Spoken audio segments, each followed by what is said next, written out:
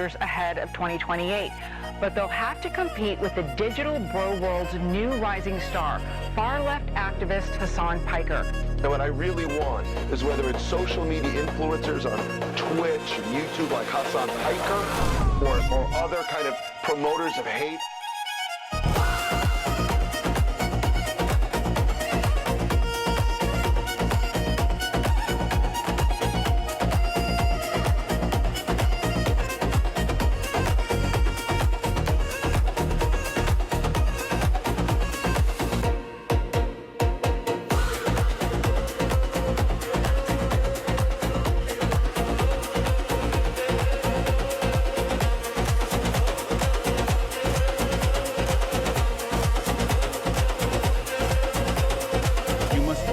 Maintain revolutionary optimism. You must always continue to organize. You must always continue to agitate, because the quicker we can create enough pressure that causes the American state to recalculate its suicide pact with Israel, the quicker we can save as many Palestinian lives possible.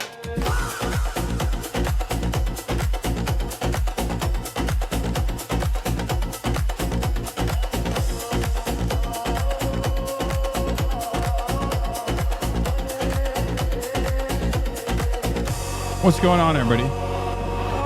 I hope everyone's having a fantastic evening, afternoon, pre-noon, no matter where you are in the world. I'm Hasan Piker, and this is the HasanAbi broadcast coming to you live from sunny California, Los Angeles. Folks, we're live and alive, and I hope all the boys, girls, and MBs are having a fantastic one, because today's a beautiful day. Today's a wonderful day. Today is Tuesday. That's right, ladies and gentlemen. It's Tuesday. It's Newsday Tuesday, and I hope everyone's having a great one. I know currently Egypt was having a great one. Mo Salah, shouts out to Mo Salah. Unfortunately, it's not so great right now, because it's at 91 minutes with 6 minutes remaining plus 7, and it's 2-2 against the Argentina team after a 2-0 game. All of a sudden, out of nowhere, is the current predicament in front of the Egyptian team. There are a lot of you that are in support of Messi, Lionel Messi, as opposed to the good Muslim man, Mo Salah.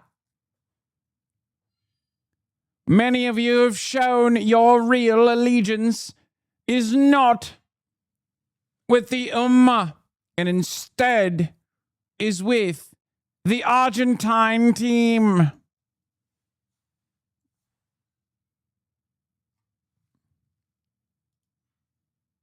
It's 3-2. Oh, fuck. That's crazy. That's crazy. No! No! No! Are you fucking kidding me? Are you fucking, god damn it. Is this why people, you live early and now Egypt is bottling it? You spoiled it for me. My TV is behind. Fuck! Why did you go live early? Fuck you, Messi! Ah! Okay. Oh, Jesus Christ, dude. I always root for the underdog. It's principle. Fuck you for going live. End your stream right now.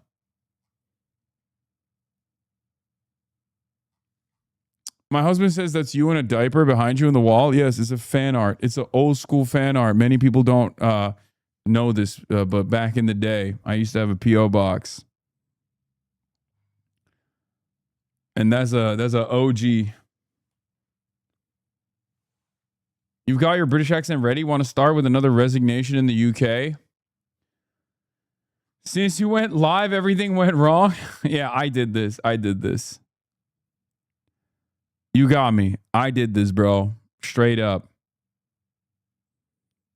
I'm responsible for everything.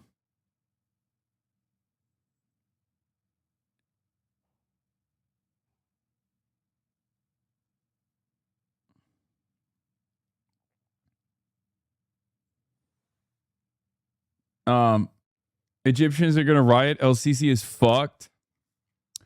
True. Okay, so this is is Mitch McConnell dead yet account is having a hard time. Yeah, that makes sense.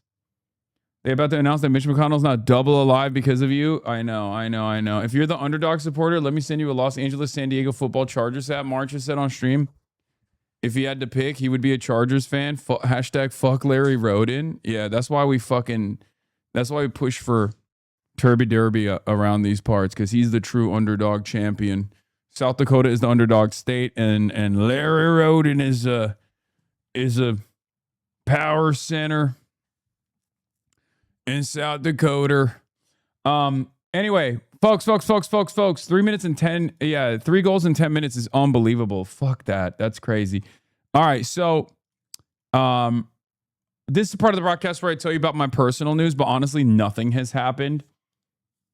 Literally nothing has happened. And I spent the night just talking shit, reading, and doing nothing else really. Going to bed early, waking up early, played some basketball this morning. That's why my freckles are coming back. Outdoors, spending some time outdoors, trying to up my cardio game, because my cardio is definitely a lot worse because I've been traveling a lot more. I haven't been working out as much. Like, I'm weaker than I've been at this point in my life last year. But I'm touching grass, The suit is just like sucking up my power, I feel like. But other than that, not really much has happened. I did an interview earlier this morning. That's part of the reason why I'm live early, because I did an interview at like 10 a.m. And that's it. That's honestly it. The suit demands more hockey. Sure. But yeah, let's just get right into it. There's a lot of news to cover. Obviously, we got the Plattner fallout. We got Bernie out. Kirk trial. Trump in Turkey for NATO. As Satan Yahoo complains.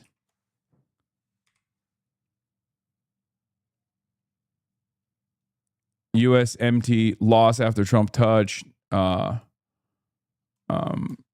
Plattner, Stevens debate later. Reacts are back. Twitch.tv/HasanAbi. Do we have a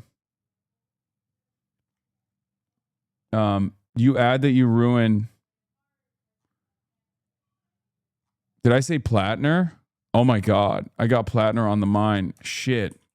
Jesus Christ. Good call, chatters. Not Plattner. Yeah, Graham Plattner. Graham Plattner is now. Graham Plattner is now running in Michigan. He's going to ruin another fucking Senate race.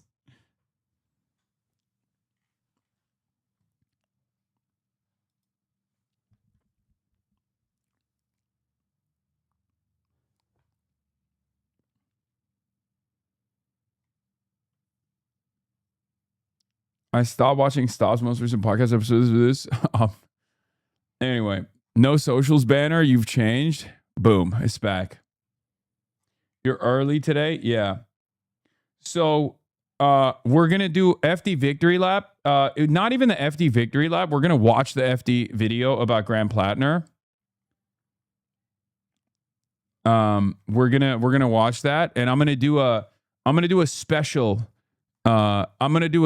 call out to all the people that I talk to both publicly and also talk to in private about my disagreements on, or like my assessment on the main race. But yeah, big shout out to FD Signifier. Big shout out to Sean the Black, especially, who was, day one, was a day one. I'm not with this shit. Big shout out to a lot of the HasanAbi heads who were skeptical on the Plattner tip. No shout outs to the fucking third worldists who were up my asshole being like every troop should be murdered. You know, obviously we can have reasonable disagreements, and it's important to understand what we identified as like, you know, support versus what degree of support. Turns out Plattner was a little too on brand for appealing to the hogs. Yeah. But yeah, Chris Rabb, even AOC, even the Chapo guys weren't high on him. It doesn't matter. They've been literally saying that me and the Chapo guys were like the number one defenders of Graham Plattner, that we endorsed them and we were unbelievably supportive of Graham Plattner. Yeah, shout out to Oni Spumoni. We'll get into that. Textures on that suit are on point. Definitely a good use of normal map. Normal map. Textures on the suit. I don't even know what you mean. Yeah, also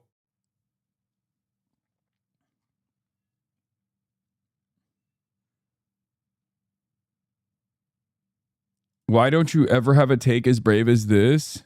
Toby Durden, rights come from God, not from the government. Fire every politician that doesn't understand that. Yeah. Toby Durden for Ayatollah of South Dakota. Toby Durden is going to be elected into office by 88 clerics. Not the Muslim ass style, but clerics nonetheless. All right, where is the Hasan Piker is a white supremacist. AOC is a white supremacist. AOC and Zoran hired actress Jennifer Rasico, who does not have any public profiles. AOC is Spain, not Puerto Rico. AOC is a white supremacist. AOC is a white supremacist. White boy Hasan. Hasan Piker is a white supremacist. Wallahi. Bro, I was going to say take your meds, but honestly, I don't even think medicine will help you. I don't know what planet you're on. Anyway, does anyone have a fucking... Bro, does anyone have a blast off meme?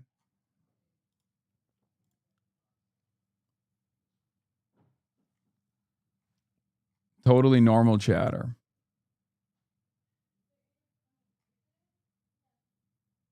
Little parting gift for the USA getting eliminated. Okay, we'll talk about the USA getting eliminated. We don't have a blast off meme, it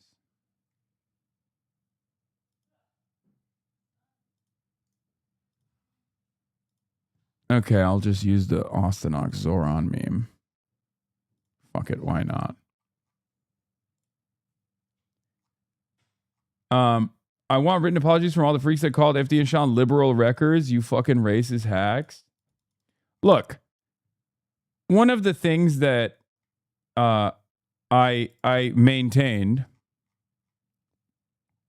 Oh shit, this would have been a perfect blast off meme, but I missed my chance. This is awesome.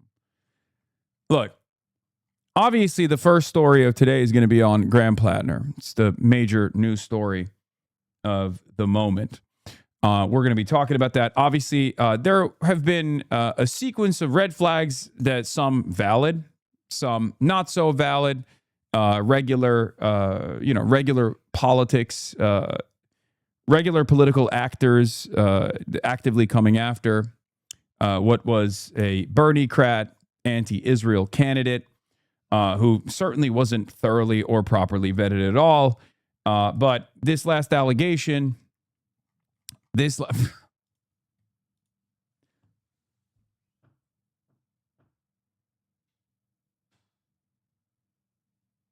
hot girls for Toby Doby for South Dakota. I need y'all to be serious for a moment, man. Can we be serious for a moment? Can we just do that? Can we be Toby Derby for South Dakota? Vargentina, VA Argentina. Okay, listen. Yes, the first story that we are going to be talking about today is Graham Plattner. Graham Plattner, 4-term What happened to supporting Graham Plattner? I don't know. Were you not paying attention to what took place yesterday, where there was a credible rape allegation that came out from not that long ago as well, like from 2021?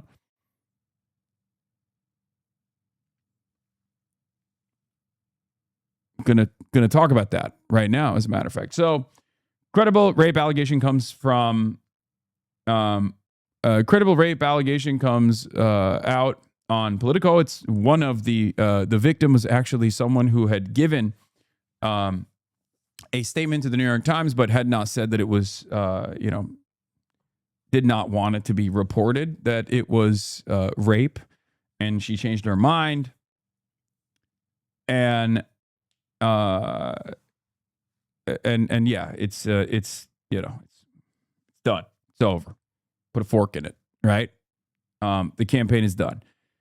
Now, obviously, I'm going to be talking about like what this means for the Senate majority and what this means for Maine in general. Legitimately, what were Plattner's qualifications other than endorsed by Bernie and says the right things? Fetterman was the same and Plattner could have done the same thing. Qualification sounds like a liberal candidate requirement, but we had no demonstrable history of leftism or advocacy, even normal non-Blackwater work that would ensure he wouldn't just stab you in the back while he got into office. I think that it mostly just stemmed from his,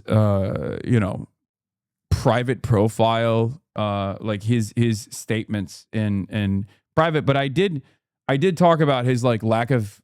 There were some people in my community that made it seem as though Graham Plattner was, potentially going to run for president or whatever the fuck, and or was the face of this movement, which to which I pushed back on. But none of that matters. Okay. Majority Report enjoyer. Yeah, Graham Plattner talked about how Michael Brooks had one-shotted him and changed his worldview, all this stuff.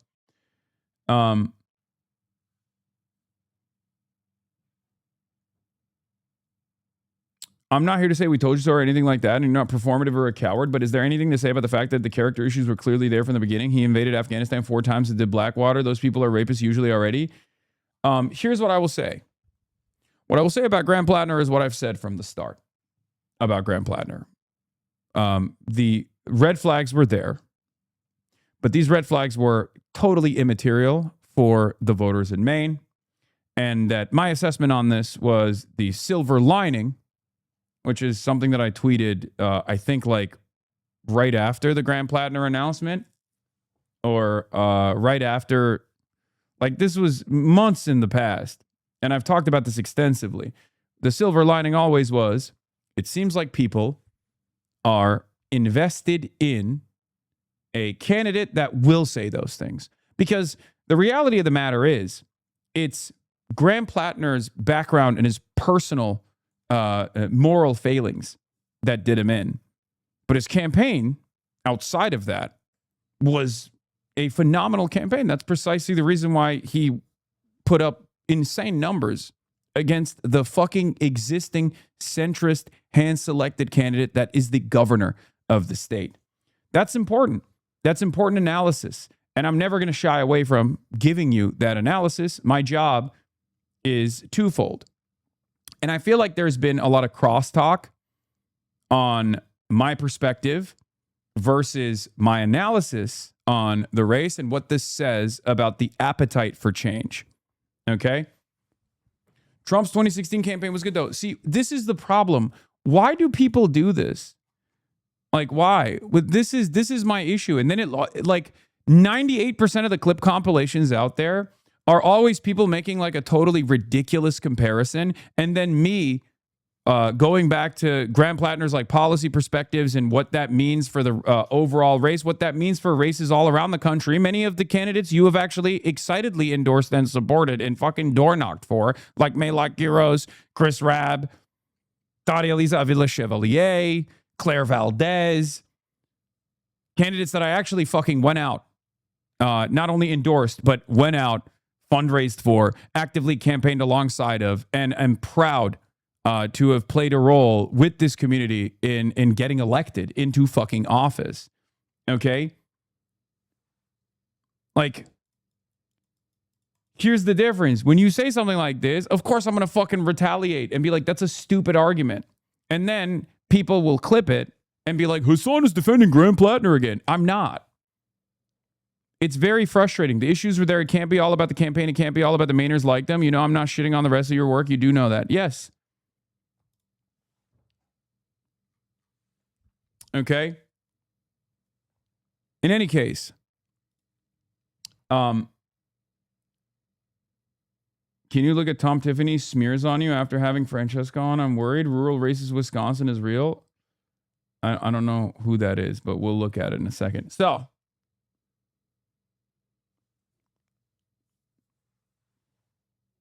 I think it was one of my first,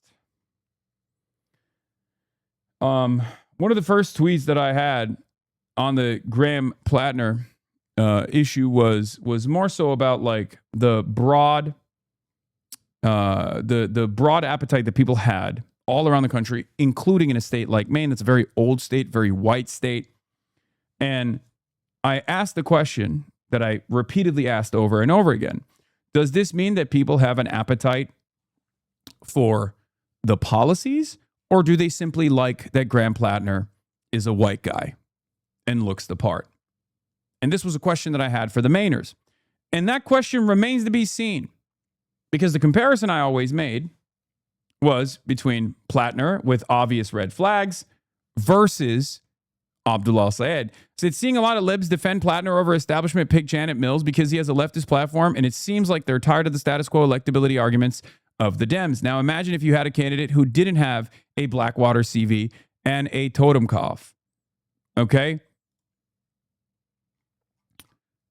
But many people will take the advantage, take the time out of their busy days, they're not usually doing anything else, to make it seem as though I did not have a much more scrutinized opinion on Graham Plattner as opposed to many of these other candidates. And I will tell you exactly why.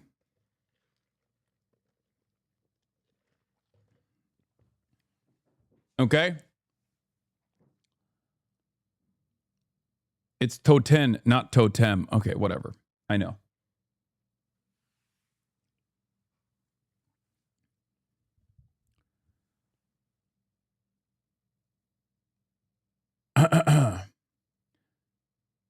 There's a difference that I have, a difference in opinion that I have with many of the people that don't work on these sorts of campaigns in any way, shape, or form with other candidates who will go out and maybe door knock, go out and maybe phone bank, but they're not looking at the situation with a broader vision of winning the Senate majority. There are plenty of people in this coalition in the Democratic Party that are dog shit. Okay? Policy-wise, background-wise, just horrible overall. Many people that I'm not going to actively go out and endorse, but many Democratic senators, for example, that have to be a part of this coalition, regardless, just to have the numbers and the seats. Okay? Because at the end of the day, when push comes to shove, a Democratic representative or a Democratic senator is going to be better than a Republican one. Okay? It's that simple. And Graham Plattner was no different. But to simply say that this was just a lesser evil harm reduction attitude would be also incorrect. For Graham Plattner's race, what I was interested in always was the fact that he was an unashamed left populist. Now, the problem that comes along with that is that his stink and his background and the things that he did will now be slammed into every other Bernie endorsed candidacy, which is devastating. Okay? 100%. Actually, now just a shamed left populist? Yeah, well, that's true.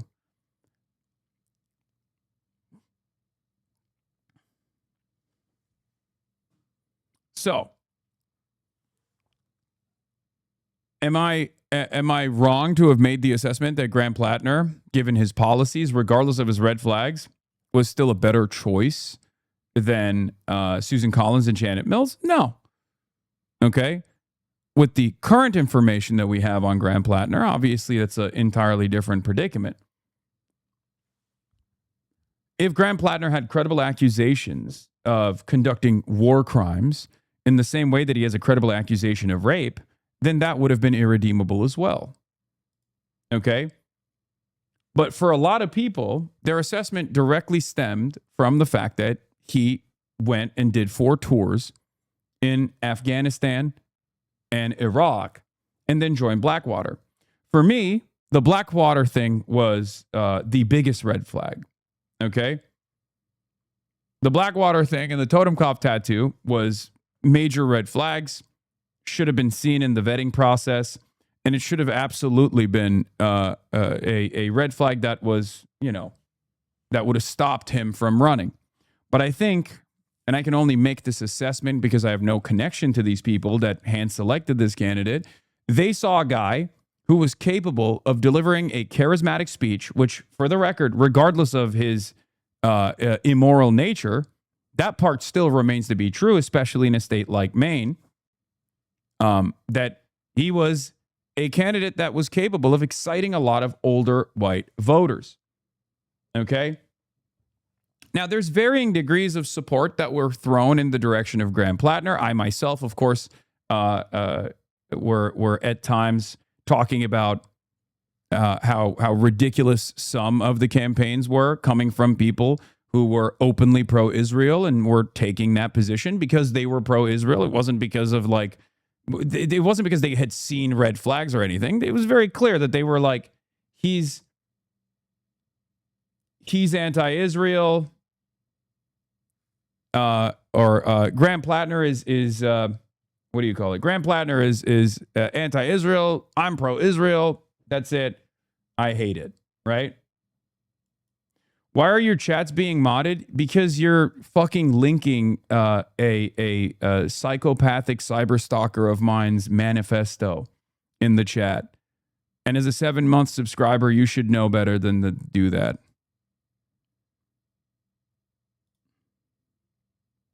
That's why. That's why you're getting modded.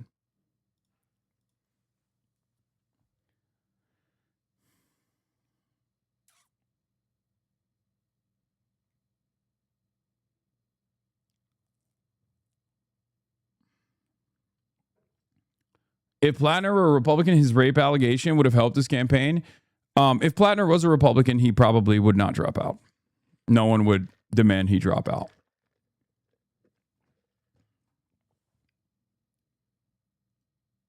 What makes him a psychopath and a cyber stalker? I don't know. His last 6 years of social media footprint, day in, day out, endless coverage of every little thing that I do from a negative framework. That's a pretty good assessment of the situation, I think. His cyber stalking and also his psychopathic behavior.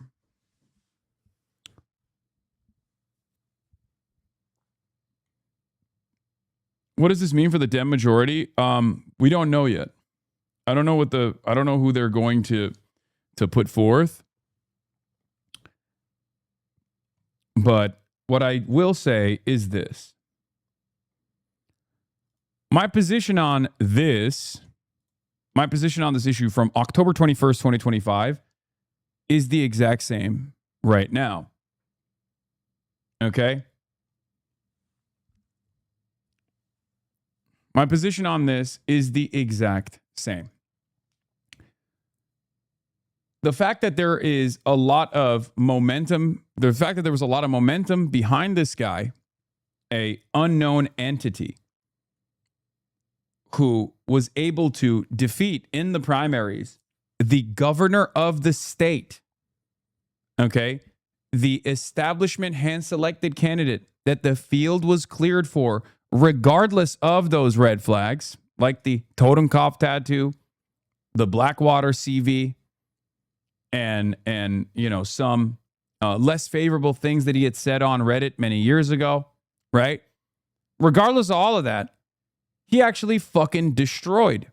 He destroyed Janet Mills. Pills Mafia till the bitter end. There's an important lesson there. Okay? That's what I'm interested in.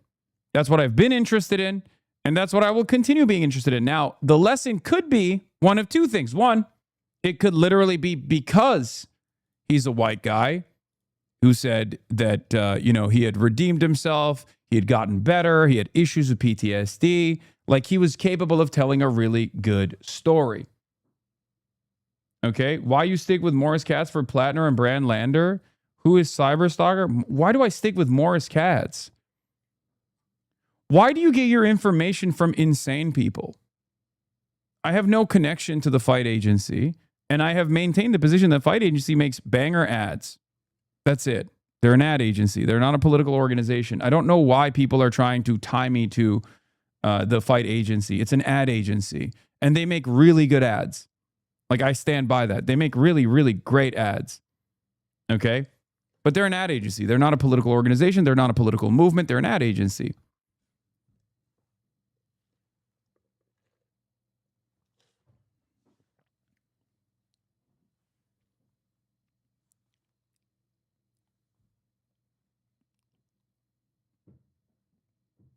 And not only are they an ad agency, they're an ad agency. They've worked with like the likes of Michael Lasher.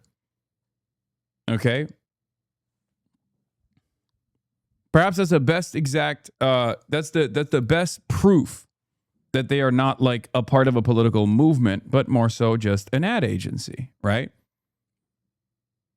There is a level of mercenary work that you do in that situation. And I'm sure there's plenty of great people. And I think there are some great people there, some wonderful people that work there, but ultimately it is an ad agency, right?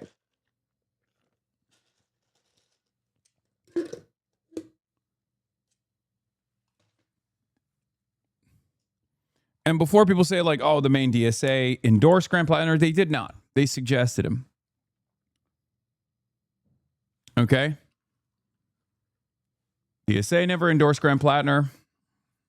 They simply suggested him on the ballot as an acceptable substitute to Janet Mills and to Susan Collins, which is my position as well. Okay?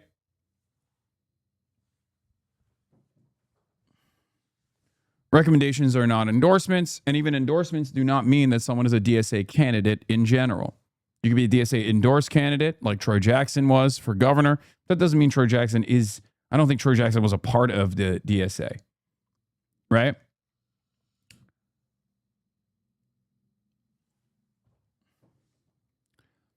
But I think the important lesson here is, once again, to demand more proper vetting and not to go out to bat, even to the degree that I did on campaigns like Graham Plattner's. Even though I hedged my commentary over and over again and had many private and some public disagreements with the likes of even FD Signifier, Cavernickel as well, and defended certain people like Chris Rabb when they criticized Graham Plattner, defended FD's criticisms of Graham Plattner. I still thought that he would be a better substitute for Susan Collins or for Janet Mills. That's it. Hedging doesn't work in clip chimp land. Of course, it doesn't matter.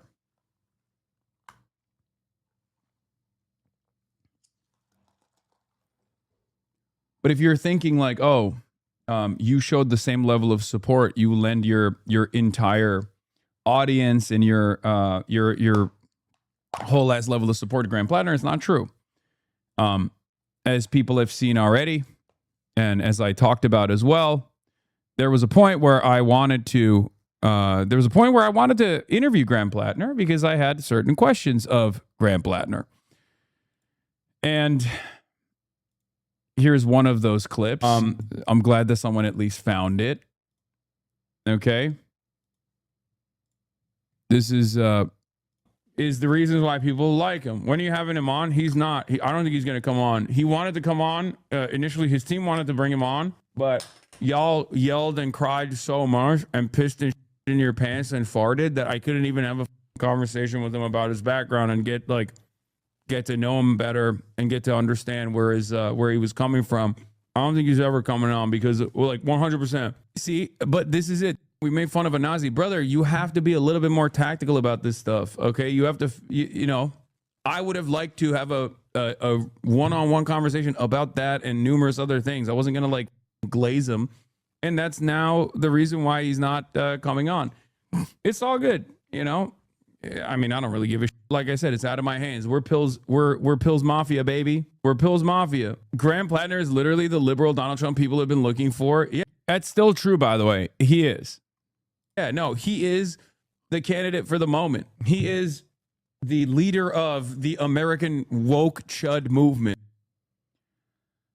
Anyone who actually watches the coverage can see the difference. No, there's plenty of people who are in this community as well who came in here and would regularly yell at me, but they would make it seem as though like my level of commentary or support for Graham Plattner was the same as like Abdul Al-Sayed. You know what I mean?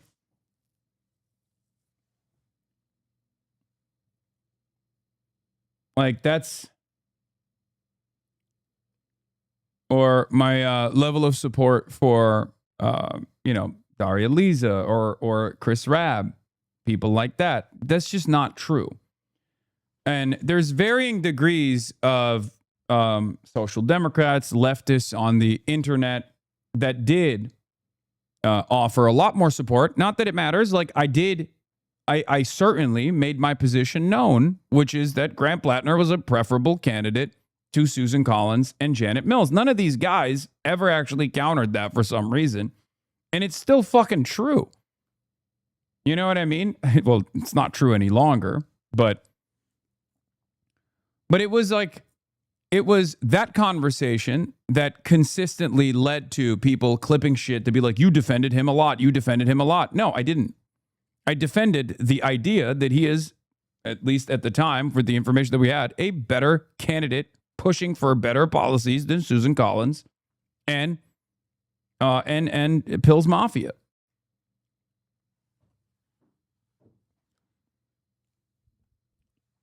So that's where we're at, or that's where I was at. Okay.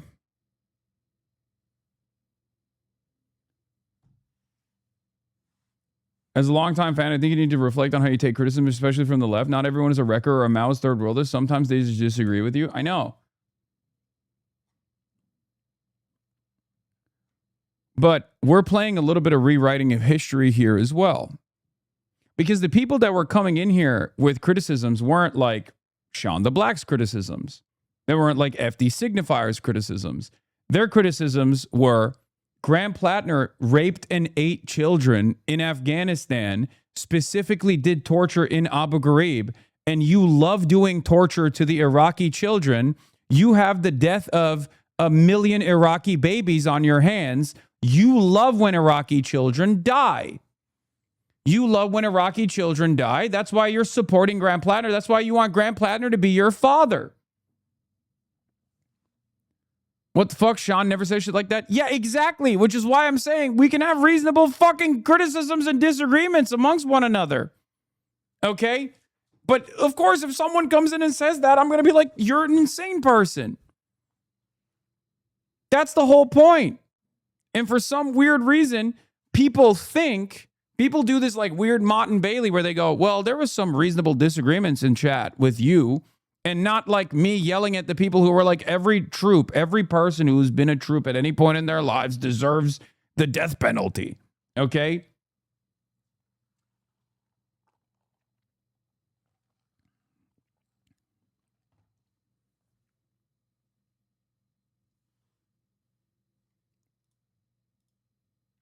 You're creating a non-existent person? Oh, come on. Come on, brother. That's not a straw man. It's like under normal circumstances, I like embellishing and I like exaggerating because I'm supposed to be someone who's an entertaining figure. this is the one instance where there is a very specific tendency in this community, a very specific slant. Because, like, look, Dylan Saba, who is my friend, who was very critical of Grant Plattner and kept repeatedly saying over and over again, this guy's a fucking Blackwater mercenary from 2018. Of course he's got fucking major red flags. I don't know what the fuck people are saying. I agree with him. I respect his position. I agree with him. I agree with the red flags myself. But for me, as far as like a potential for a broader coalition, as far as pushing for a left populist that I did not think had this many irredeemable qualities, let's be real, you know, it was fine to hedge for me to say, hey, look, it's out of my hands, as I did back then. It's out of my hands. If the people of Maine like them, the people of Maine like them. Okay?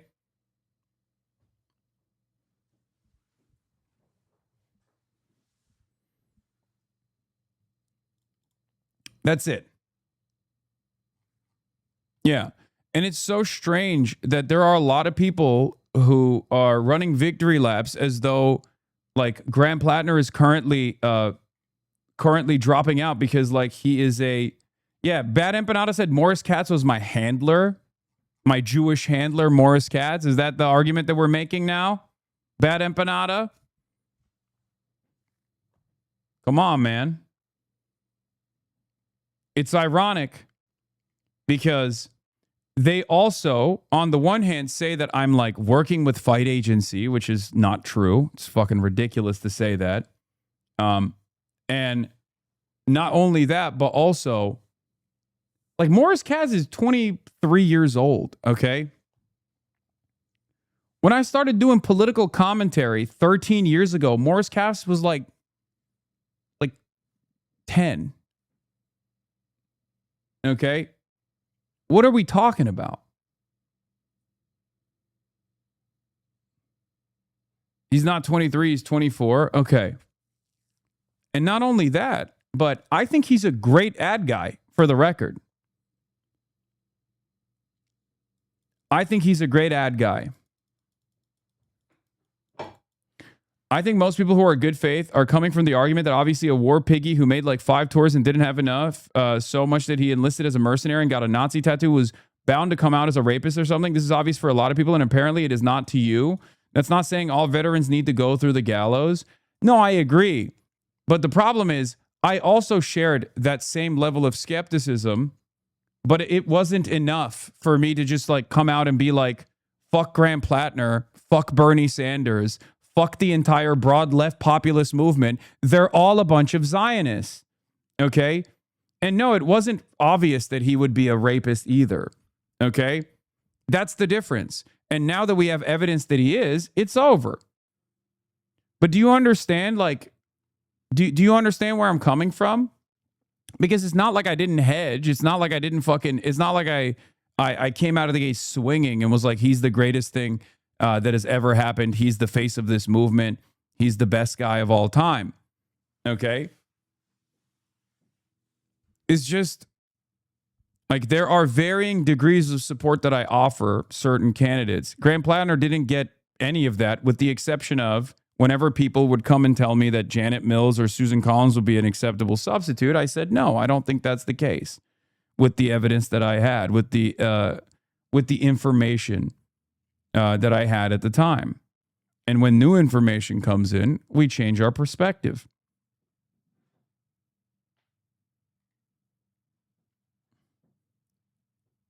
Yeah. And when the Nazi tattoo came out, I spent a good deal of time talking about how that paired up with the Blackwater mercenary thing was a bridge too far. Okay? But that's it. If you were expecting me to stand in opposition with one member of this, one candidate that they put forward that I had no say in whatsoever, while, taking somewhat of a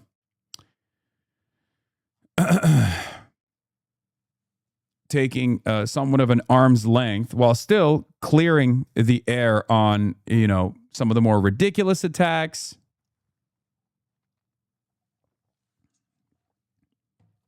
Not the Blackwater stuff, but the more ridiculous shit, calling him a commie, this is bad, all this stuff. I was always going to do that. I'm always going to tell you what my actual honest to God opinion is. It's that simple.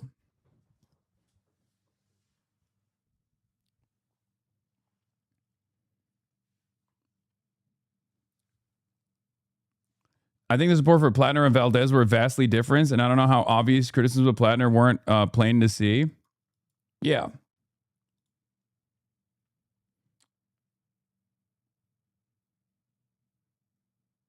I have a 20-minute screen record where you were telling chatters to have charitability for being a soldier and how many people in this community have changed. Yes, that's a stance that I will always maintain. I believe that. And a lot of people don't agree with that. And they're using Graham Plattner as proof that, it's just veterans are not to be trusted. Okay? I'm not a troop fucker in the way that Democrats are, where they're like, oh my God, Amy McGrath is going to be a wonderful candidate or anything like that, right? I'm not one of those guys. I'm just agnostic. No one will mention Adam Hamawi, though. No, these are the same people that also were shitting on Adam Hamawi.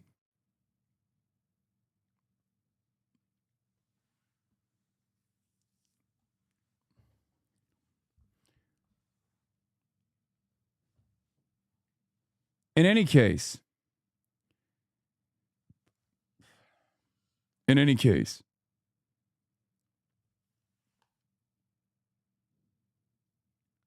there's still, this is still up in the air.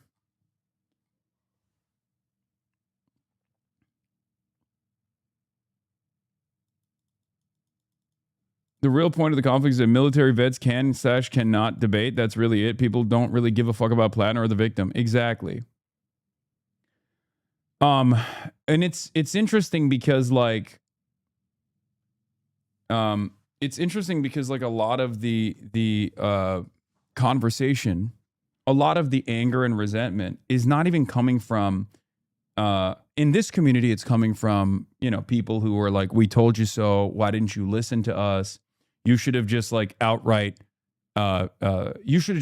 shit on him from the start instead of, having your criticisms, but still saying look, he's a better candidate than Susan Collins. He's a better candidate than Susan Collins and Janet Mills, right? You shouldn't have said that. You shouldn't have said that at all, which is not the case. I mean, with the information that we had, he had a lot of red flags, but even outside of that, without any sort of credible accusation, he still was better than Susan Collins at the time. And also, Susan Collins and also Janet Mills.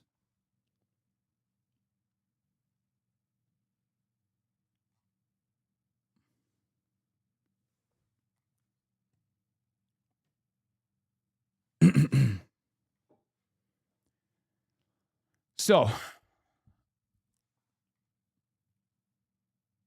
I wish you and other progressives had treated the Plattner race like New York 12. Oh, that's a fair shake. I mean, if you're talking about the rest of the online progressive left, I can't speak for their varying degrees of support. I'm just simply telling you where I'm coming from. Okay? But I am understanding of where they're coming from as well. I know what their assessment is. New York 12 was the Michael Asher race, for those of you who don't know, which we just did not talk about at all. I think the level of support I gave Plattner was even less than Brad Lander, honestly. And I'm fine with Brad Lander being a part of this broader movement, despite my disagreements with Brad, right? On certain issues.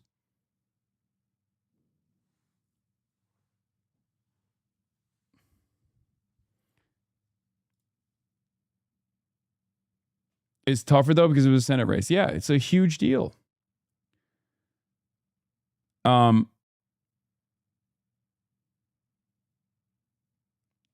At the end of the day, I don't know where this will go. I don't know what they're going to do. I don't know what they're going to do. I don't know where this I don't know who the replacement is going to be. I'm going to obviously continue working on the candidates that I have been working with. But if you are trying to understand like what my assessment is, or if you saw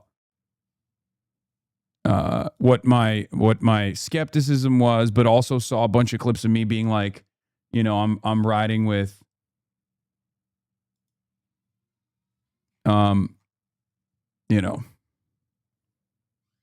riding with Grant Plattner or whatever. Well, I'm here to clarify my position.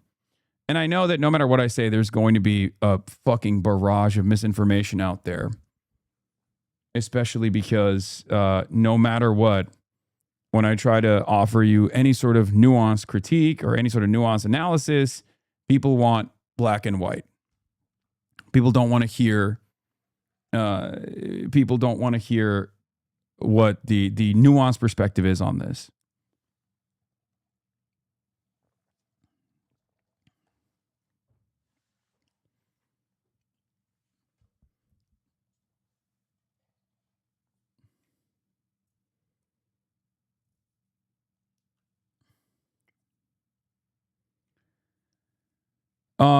Morris Katz apparently has not reached out to the New York Post. His team is delusional, this person said, noting that Katz, a former campaign advisor to New York City Mayor Zohar Mamdani, is still recommending Plattner remain in the race. Morris Katz says, to be very clear, no one in campaign deliberations or familiar with my thinking is talking to the New York Post. Hasan Piker tells me Plattner should drop out as sees Troy Jackson as a clear replacement that satisfies the needs for credentials and embodies some of the populist policies. I mean, Troy Jackson is not a great replacement for Grant Plattner. Like, I will be honest with you. I just don't know what the alternatives are. I don't know what the alternatives are. We'll see what they put up. We'll see who pushes for what.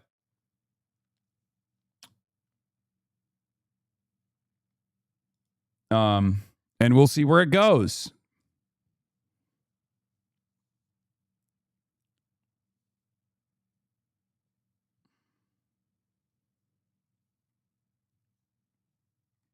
Choose me, I'll move, buddy.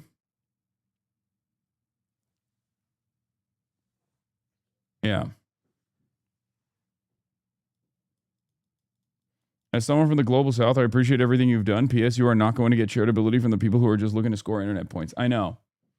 Yeah, I mean, all the fucking accusations that I'm like, a mercenary for the DNC or a mercenary for a fight agency. These are fucking ridiculous accusations coming from the schizo left conspiracy theorists. And there's not much else I can say. You can see the deliberate actions that I've taken. And it's really funny because those very same people will then turn around and will literally be like, oh, Hasan wanted to work desperately with Grant Plattner. It's his campaign that didn't want to work with him. And then they don't work through the motions of that. Like, they don't work through why that didn't actually happen. They don't ask the question why the Plattner campaign had no issues working with like David Sirota, Majority Report, numerous other outlets, but for some reason they just chose to avoid being interviewed by someone like myself. They don't actually, because if they were to investigate a little bit further, they would understand exactly what I said. They would arrive at the same conclusion that I suspect the skepticism coming from their camp was because I was going to ask him about his background in Blackwater, his tattoo, the decision-making process there. And they didn't want that. They didn't want to have that conversation at all.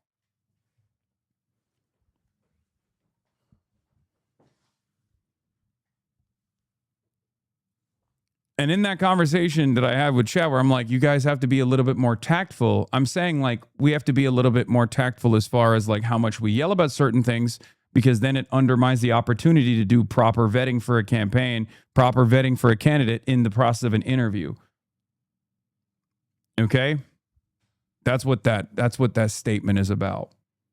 That's why I say we have to be a little bit more tactful. Your haters don't even defend Daria, Claire, Corey, Rab, Hamaweed. They're unserious people. Yeah, it's all a gotcha attempt.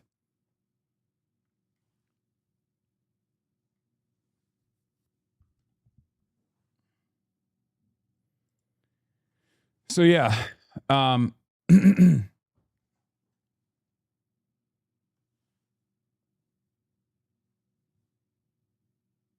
Bro, you just showed a clip on which you were complaining they canceled because of chatters, not because of your opinions and doubts.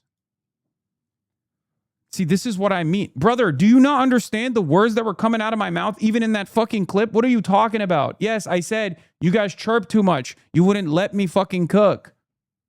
Hello? How do you think... Are you stupid? How do you think a campaign views a potential interview as like maybe contentious? They look at... They obviously look at the way that, you know, my community reacts to the fucking candidate. And no, I didn't even want to fucking cook him. I just wanted to investigate further, like ask some serious questions about like where he stands. Okay? What the fuck is this? Gasparino? Is Hasan Piker the one who calls the shots in the Democratic Party? That Hasan Piker has a voice. I mean, have you ever listened to that guy? Some of his theories about everything from Marxism, economic Marxism, to cultural Marxism, to Israel. He's way. So this guy is their standard bearer, and I just found it fascinating. People said, "Oh, it's all over for platinum," because Hasan Piker came out against him. I'm like, Hasan, he's the guy that calls the shots in the Democratic Party. I'm not. Well, the people Jackie's talking about in the primary. It's so funny that these guys have like invented this alternative reality. I'm not this person. Why does nobody give a shit about my perspective on this? Ironically enough, I'm not this fucking person, man. You guys keep saying it, and then you're like, I'm scared about the alternative reality that I have envisioned in my mind. I think to a large degree, but a lot of people, yeah, but that's what I mean. They are controlling. The left is controlling. The left has replaced the establishment as the driving force.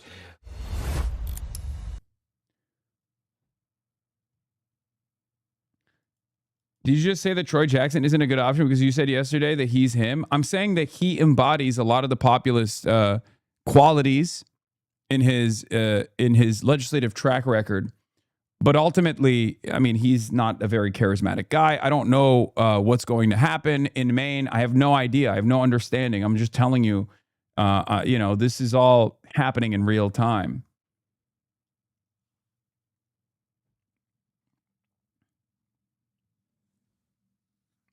It's not that he's too old. It's just that he reads as too old.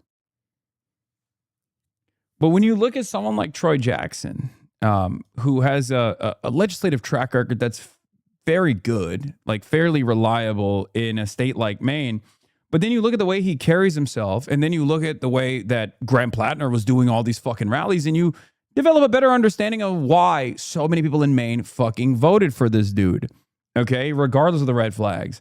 And that is important to identify because what comes next will need to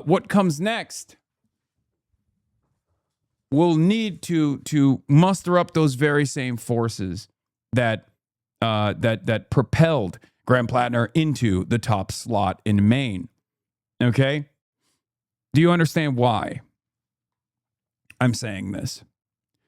Because the reality of the matter is, while a lot of these establishment Democrats have been flexing, have been talking about how, you know, it was actually the stupid consultant class wearing Carhartt for vibes that convinced everyone to vote for Graham Plattner, what they fail to recognize is Mainers voted for him, okay? White, older Mainers voted for the dude. Do you understand? I said, I'm losing my mind. The consulting class and establishment Dems cleared the field for the governor, and the people of Maine voted for the dude with a Totenkopf tat who was anti-Israel and pro-Medicare for all instead. I agree he should drop out, but this argument is so unbelievably stupid. And you have to identify why that happened, okay? Analysis does not equal endorsement. You have to identify why that happened. If you simply say, my least favorite characters in the establishment or my least favorite characters that are anti-establishment content creators are the reason why this guy fucking won, you're a moron, okay? Why is no one taking this shit seriously? I know why a lot of people on the internet want to score cheap political points by using a real instance of rape to do a gotcha moment. But what I cannot comprehend is why serious people who are supposed to be serious analysts are not looking at the situation and recognizing the changes that have taken place within the base of support for the Democratic Party. Okay? I genuinely asked this, and I don't mean to be an ass, I promise, but why is it fine that he committed atrocities abroad because he later said it was bad, but when he's raped someone, that's the red line? Because okay, do you want my perspective or do you want the actual, adult analysis, the sober analysis of how people view someone who's a veteran? Because no one fucking cares in the United States of America when someone is a veteran. That's not seen as a negative thing, okay? That is just a negative association in this community and this community alone. That's it, okay? Like, no one associates someone who went on 4 tours, even as a machine gunner for the Marines, as someone that has done atrocities, okay? That's it. That's it. They see veterans as heroes. They don't see veterans as war criminals. They see veterans as heroes. So if you're asking me what my assessment is on every veteran, I treat every single person, including every single veteran, as an individual. I don't treat them as a monolith. I don't treat them as all baby-killing warmongers. I look at it on a case-by-case basis. That's it. That's it. And with Graham Plattner, the biggest red flag, wasn't the fact that he did 4 tours, even though that is, not great, obviously. But the biggest red flag was that he, as recently as 2018, joined Constellas, the private security firm, to do embassy security, which is like the lowest level. Ironically enough, probably less war crimes took place as he was doing embassy security, as opposed to like potentially being a machine gunner and a grunt, right? Having said that, the decision-making process there is what matters to me. He saw Blackwater and he saw the war crimes that Blackwater had engaged in, and he was like, this is it. This is I'm going to go and join this. I'm going to join this group. That was a huge red flag. The other red flag, obviously, was, again, the decision-making process that caused him to go and get a fucking Totenkopf tattoo and keep that shit on his body for a very long time. Okay? In some respects, I feel like we are doing the same thing that, like, Neera Tanden does, right? When we say, why the fuck do the Mainers not care that he was a mercenary, is almost the same, like, demand for disciplining the base instead of understanding where the base is and trying to, find a more acceptable substitute. It's the same disciplining operation that Zionists do when they're like, why do people hate Israel? Just because we're morally on the correct side of this argument does not change that reality that, like, you have to, what do I always say? You have to go to where the masses are. You have to speak the language of the masses, and you have to appeal to the needs of the masses if you want to build a mass movement. Okay? You can't sit around and be like, why do people not see every veteran as a fucking child murderer? They should see every veteran as a child murderer, which, by the way, I don't do that regardless. Okay? That's it. A lot of this conversation still goes back to please be normal.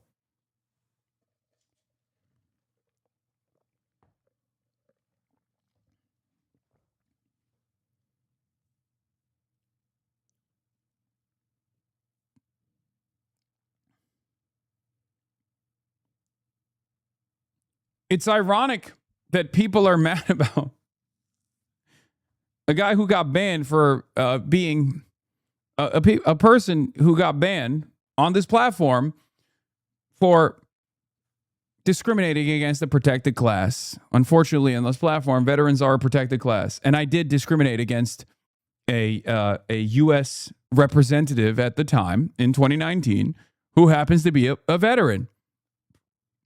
People think I got banned for saying America deserved bleep. I actually got banned for discriminating against the protected class, which veterans are. Okay?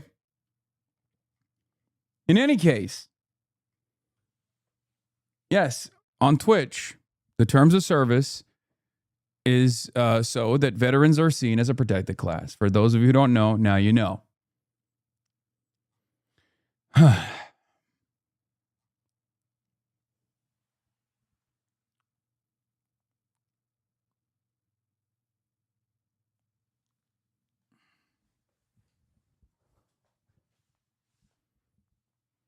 This combo pisses me off so much. Like, Maine voters chose Graham for the left position, and all you did was say the truth that eating bread, Graham, is better than eating shit, Mills or Collins. And it turns out that the bread was moldy, and now the moldy bread is just as bad as eating shit, and you're throwing it away. Yes.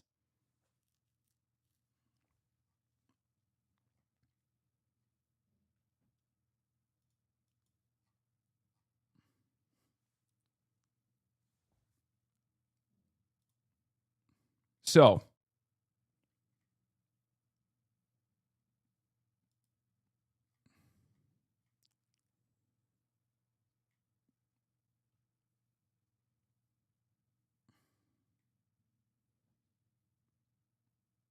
that was good.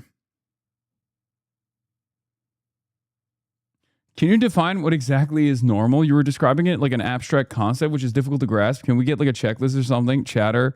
That's funny. That is the most autistic question I've ever received in my entire life. Respect. No, I can't give you what a checklist of normal is. Okay. Sometimes we just got to mask it. Okay. I do it all the time. And I think you can too. I believe in you. You know what I mean? Like, I don't have like a checklist of what normal is. I think it's something that you just learn by being out and about and being around people.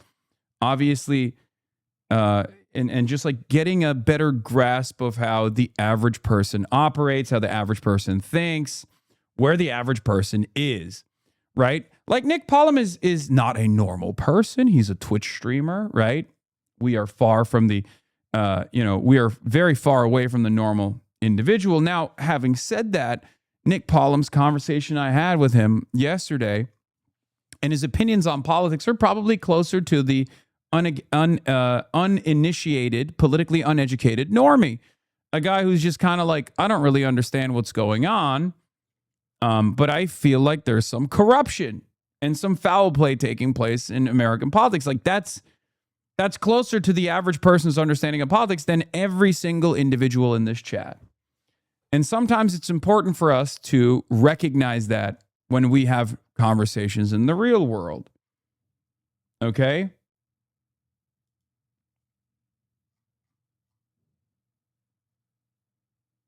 Yeah, Evan had a good take on this, but he said people talk about media literacy, but I think we need to start talking about moral literacy. Hasan has made a few edgy jokes here and there, but Asmongold's daily, unironically talking about why killing people is great. There's no comparison here. Well, be honest. Do you think Asmon knows? Well, be honest. Do you think Asmon knows a single thing that I just explained to you? Maybe, but the thing about Asmon, he does have a memory that, like, if he sees something, he'll remember it. Like, he has like a photographic memory. So I don't know. There is fucking 0% chance that he knows a single damn thing that I just mentioned to you. I mean, he's talking about it all day. So what's he talking about then? He must know. He's just fucking rehashing whatever he's seen on Twitter and then grokking it. I don't know. I think he might know. One of these days, you and him have to have a conversation. I would love that. I don't want to be there, but I think balls in his court. Balls in his court.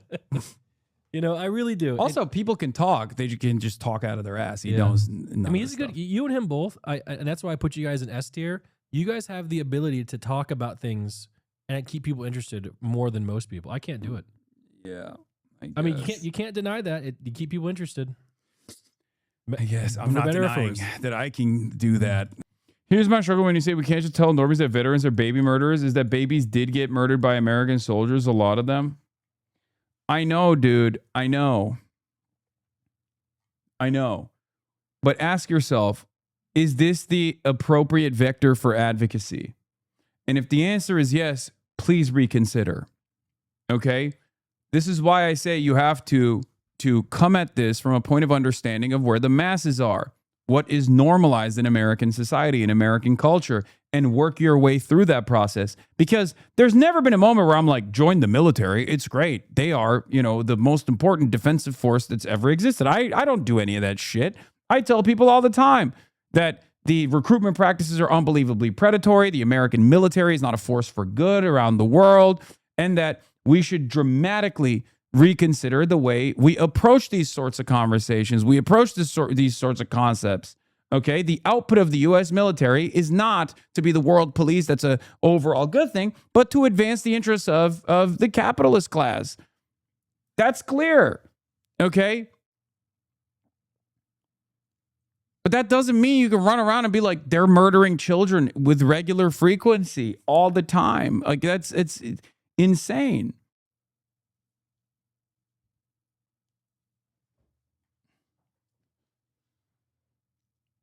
Not untrue, but think of how many vets have done absolutely no reflection on their service and continue to use their discount at Denny's like they did a good job. I know, but that's not who you're trying to talk to. You're trying to talk to other people.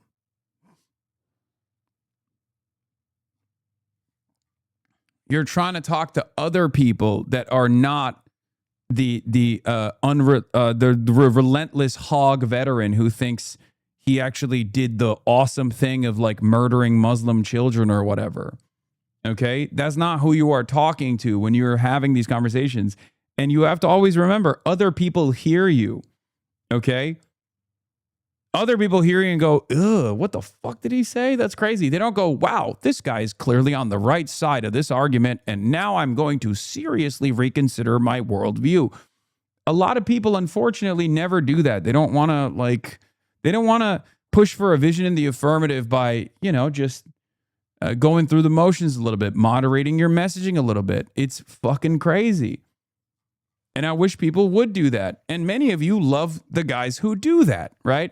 Who do that even better than I ever could. Zoran Mamdani is a great example. You guys all love him. He does this perfectly well. He liberalizes his worldview to make it appealing and to be at the forefront of this movement. And you guys love it when he does it. You love it when I do it as well, or when I see success in this thing that we've been trying to fucking build for years. But you never want to think about the work that and the messaging that it took to get to this point. You see what I mean?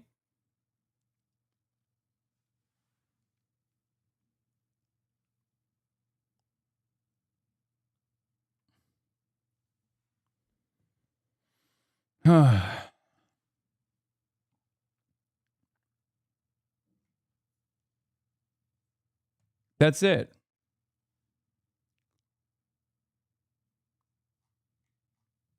I want to watch the FD Signifier red flag video and see what lessons we can learn from it, as he was, alongside Sean the Black, a very loud critic of Graham Plattner, which many people, I think, misunderstood his point as well. I talked to FD privately many times over leading up to this video as well. Okay.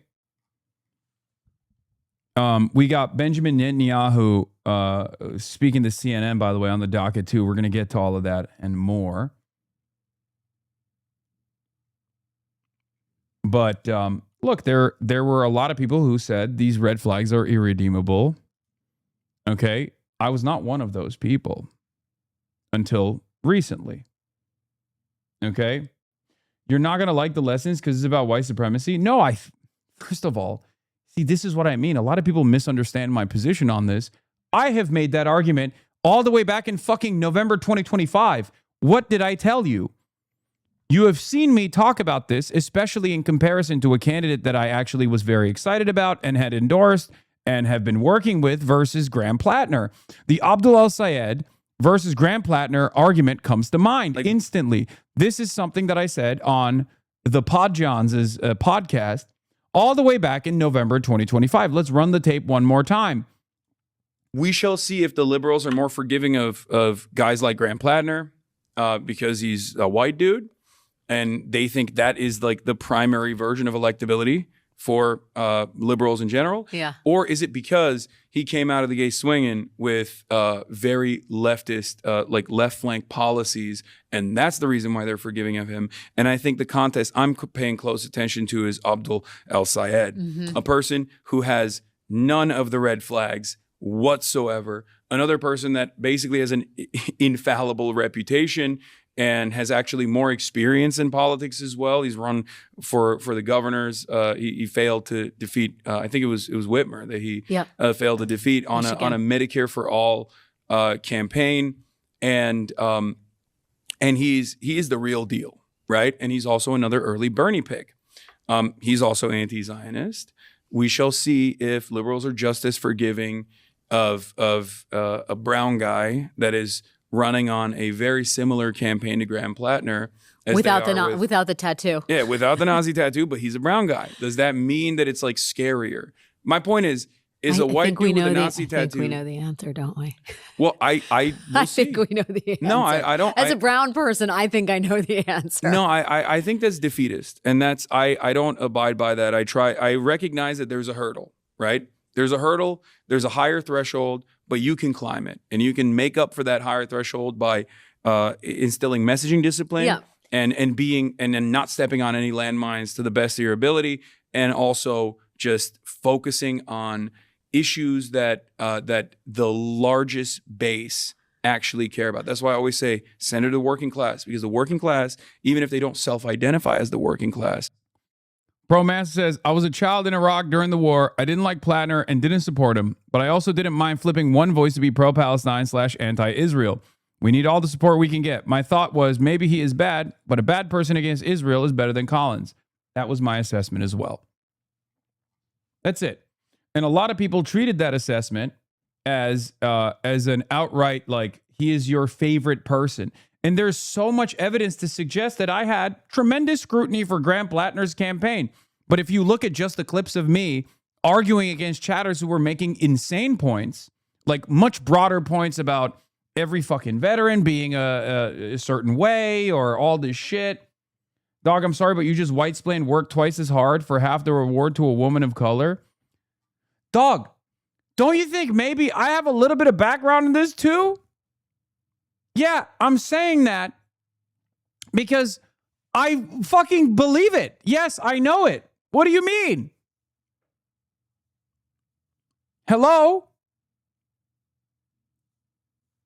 I'm doing that in defense of Abdul El-Sayed. I'm like, look, we know how it is. I understand how it is, but it's not unfixable. It's not unsolvable. I said this about Kamala Harris too, when people were like, oh, she's a black woman. Kamala Harris is a black woman. It'll never work. And I was like, no, it doesn't matter. That's a hurdle, but it's one that you can climb. It's just going to be a harder hill to climb, but it doesn't matter. It's still climbable. What am I supposed to do? Yeah, Zahra Mamdani is proof that you can do that, right?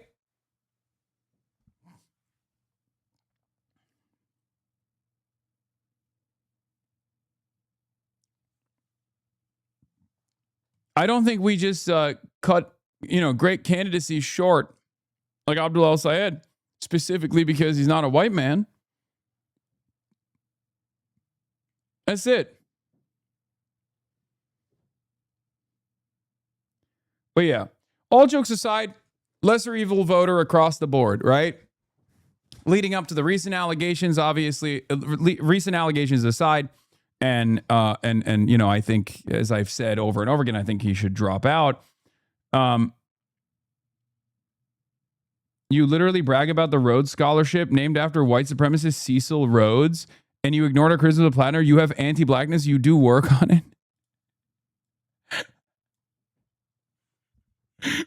I'm pointing to the credentials of a brown Egyptian Muslim man.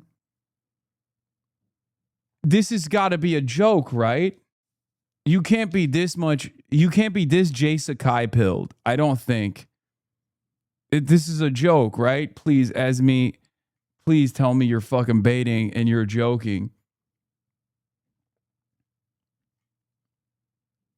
Like, there's no... Like, you think that has anything to do with my assessment of Cecil Rhodes? Or Rhodesia? Or white supremacy when I point to the credentials of a person by naming the scholarship that he received? I can't understand.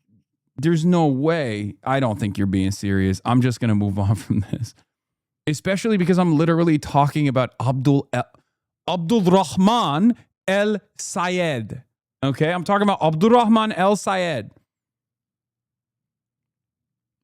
And how white people oftentimes will overlook the background and credentials of a person just because his name is Abdul Rahman El Sayed.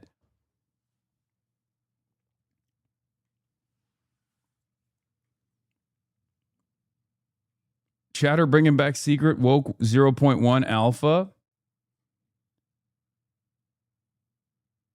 Abdul Rahman Mohammed El Sayed.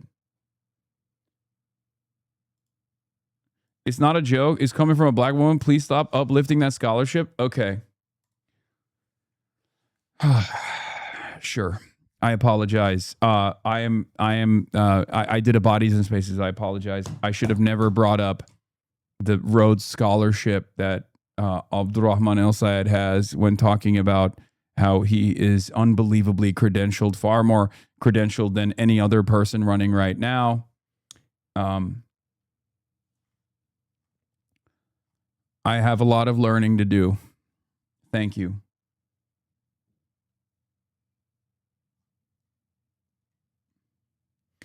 Yeah, it's true. Senate Prime. So Noah Rothman, this is from the National Review. Noah Rothman went on the Jake Tapper CNN broadcast talk about Mallory McMorrow. This is like right before the Plattner stuff happened. And we're gonna get to this in a second. And I also have an interesting take on this too, but we'll do that in a second. Does anyone have the FD signifier video?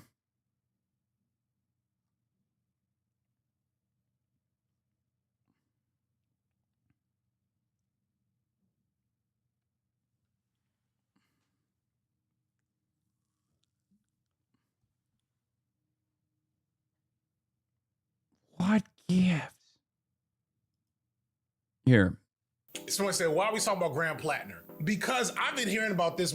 No, not this one. Not this one. Doesn't he have another video on it? Not a recent one. No, this is the recent one called White Fatigue, right? What I'm trying to make clear here is that No, this is from 3 hours ago. I'm not. Isn't there one that's like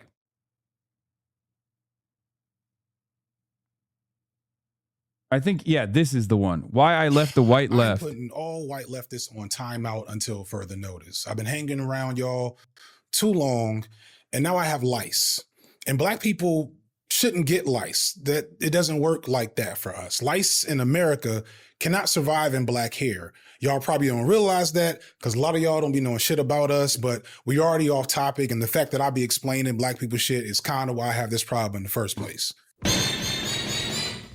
We're going to start out talking Graham Plattner a little bit because he's a great framing tool for everything I want to get off my chest. I want to be really clear. I'm going to say that a lot in this video. I don't like this dude. He feels like a seasonal villain from a prestige political drama like House of Cards or Scandal or something. I'm not saying he's a Nazi, but he's at least like Hydra or Order of the Cyclops for those of you that watched Watchmen all those years ago. He just is that guy, and it's incredibly obvious to anyone who isn't some of y'all. And this isn't just taking issue with his military service. I don't have a purity politic toward anything, really, if you know me, but definitely not ex-military people on the left. I am anti-American military. Like, I don't want to misconstrue that. But there are also Black Panthers who were ex-military. The American military spends billions of dollars marketing and propagandizing young people across this country. So I try to hold a nuanced position for how that works. But I wouldn't apply this to Plattner. 4 tours and Blackwater and a Nazi tattoo is a lot. And I know that's not a hot take. I know even more moderate folks would agree with that. So I have to wonder, why and how is Plattner being pushed so hard by the establishment and the online left in general? Plattner is the latest project out of the Fight Agency. The Fight Agency is a political consultancy that was started by some ex-Bernie Sanders, ex-John Fetterman folks. And in recent years, they've been behind the success of Zohran Mamdani, as well as people like Dan Osborne, Bob Brooks, etc. And aside from Zohran Mamdani, you kind of see what's happening here. All we're missing is Hank Hill. Like, the main, mostly valid argument that I will get about Plattner is that he's one of the few folks amongst the Democrats that vows to pull military support from Israel. Not a single taxpayer dollar should be spent. By the way, a lot of people consistently point to me talking about Graham Plattner being an exceptional communicator as like defense. That's literally the reason why he won. Okay? He is very good at telling a fucking story and playing a role. I don't know if FD will agree with me on this, but like, that's why he fucking won the goddamn primary against the established name that is the fucking governor of this state.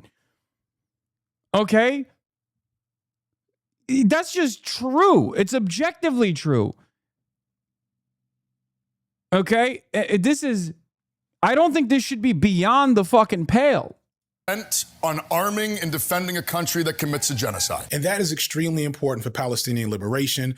But I do have to ask, why are we being asked to not just tolerate Plattner for that reason, but to see him almost as the future of the Democratic Party and maybe even the left? Why has he become the darling of the online, predominantly white left in this time frame? Why did the Fight Agency scout him in the first place? It's because the Fight Agency knows that this image of white American exceptionalism and especially masculinity is still highly valued amongst the white masses. He's doing a reskin of the Marlboro Man, or better yet, like Don Draper, Joel Miller from The Last of Us. Literally, he looks like Walter White. And I want you to remember, all of these characters were villains. And historically, it's always straight white men that... No one ever said that on the left side? No, I mean, I think there were a lot of people who were glazing the shit out of Graham Plattner, and that's what he's referencing. Like, look, and FD will attest to this, both in private correspondence, but also my public statements, that like I always hedged my Graham Plattner commentary with his red flags, but you know, there were definitely a lot of people that were very excited about how charismatic he presented himself as. Fail to realize that fact about those characters.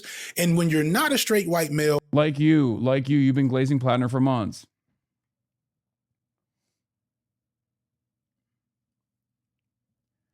If there is no difference in my commentary on Graham Plattner versus what I've said and what I've done for Daria Liza, Chris Rabb, Claire Valdez, Adam Hamawi, Abdul Al-Sayed, why have I been doing any of this?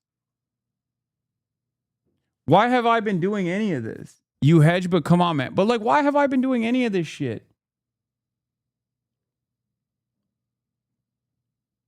Did you see the same level of excitement, the same level of support that any number of different people received? Or was it just me arguing against chatters like yourself that would sometimes make very stupid comparisons?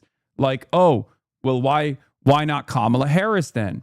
What did I tell you? If Kamala Harris had the same platform as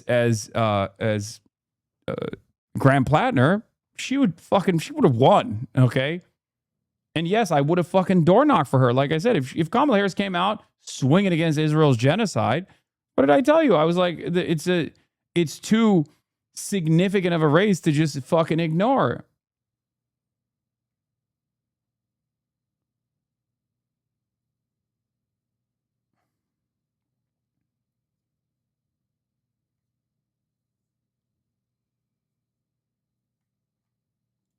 You always take note of those types of fans. They may not be the worst people in the world, but they're people to observe. But the left falling for the same trick like this is not surprising when you realize that white leftists in America have never consistently had a halfway decently developed racial analysis. And this is just a historical pattern at this point. Again, shout out to a book I've been reading from Brian Quoba, Hubert Harrison, The Forbidden Genius of Black Radicalism. Hubert Harrison was a lesser known Black socialist who worked and wrote in the same eras as Booker T. Washington, Du Bois, and Garvey, and was to the left of all of them during that time, including Du Bois. I don't think Platner's popularity up here is due to his Israel take as much as it's due to his healthcare take. No, I agree. For sure. But in this, he also found himself confounded by the challenge of organizing with white socialists who at the time could not see past their anti-Blackness to form effective solidarity and build a functional coalition. And this pattern has never stopped repeating, which is illustrated by this excerpt from Eugene Debs that's in the book. In capitalism, the Negro question is a grave one and will grow more threatening as the contradictions and complications of capitalist society multiply, Debs allowed. But this need not worry us. Let them settle the Negro question in their way if they can. We have nothing to do with it, for that is their fight. Debs here exemplified the way in which even radical white people who called for a working class revolution against capitalism could simultaneously distance themselves from the specific challenges facing the most oppressed segment of the working class. I'm bringing this up because I want to show that this is an infinite loop at this point. White leftists with little to no racial analytical frame can't help but censor their sensibilities, even in the face of obvious red flags. Or This is 100% accurate. Okay? It's true. What do I always fucking say? There is no path to socialism, to developing socialism in this country without black socialism. Capital B, black socialism, straight up. That's it. Black people are a obviously fundamentally important part of the American working class, but beyond that, they've also been at the forefront of every civil rights and every working man's struggle in this country historically. Okay. And yes, given the unique nature of anti-blackness in this country, because the white supremacist shape always takes the form of anti-blackness at the end of the day. This doesn't mean that like anti-brown behavior is not also baked into the system. Islamophobia is also not baked into the system. But anti-blackness is very specific. It has been a fundamental plank of American culture, American existence, and therefore it needs to always have its own care and consideration. Clearly better options if they don't appeal to their aesthetics and need to censor themselves. Why have we centered Graham Platner when we have Chris Robb, who, from what I understand, is the furthest left candidate the Democrats have ever had in any political race? And he low-key still fits the gruff leftist daddy kink that so many of y'all seem to like. Another face that I haven't seen on my feed at all and I had to get from somebody else is Charles Booker. Booker has as progressive an agenda as you can have in mainstream politics and is in a very vulnerable red state that could use a lot more attention and support from the online left. And the only thing I'll say here is the electoral calculation for Graham Platner looked far better than Booker. That's it. I mean, Booker's dope. I've talked about Charles Booker. I've talked about how, I would love to go and work with him if he wants my help. But Booker's in Kentucky. It's a far, far, far more difficult hill to climb than like what seemed to be an easy lock state in Maine, because Susan Collins is like finally going to get taken out. Not there. Booker's not just anti-sending weapons to Israel. He's Medicare for all. He's for universal basic income, stopping data centers, decriminalizing poverty, and reparations. Is everything you can want from a mainstream politician, but he's invisible compared to Platner. I don't follow elections much unless it's local, but I have seen Platner's face a million times more than either Rob or Booker. Rob did spend some time with Hasan. Booker, he's got nothing as far as I can tell. Meanwhile, Platner has tons of interviews, Majority Report, Mehdi Hasan, New York Times. Why is this happening? Why is that viable? From my perspective and experience, a lot of white leftists understand that it's bad to be racist, but they don't actually understand why racism is bad or how it works. The absence of a critical understanding of how whiteness works is why a lot of them fall for the same trick over and over, to the point where the fight agency clearly has this type built out just for y'all. If you want to vote for Plattner as an odious candidate that will help end military support to Israel, go ahead, but it should be treated as a tainted compromise for the sake of a free Palestine, not a vision for the future of the left. He should not be in our faces as much as he is. He should not have the defenders that he has that I know will show up in his comment section. He should be the online left's sneaky link that you never see in the light of day and never talk about in public. And the fact that so many white leftists don't feel this is sadly par for the course. The red flags that he has don't bother some of y'all because those red flags have never been weaponized against you. But when you're someone who's historically been targeted by this archetype, you pay attention to those patterns. You don't compromise with that. For reasons I won't get into, I've had to spend the last few weeks arguing that normalizing Nazi terminology, but wokely, is bad and that no one on the left should be doing it. And I've had some, not many, I want to be clear, but plenty of white leftists try to argue that nobody cares about Nazis, as if a couple of Nazis didn't just shoot up a mosque in San Diego just a few weeks ago, or the fact that that exact type of Nazi. Why are we watching this victim mentality? Dog, come on. Come on. You are playing the fucking stereotype, man. This is not victim mentality, motherfucker. This is critical analysis. And also, it's correct. Like, this is the moment of vindication for FD Signifier. It's kind of ridiculous to still double down on your blind spot instead of just being like, you know what, maybe this is a good opportunity to reconsider some of the biases that I might have.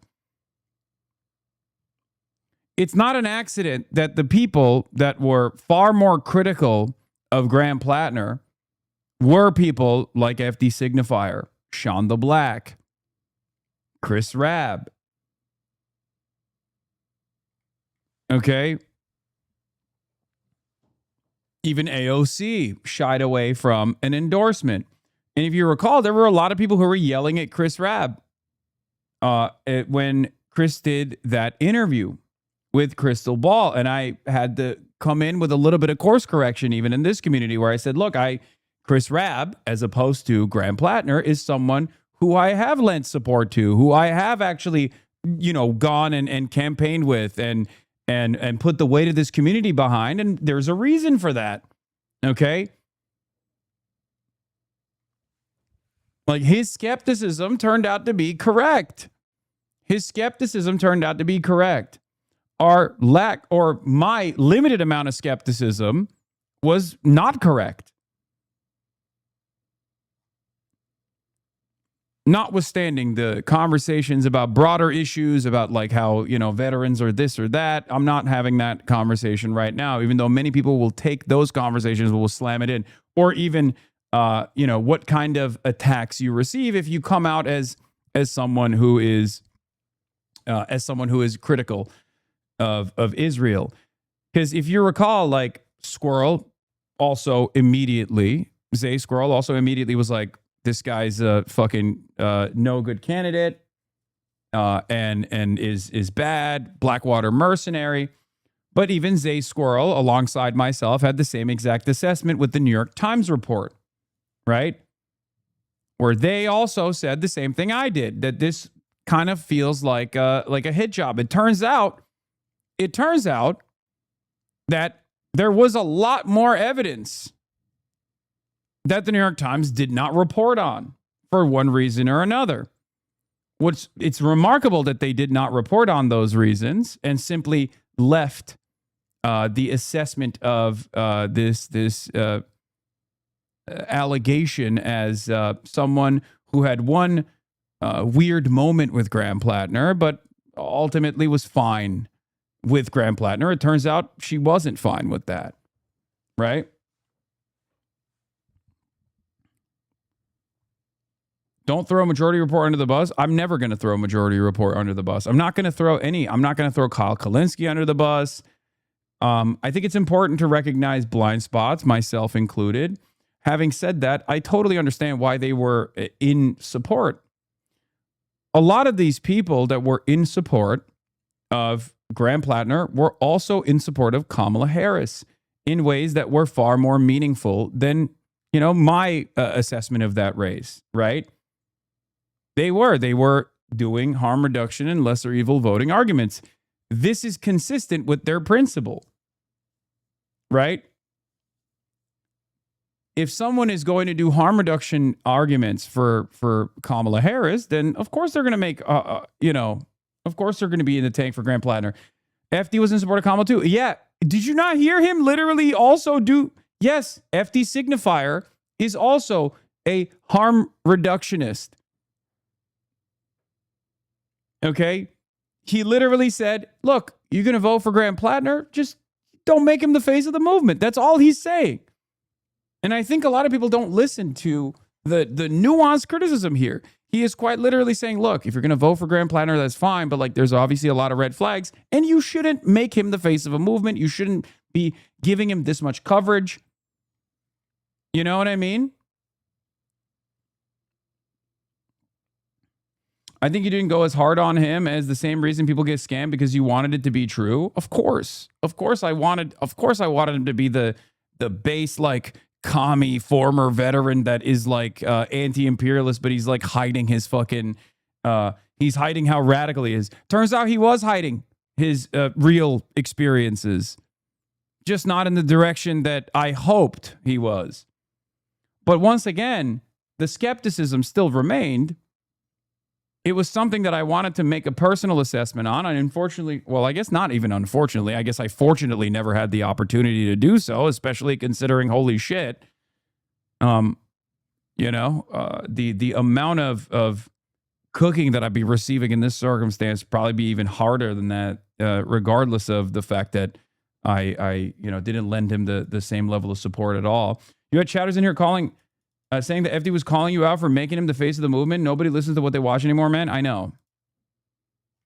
Terrorism happens like every 6 to 18 months in America. And it's impossible to remain in community or struggle with people who don't seem to mind that, who always put themselves first, especially when the struggle isn't about them in the first place. And after half a decade online, I'm tired of seeing this pattern and repeating these same complaints. But the problem is that this entire space has always catered to a specific type of white guy online. And that's what it was built for and what it always probably will be. See, BreadTube emerged as a venue to rehabilitate right-wing edgelords into leftist progressives, all after the rise of the alt-right. It has always had an extremely high tolerance for what Graham Plattner is, because he's just like them for real. And while not every aspect of BreadTube has catered to this reformed edgelord Reddit troll archetype, it's clear that this element of the space remains influential and often sets the tone for the space. Because even if these types don't make up the largest part of our audiences, they're almost always the loudest part, always the most online and the most active of the bunch. So let's talk about some drama for a bit.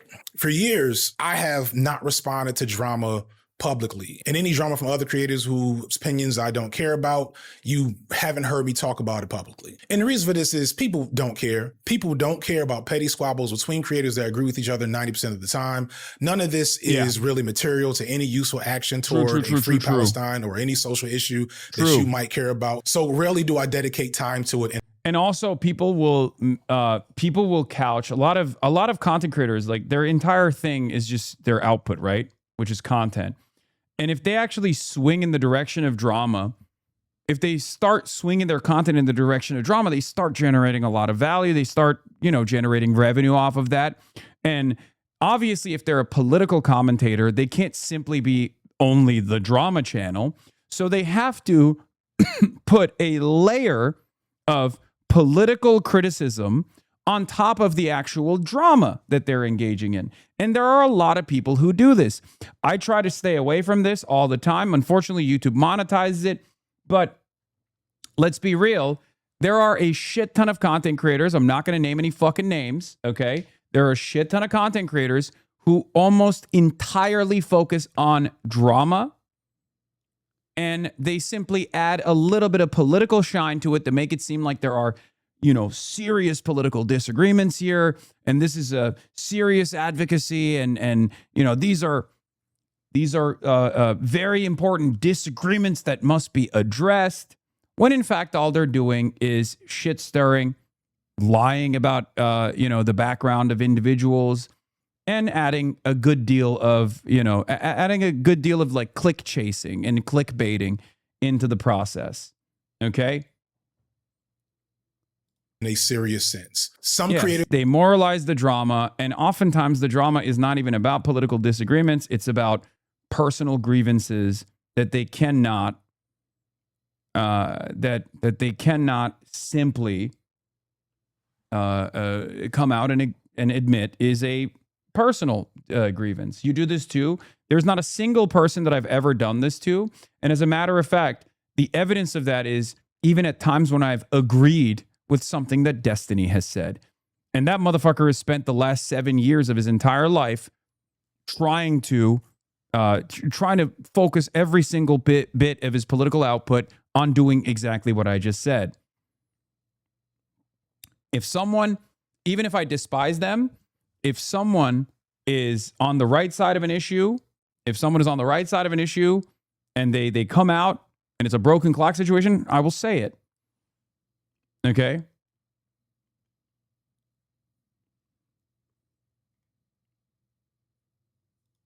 Yeah, you don't do this to Ben Shapiro? Yeah, I don't.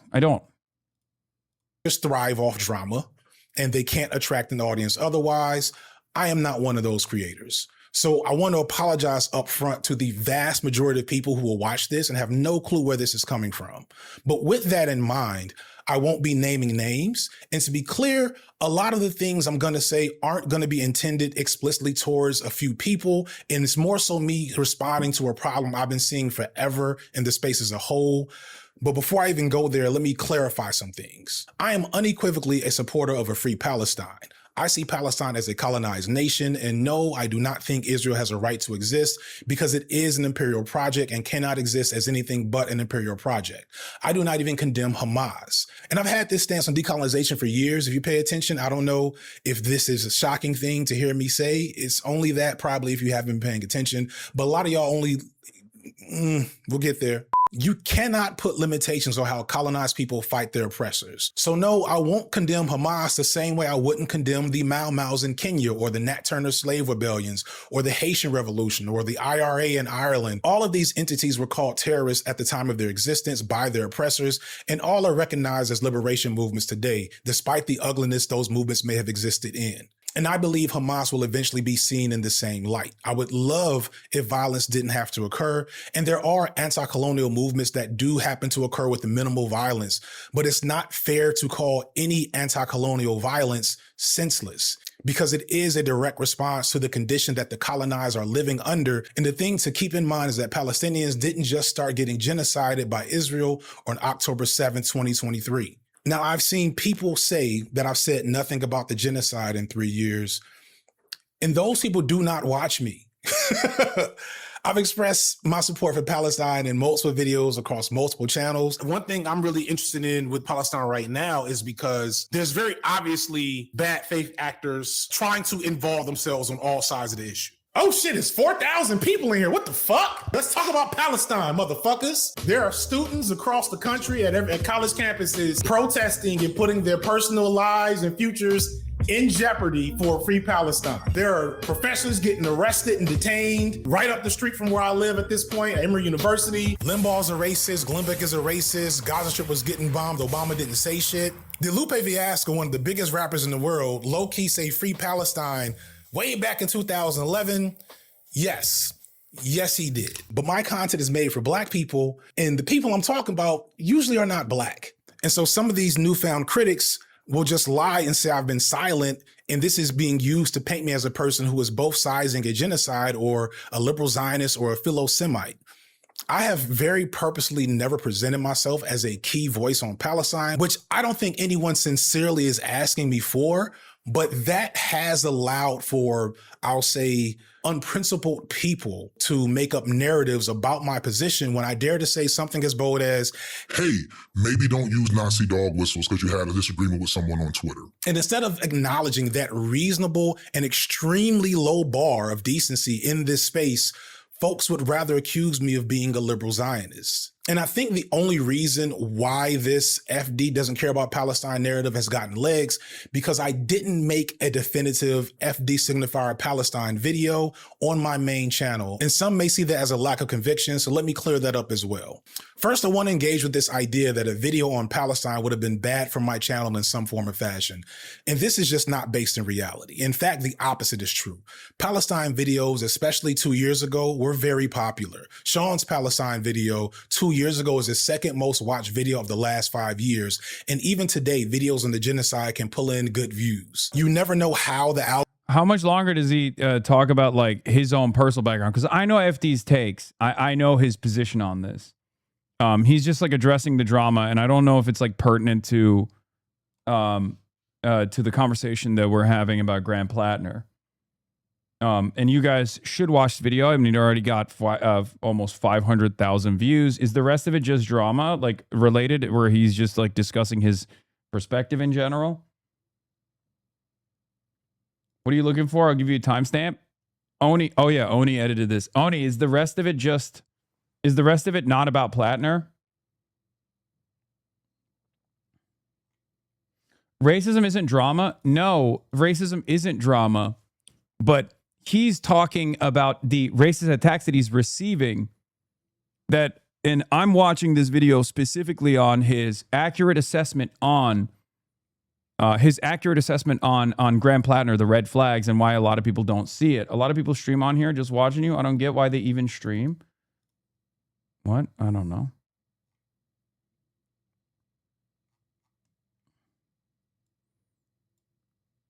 Like,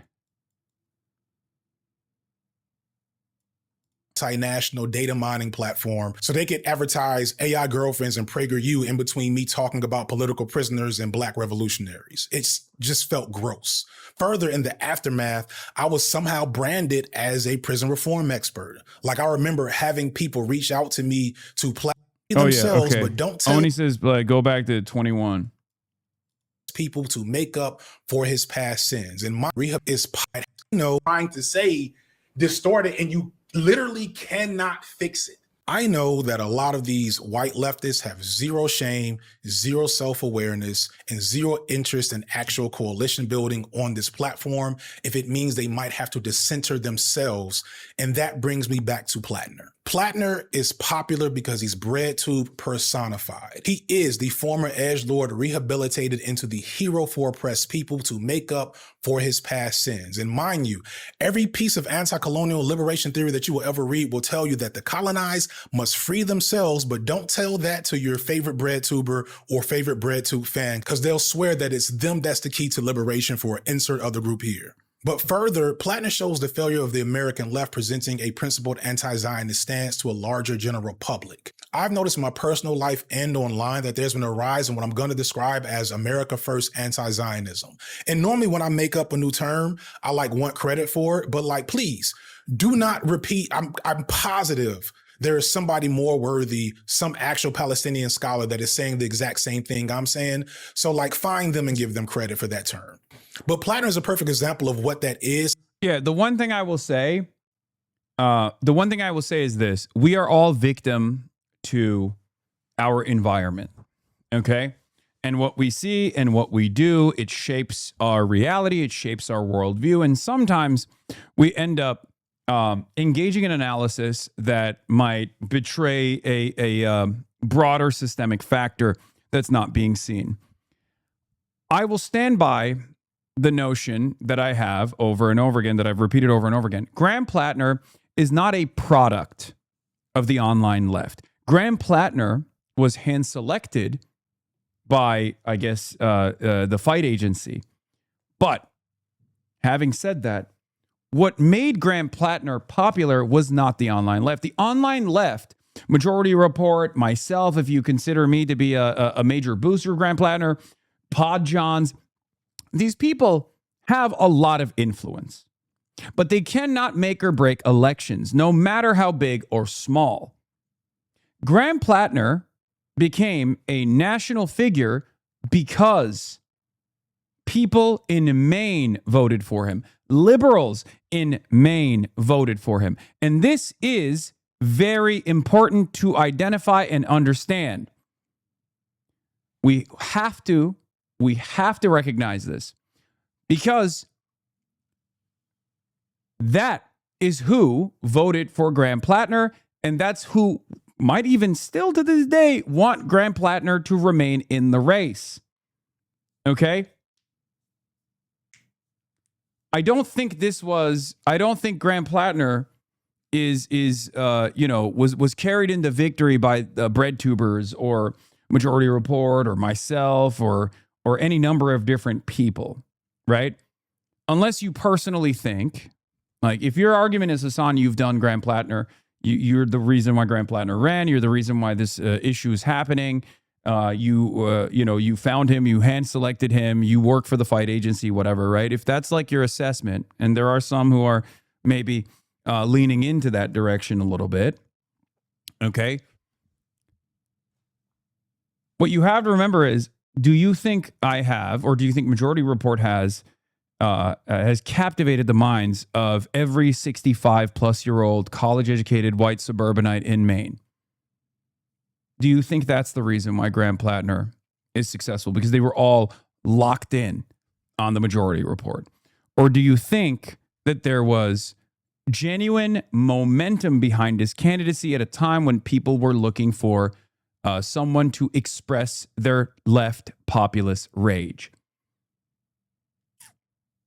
Okay? The reason why this is very important, to identify is because the replacement has to, in some way, shape, or form, embody that left populist rage. Because if that doesn't happen, a lot of people are going to be very frustrated and they're not going to vote, and they're going to think, oh, they rat fucked him. And I think that there are a lot of people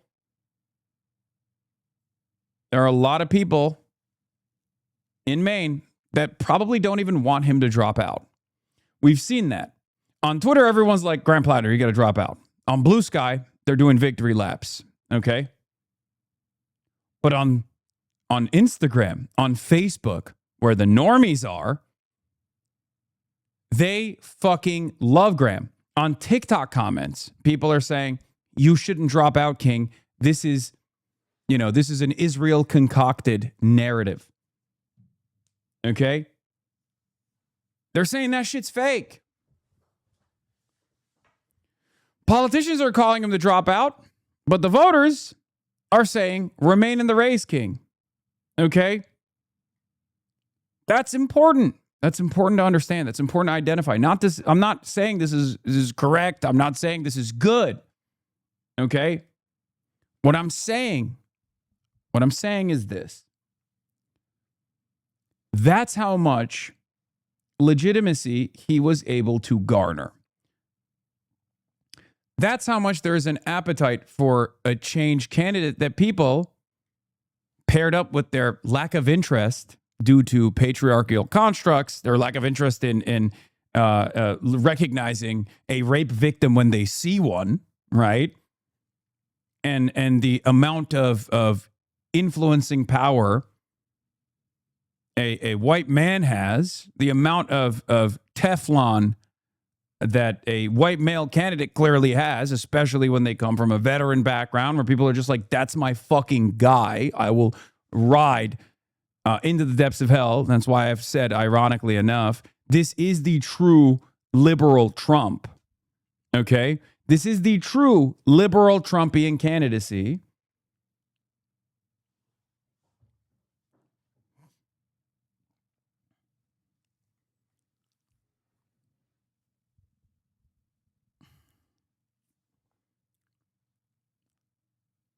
That we have to take note. We have to take note of where the success came from. And we have to factor that into who the replacement should be.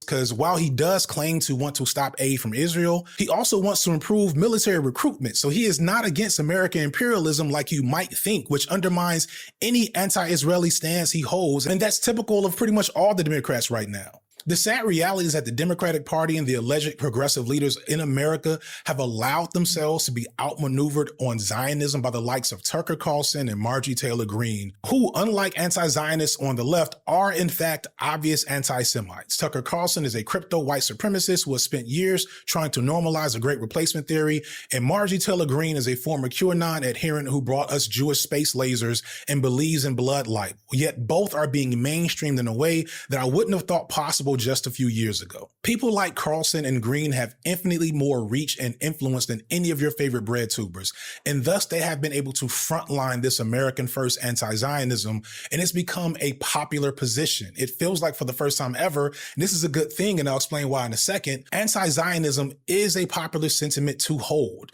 but anti-Zionism that is America first is letting America off the hook for its role in that genocide. I've had a lot of people, both online and in my encounters in real life, smart people, say something along the lines of, Israel is controlling America, and no, the tail does not wag the dog. Israel is a settler colonial project built on genocide and mass murder. America is a settler colonial project built on genocide and mass murder, among other things. Game, recognized game. There are, of course, Zionists in American government and plenty of Zionists who are at the helm of powerful American institutions. And our current president does seem uniquely compromised in his ability to not be influenced, not just by Israel, but everyone. Like, everybody gets a piece of our president. But please believe that confluence of power between Israel and Zionists in America is not some secret, like, mystical thing. That's just how power and capitalists have always worked. One example of this America First anti-Zionism is, like, people often say America was forced or tricked into a war with Iran due to Israel, but this ignores the history of hostility America has had with Iran. Iran, as a sovereign, strong nation, has been able to withstand American influence and thus impedes on America's dominance of that region and the resources that Iran controls, even with Israel sitting at Iran's doorstep. And Israel, because of its Zionist nature, has always wanted to attack Iran, along with everyone else in that region for years. But for the longest, America has not allowed them to, because most American presidents fully understood that we probably can't win a war with Iran, which, if you're paying attention, is clearly correct. But that doesn't mean that we didn't desire to do the exact same thing Israel did. This is why you see so many other American politicians wanting more action from America in Iran, low-key on both sides of the aisle. America has not just allowed, but has encouraged Israel to be exactly what it is for decades at this point. It's just that this time around, Palestinians were able to show the world what is happening to them. And I want to be clear, Palestinians do not care and should not care how they get free or who in America is going to bring them to that point. If they get free because of a right-wing regime ushered in by Tucker Carlson decides to act on their innate hatred of Jewish people and pull support from Israel, that's an us problem. That's not a them problem. There's a great short essay from Laith Marouf, again, I apologize if I got that wrong, where he's responding to a recent interview where Norm Finkelstein basically says exactly what I'm saying here. But Marouf comes back to reiterate that none of that is the Palestinians' concern. Marouf says literally, why is it so hard to believe that America first could actually be Israel last? So if the left, and by that, I don't just mean us here on YouTube, although we are somewhat to blame, if the left can't present a crystal clear principled stance against Zionism to combat the nationalistic and ultimately fascist version that's taking a hold everywhere, including somewhat on the left, then we're fucked and we deserve it. I don't like how Hasan is framing the situation as the online left has no responsibility in platforming Plattner in a positive way, regardless of how main voters voted. It's just a lack of accountability. It's my least favorite statement. It's my least favorite word. And I know people will clip this and be like, oh, yeah, see, he hates accountability. It just doesn't mean anything. Okay? It just doesn't mean anything. Like, what do you mean? Like, I say it too at times. But, like, what does it mean? What would accountability look like? Like, what would you want me to do? What would you want, I don't know, like Majority Report to do? Because I saw pieces of Emma's takes earlier where she did hold herself accountable. Like, she said, look, I apologize. I was duped by this person to a certain degree. I really pushed for this person. But, like, in my situation, it's like, what do you want me to not cover the fucking main Senate race at all? Calling out the Nazi tattoo? Why did so many people minimize that? Wait, but I did do that. So what I did numerous tweets, numerous extensive hours of coverage. So what do you want me to do about that? Like, answer clearly. Use your words. Like, what would you like me to do about that? That was actually a big part of my criticism as well. So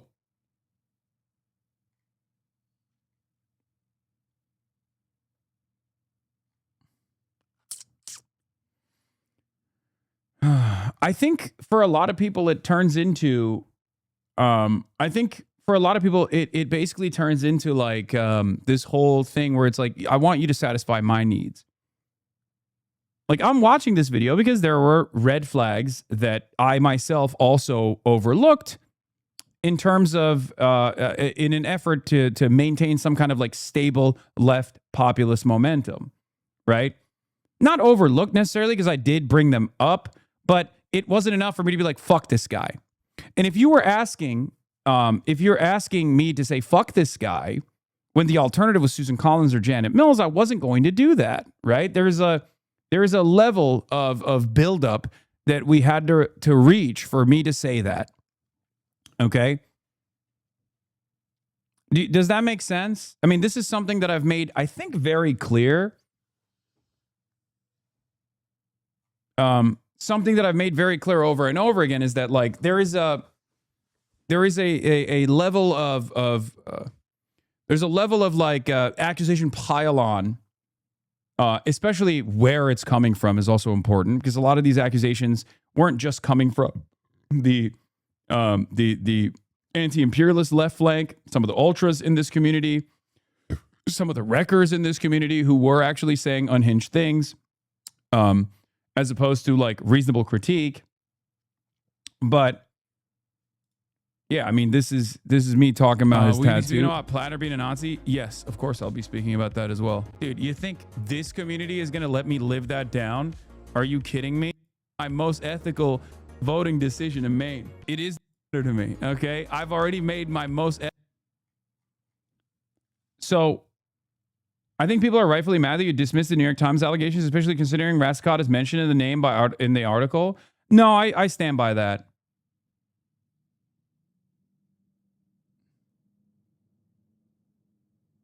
You actually did defend the tattoo at the time, but there isn't anything I or any of us should demand you do.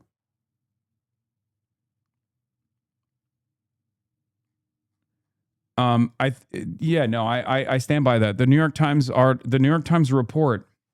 Should we go back to the New York Times reporting on Rasico? And no, I did not defend the Nazi tattoo.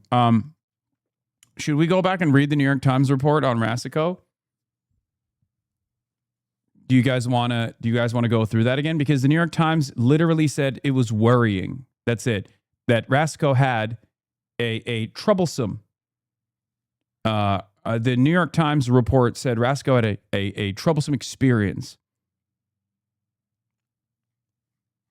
They did not put down the credible accusations of rape that Rasico made in the Politico report. If the New York Times, as a matter of fact, ironically enough, at the time I said, if the New York Times report had a credible accusation of rape, that would be an irredeemable red line.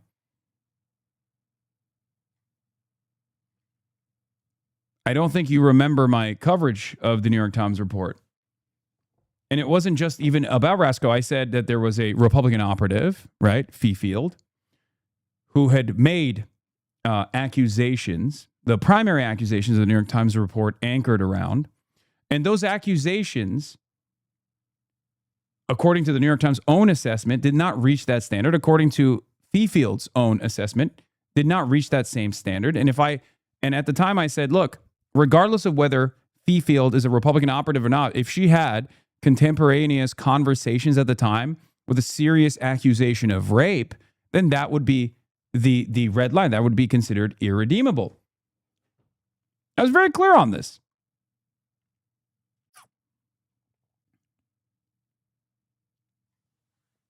It wouldn't even matter that she is a Republican operative at that point, because that would be a red line. That'd be an irredeemable red line.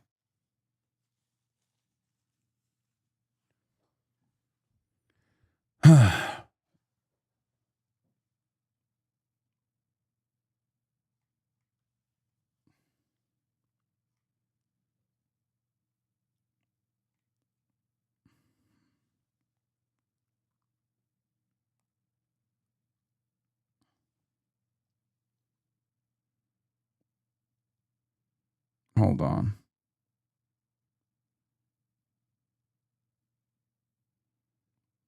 Sorry.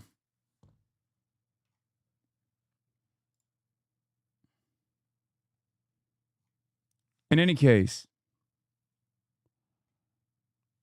this was the white fatigue. Clear here FD is that streams. Rob, myself, Sean DeBlack, a lot of other black folks, we have explained this to y'all before. That's the real black fatigue. That, like, literally, that is what black fatigue actually is. Is black folks being tired of having. He literally had rape allegations before this. Why are we being obtuse now? No, he didn't. He did not. What are you talking about? I said what I said, y'all. This was a blind spot for y'all in the space. I'm speaking from my experience as a black man who sees shit like this and understand why the space struggles with POC. Where is the rape allegation? No. You can say you were skeptical because you've seen, charismatic white men dupe a lot of people. That's fair. That's what FD Signifier's assessment is. Okay? But you can't say there was already like credible rape allegations and people just overlooked it. Where were the credible rape allegations? You can't just like drop that in here. The Politico article that actually solidified this reporting unironically also reported that there were no rape allegations against Graham Plattner up until that reporting. Up until yesterday, up until 24 hours ago, there were no credible rape allegations or rape allegations at all.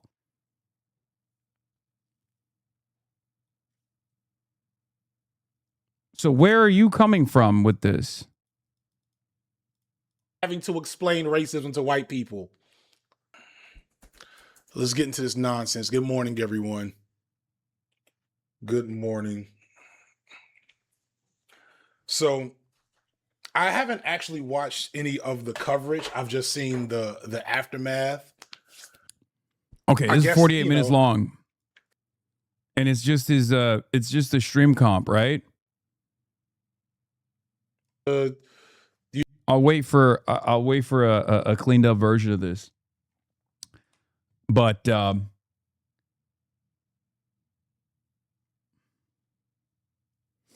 I will be watching the debate live. Whoever said Plattner was the face of the movement, that's Mamdani in my head. Yeah.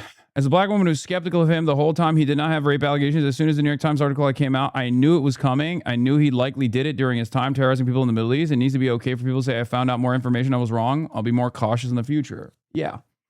Well, that's why I'm watching the FD Signifier video, right? Anyway, Zara Mamdani was asked about Graham Plattner earlier today, and he, of course, also said that Graham Plattner should drop out, obviously.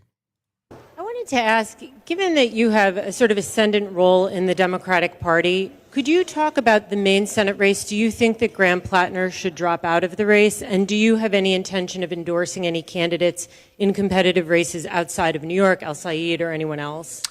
No, I believe that it's time for him to drop out of the race. And when it comes to my own endorsements, I've made 8 endorsements at the state and federal level. They've all been right here in New York City. I'm incredibly excited at the fact that they won their races, and that's where my focus is for now. This motherfucker's always got some shit to say and drip to wear, okay? I'm sick and tired of it. I'll say it. I'm sick and tired of it. You got to redistribute the drip, my man. You can't just be wearing the drip just by yourself, all on your own lonesome, okay? What kind of socialism is this shit? What kind of socialism is this shit? It turns out I am now a reactionary conservative. It turns out they were right. Okay? It turns out they were fucking right. The Republicans were right. Socialism only means the tippy top gets the drip. Nobody else. Yeah, drip for me, not for thee.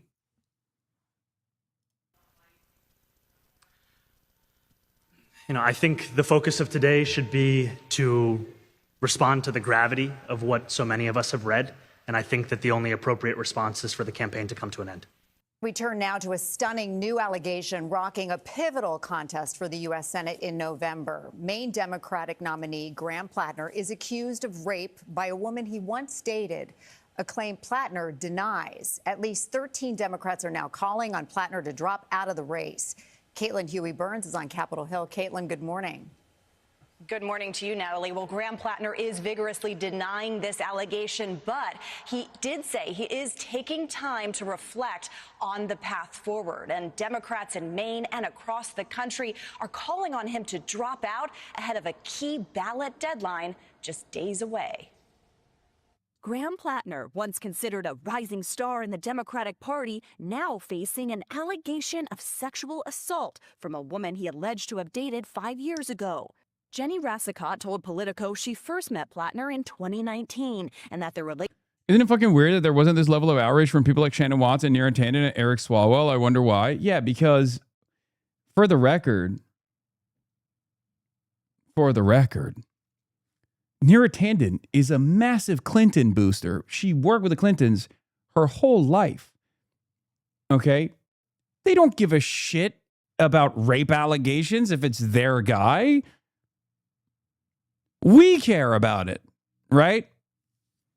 They don't have any fucking consistency. Get the hell out of here. What are we doing?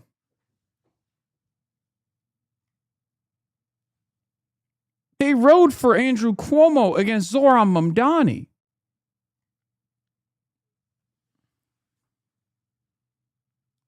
Speaking of Zohran Mamdani, new AP polling on Jewish Americans, Mamdani, 44% favorable, 39% unfavorable. Mamdani is at a +5 with American Jews. Netanyahu is at a -27 with American Jews. And Trump is at a -42 with American Jews.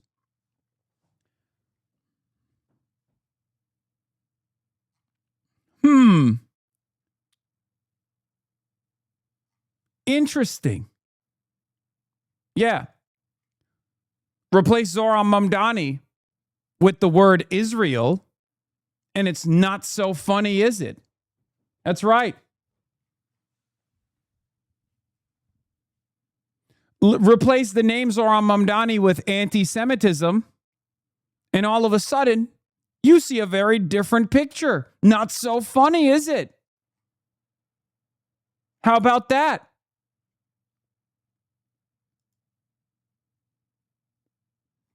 %30 of Jewish adults say Israel has committed genocide, although about half, 49%, say it has not. This is being base boosted generationally. Easy explanation. 30% of those surveyed are imbeciles.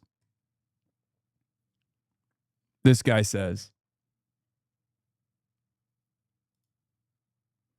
How crazy is it that about 1/3 of Americans in massive erosion? AP NORC poll, about 3 in 10 U.S. adults believe Israel has committed a genocide against the Palestinians.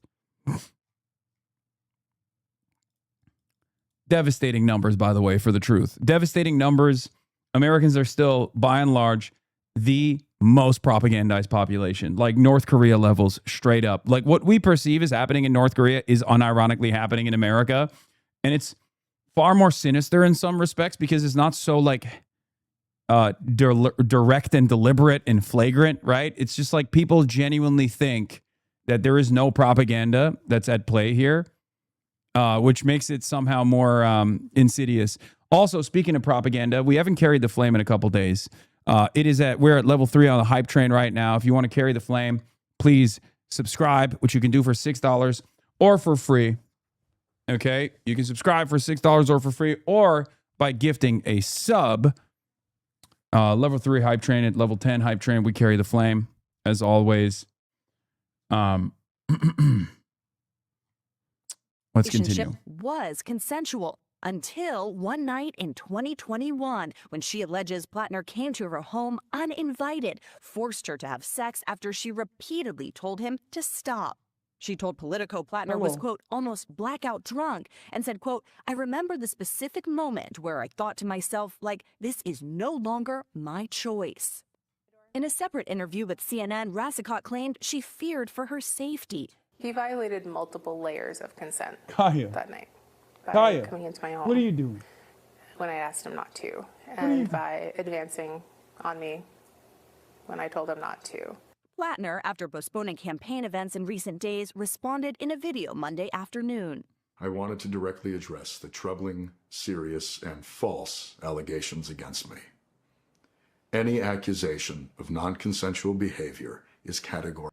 Here's another thing that we found out, okay? You know how we found out that, there is no, like, real viable constituency of anti-Israel, anti-war sentiment on the right? You know how, like, simply being anti-Israel is not going to carry to a victory if Donald Trump is against you, as we saw with the Thomas Massey equation?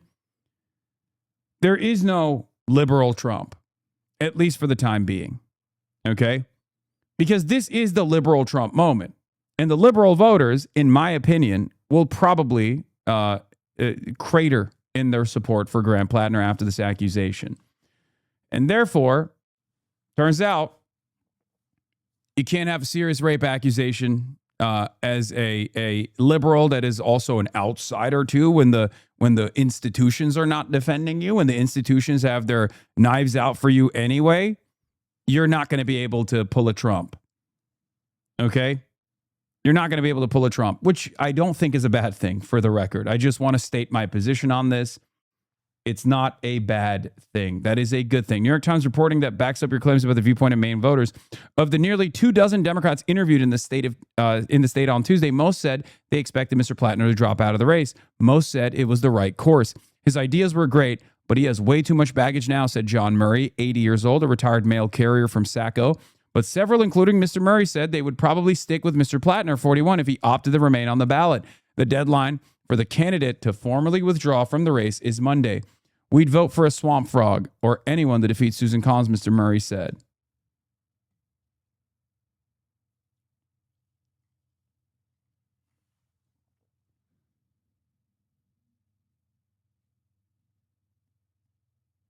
Is it even fair to say that someone should have known this would happen? I mean, the only people I think that should have known this would happen were the people who did not sufficiently and thoroughly investigate Graham Plattner's background. Let's be real. I think a lot of people that saw Graham Plattner deliver a speech in a very convincing manner they fell in love with him. They were like, this guy has unbelievable talent in comparison to what Maine normally has. He has the look, the build, the CV that is, obviously not great for our perspective, but certainly something that Mainers responded positively to. And that was it. Because I don't see any reason why people try to make it seem as though, like, Graham Plattner was not an effective communicator. I don't know why people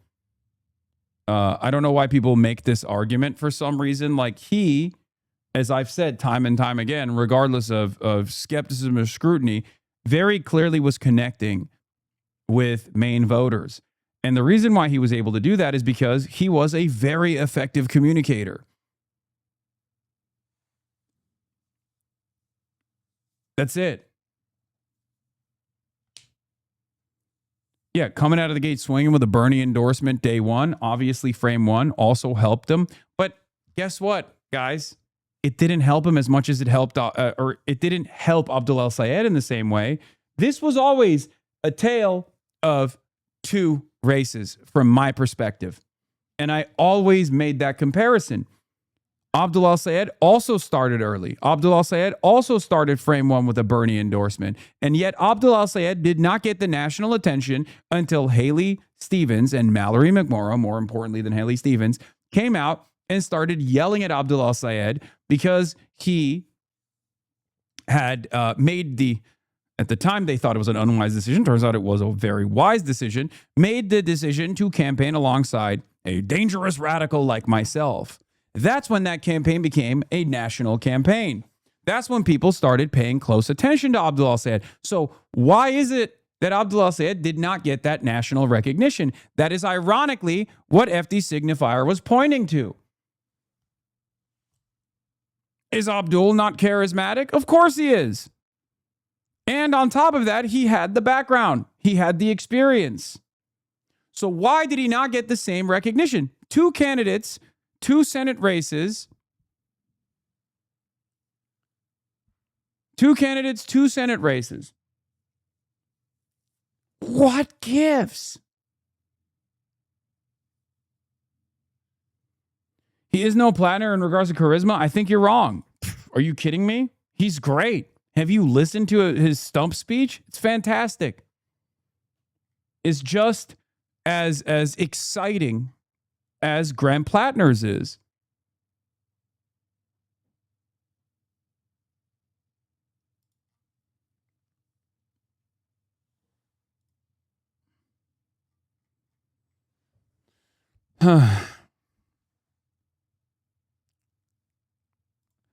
This is also the Abdul story, though he had started with a leg up because he'd run before and had a different resume. Town halls everywhere, making himself much more available and visible to Dems than Stevens. McMurray did this too. It just didn't work as well. No, I disagree with David a little bit, with Weigel a little bit. Okay? I think a large part of Plattner's success in the primary, beyond expressing what his mainstream Dem view on Gaza, was holding town halls, laying out his views, and answering questions after questions. It's rare for polls to do that. He did that 80 plus. Agreed.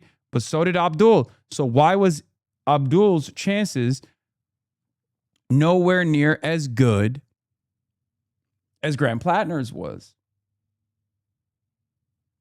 I think it's because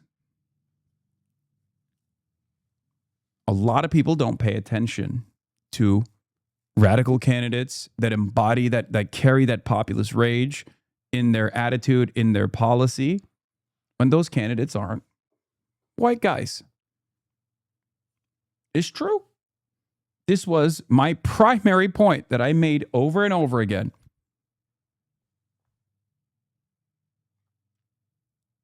And there are still racist motherfuckers in the centrist democratic forces, the pro-Israel forces, that are trying to say Abdul doesn't have the juice, saying that Abdul doesn't have the credentials, the background. He has too many red flags, they say. What are those red flags?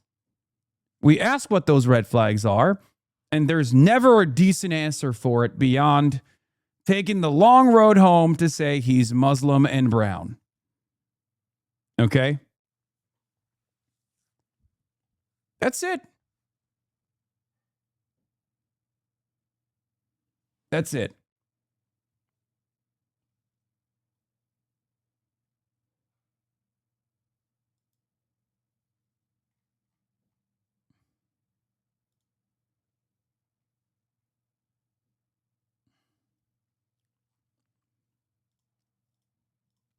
Anyway, let's get back to the story. False. The oyster farmer and Marine veteran is no He's very phillennial coded, to be fair. Abdul, yes, but that's not a negative. That's a positive. I mean, Zoran was too. This is the age of the phillennial, folks. While I find some of those instincts to be cringy, I think wine moms have a very different attitude. Okay? Let's be real. Zoran did a good number, a good deal of phillennial stuff as well. I think it is absolutely the age of the phillennial. stranger to controversies. During his primary For good reason, we're skipping generation lead poisoning. campaign, he faced scrutiny over a tattoo he later covered up after critics said it resembled a Nazi symbol and claims of toxic behavior from alleged previous romantic partners. Plattner has denied those allegations, but said during that time he had been struggling with undiagnosed PTSD and was self-medicating with alcohol. Regardless of the inaccuracy of the reporting, but mindful of the political reality it will inflict, we are taking the time to reflect on the best path forward. Now, this is one of those key races that could help determine which party has control of the U.S. Senate. And the pressure is building here on Plattner to drop out. Get this. He has until July 13th to drop out of the race. And then the state Democratic Party in Maine could pick his replacement to take on longtime incumbent Republican Senator Susan Collins in November. Gail. Well, July 13th is next week. The clock is ticking. Thank you, Caitlin. CBS News political contributor, and Democratic strategist, that's Joel Payne, joins us now from Washington. Joel, many Democrats who stood by him are now saying he's got to go. Elizabeth Warren, Ro Khanna. And then some are looking at the Democrats and saying, why did it take this for you all to finally say he's got to go? What do you think is going to happen now? Well, look, the hill is very high for Plattner to scale to stay in the race. Not just national Democrats are speaking out against him, but a lot of local voices. The Maine Democratic Party, some members of the Maine congressional delegation have called for Plattner to step aside. And look, these allegations are damning and they're serious. And I think that what a lot of Democrats are wrestling with right now is how did we get here? I think we got here because a candidate caught fire and really built a brand in the state. This guy's a smaller head than you. I think is really inappropriate that you guys have this kind of attitude every time someone has broad shoulders. Okay? I think it's messed up. You guys see a broad-shouldered individual and you immediately assume that their head size is tiny. It's not. Okay? It's not the case. This is a perspective issue. Okay? And it's a significant issue, and I'm sick and tired of it. I'm sick and tired of it, okay? What is this? Glad you finally got your first lead acting. Wide shoulders equals wide bed from my husband's short film. Okay, this might be literally age restricted. I'm not going to watch it. And really built trust with voters. This is not a candidate who is someone who was placed in this position by national donors or national influencers. This is someone who really caught on locally. And when you have that, and you have an thank God someone is making that assessment. Jesus Christ, it's definitely one that is unfortunately lost in the tit for tat shit slinging battle that's been taking place over the last 24 hours of this news cycle. Everyone has taken this credible rape accusation and has used it to pull out their I told you so's back and forth when no one, for some fucking weird reason, one, understands the significance of this, the significance of this problem, right, for the Senate majority, because the Senate majority means investigations, accountability, hurdles in front of the Trump administration, right? Like that's an absolute necessity. I cannot stress this enough, okay?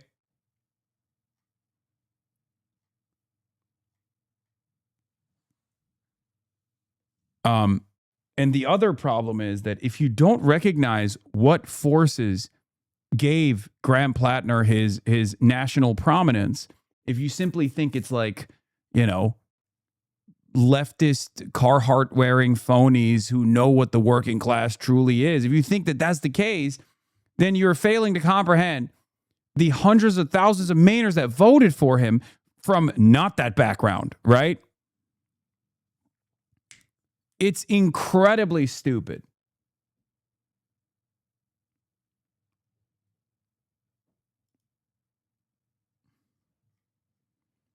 All that remains for Graham Plattner is to make the reasonable and considerate choice and not follow his own short-sighted, selfish desires.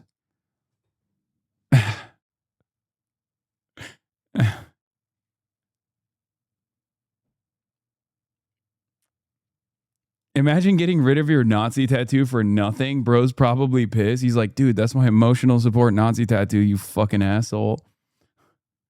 Untested candidate who's never been vetted nationally. These are the types of things that a lot of Democrats fear could happen. Well, and he has been leading in the polls against Republican Susan Collins, Joel. And he's already won the primary. But what would the process look like then if the Democrats would choose to go with another candidate? As we said, the clock is ticking. They have until early next week. Yeah, well, as Caitlin alluded to, he's got until July 13th to decide whether or not to drop out of the race. And then there's a 2-week period until July 27th where local Democrats could choose somebody to replace Plattner on the ticket. Now, there are already rumblings of the types of folks who could potentially replace him.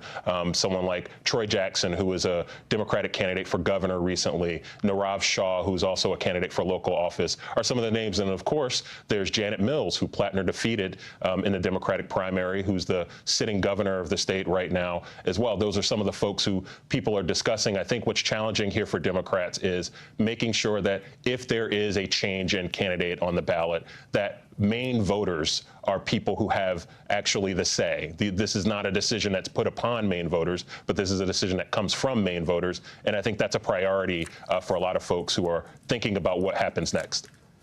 All right, Joel Payne, thank you.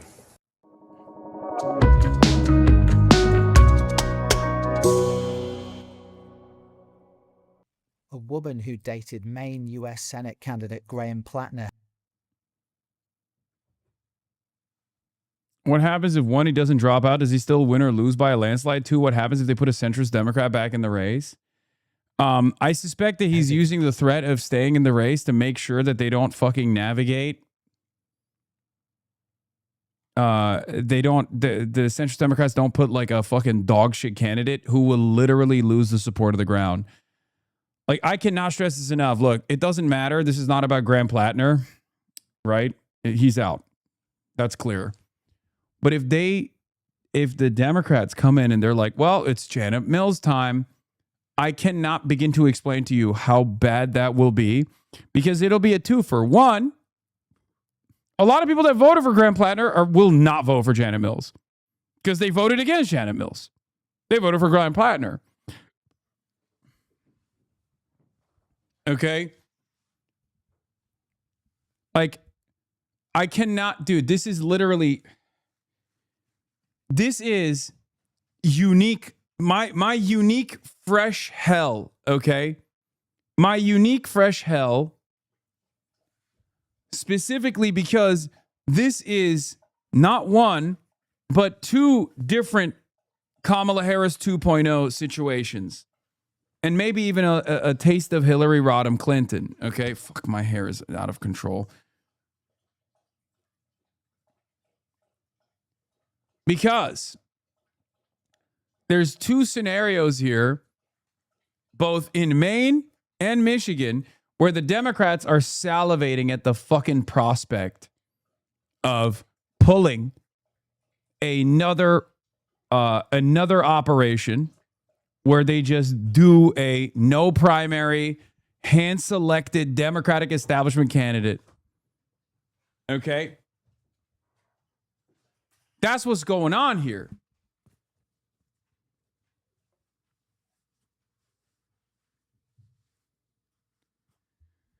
Terrifying prospect. Terrifying prospect.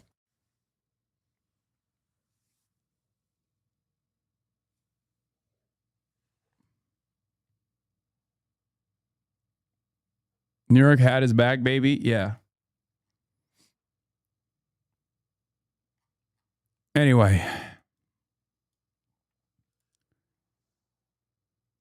Let's take a look at Senator Bernie Sanders. After a woman came forward in recent hours accusing Maine Senate candidate Graham Plattner in a 2021 sexual assault, several top Democrats asking Plattner to get out of the race. And now we're hearing from Senator Bernie Sanders. Wait, did something happen with Abdul? No, they're just trying to use the Plattner situation to fucking shit sling at Abdul. It's insane.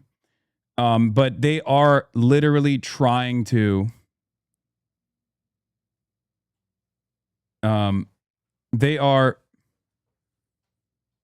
literally trying to put Haley Stevens in there, who's basically Hillary Rodham Clinton, basically Kamala Harris. Both of these people lost Michigan to Trump. Okay? Vermont independent senator who confirms he got on the phone to talk to Plattner today and asked Plattner to step aside. The new allegations reported by Politico and CNN made by Jenny Rassicote. She's a 41-year-old woman who dated Plattner 5 years ago, claims he forced her to have sex despite objecting. He violated multiple layers of consent that night by coming into my home when I asked him not to, and by advancing on me when I told him not to. So let's talk about it live to CBS News political director Finn Gomez in Washington. Any response from Team Plattner yet? No, not yet. As of we do know that, after the story first broke, Plattner issued a statement Monday denying the new allegations from his former romantic partner, Jenny Rassicoat, calling them, quote, categorically false, and issued a campaign video soon after the story first broke. Plattner called the allegations, quote, troubling, serious, and false in a statement, and said accusations of non-consensual behavior as categorically untrue. The candidate went on to post a video to social media after the story broke. Take a listen. Any accusation of non-consensual behavior is categorically false. Regardless of the inaccuracy of the reporting, but mindful of the political reality it will inflict, we are taking the time to reflect on the best path forward for the state that I love, the people that I love, the movement I belong to, and the goal of defeating Susan Collins. He also acknowledged what he called the political reality surrounding the accusation, Reed, which I find notable. He's saying it's time to reflect on the best path forward. He didn't say he's dropping out there, but he's also stopped short of saying he's going to stay in the race, and which in turn fueled speculation because Maine law gives Democrats only until next Monday, July 13th, for Plattner to withdraw if they want to replace him on the general election ballot to face incumbent Republican Senator Susan Collins, who's running for a sixth term. And the hope, of course, by Democrats is to regain Congress and flip the balance of power in Congress. And this is a really crucial race. So what's the status of the race now? Let's play this out. Say Plattner pulls out of the race. What happens next? Well, look, I mean, right after the news first broke, top Democrats, including Chuck Schumer and Kirsten Gillibrand, concluded the situation in Maine had fundamentally changed, that the situation had changed there. Even early backers like progressive Congressman Ro Khanna, who campaigned with them last month, and Senators Martin Heinrich and Elizabeth Warren, who were close to Plattner, had dropped their support. And now, as you mentioned, Senator Bernie Sanders, a top backer, weighed in and said that he has spoken with Plattner about the best path forward for Maine in light of these very serious allegations, and he has recommended that he step aside. Also notable, Reed, that New York City Mayor Mamdani also said today that Plattner should lead the race. Many Democrats I spoke to believe that the writing's on the wall here, and it's a long list of Democrats from establishment to the progressive wing who essentially no longer believe the progressive populist candidate can beat Susan Collins, who is running, who was once considered one of the most vulnerable Republicans this cycle. And again, if Plattner withdraws by the state's July 13th deadline, Maine Democrats can choose a replacement nominee through the party process rather than holding another vote. Voters would not be involved. They have up until July 27th to make that replacement. Then that replacement, of course, would then face Collins in November. And remember, as you mentioned, why does this seat matter so much? Why does Maine matter so much? It's because Democrats view Maine as one of their best pickup opportunities, Reed, as they try to regain control of the Senate. Maine is a must-win for them. And there's some new developing news. According to the Bangor Daily News, former Maine Senate President Troy Jackson, a progressive, has filed with the FEC on today to form a Senate Exploratory Committee, becoming the first Democrat to formally campaign for that spot, according to the paper, if Plattner appears to, if he vacates his nomination. And has a clock to beat to do that. CBS News political director Finn Gomez. This is yet another one to watch. Glad you've got your glasses on, Finn. Thank you so much. President Trump is in Turkey right now. He said this morning he will. Oh, yeah. All right. Now let's get to Benjamin Netanyahu, the true president of the United States of America.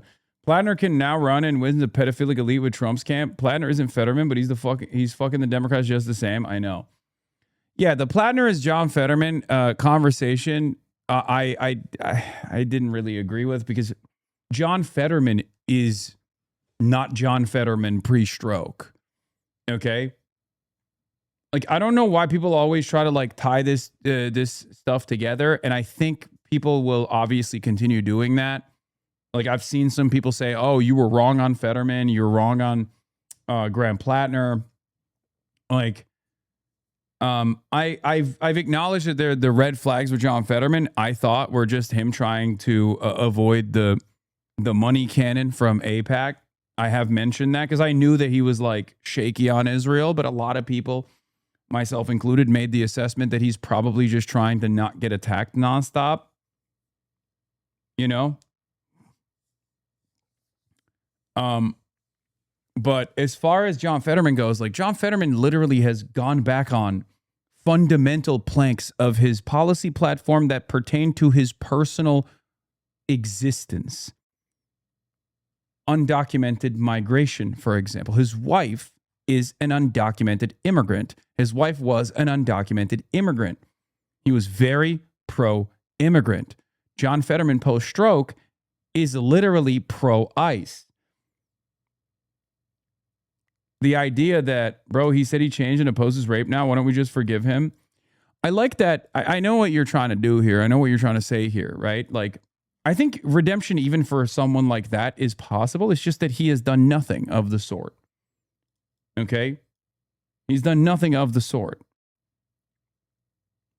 And I know you're going to turn around and say, well, what has he done for redemption in terms of American militarism or whatever? He's talked about his experience and how stupid all of it was and how it was for nothing. He's denying it.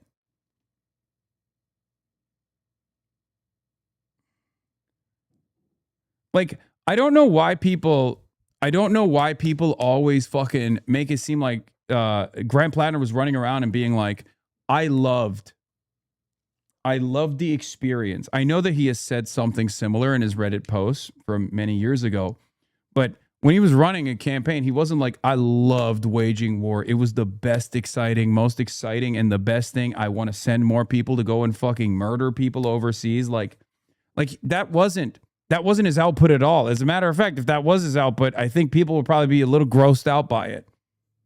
You know? I mean, yes, he did low. No, he didn't. No, he did not. He did not. He said he joined for adventure, and after his buddies died, and you can also get mad about that too. You can be like, well, he only cared about it when, he personally experienced the death and destruction, and that's selfish, and I agree with you. Okay.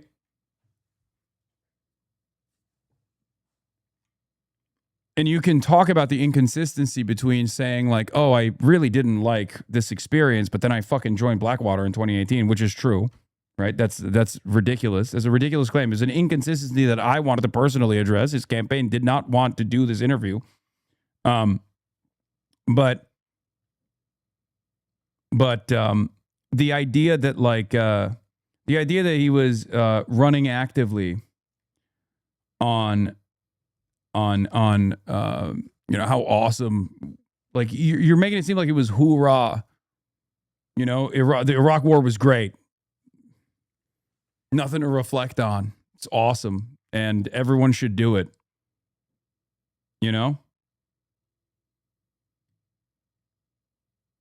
It's just like, yeah, he had a lot of red flags. Part of the reason why I, pointed out the red flags, but did not say that it was completely irredeemable up until now. I've made it very clear is because of the electability, the electioneering, the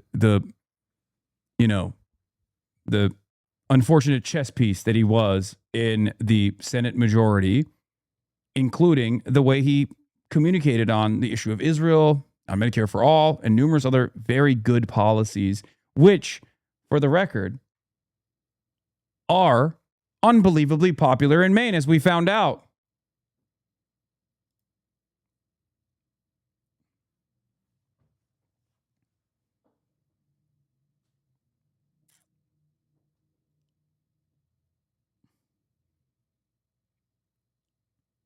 And I told you guys at the time, I think my worst assessment.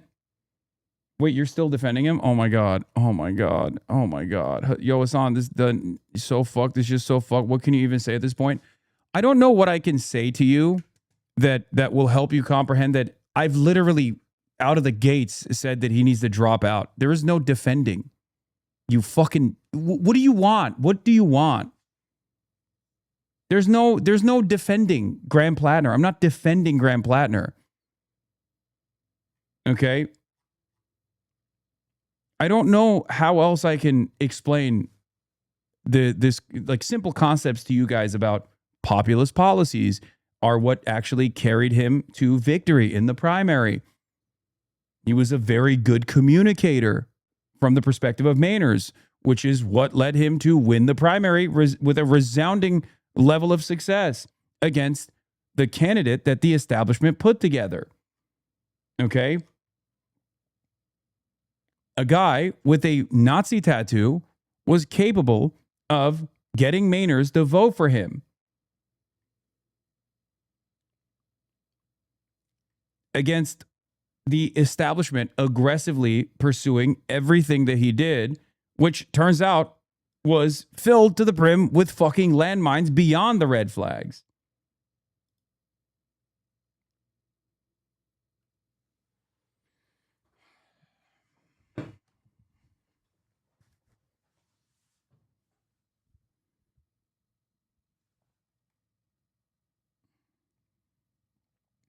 Question, do you think you have to change anything in the future?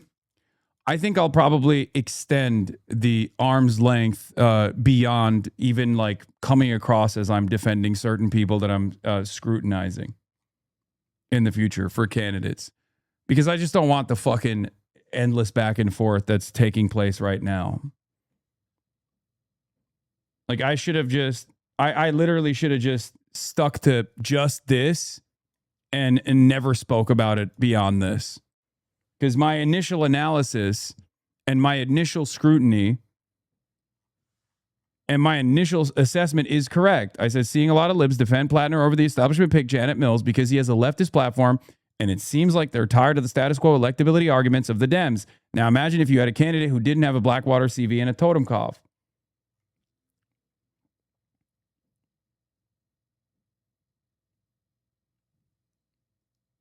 When I smell something wrong, I should just continuously keep that distance, because there are a lot of people who will come in here.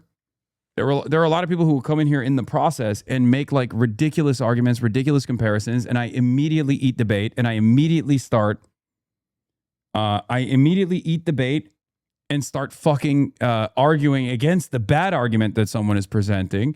And then that gets clipped as like, or that turns into, you have hours and hours of defending Graham Plattner.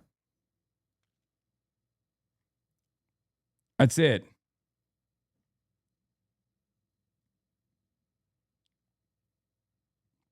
Just coming from another autistic person, I truly think part of the reason people get mad at you about this is an autistic tone thing. Perfectly, I understand 100% your perspective about this, including when you're arguing about hypotheticals and making broader arguments using Plattner as an example.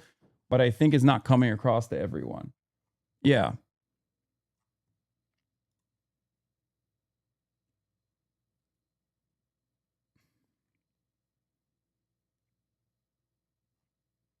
Do you see what I mean? People would have been bugging you literally every day to talk about Plattner if you'd maintained distance. It doesn't matter. At the end of the day, I still obviously control what we talk about here, and I do fall for the, I do fall into getting into these arguments over and over again. Consider selling F-35 fighter jets to Turkey, which is a reversal of a ban he put in place. You said yesterday that would, quote, upset the power balance in the Middle East. Have you made that clear to President Trump? Yes, I have. Actually, spoke to him several times about it. And I think that everybody understands that notwithstanding the personal friendship that President Trump has with Erdogan, it doesn't make Turkey a friendly or a friendly state to the United States. To the contrary. Like, Benjamin Netanyahu is not on Fox News, but on Dana Bash, CNN, ZNN. Okay? And what Benjamin Netanyahu is doing on ZNN is directing American foreign policy, and specifically American foreign policy that pertains to NATO, while addressing a NATO country that's currently holding the NATO talks as a direct adversary to their interests. Think about how insane this is. Think about how fucking insane this is. Like, this is not weird. This is not a weird situation at all. We got a foreign country that's dictating American foreign policy on the liberal network, the supposedly liberal network, CNN. And this foreign country that is supposedly a sovereign nation that relies on us and our tax dollars and our political cover to do the violent things that it's doing with no scrutiny whatsoever, gets to now dictate American foreign policy around an American ally that is a part of an American security partnership, which I don't like, for the record, just so you guys understand my position on this versus my analysis. I know a lot of people mistake the two sometimes. Okay? He's saying a country with American nukes that is hosting the American NATO conference right now is bad, and America should reconsider giving that country F-35 fighter jets. What is this? This was your brief mention in the Politico video? Line partner should drop out of the race. I'm withdrawing my endorsement. Hasan Piker, the very well-known Twitch streamer, described it as curtains for Plattner's candidacy. And looking, I think, specifically at your corroborative work, said, you know, I believe this allegation based on the work that you do. It feels like at the time of recording this, there's really no way back for Graham Plattner's campaign here. Yeah, I mean, it's true. All right, anyway. Once again, Hasan is talking about the most moral nation in such a negative way. Yes. Yes, it's fucked up. It's fucked up, I know. This is the most moral nation. There's no other way to do it. It's a regime that's infected with the Muslim Brotherhood, which hates the United States. He harbors Hamas, the Hamas terrorists. He supports them.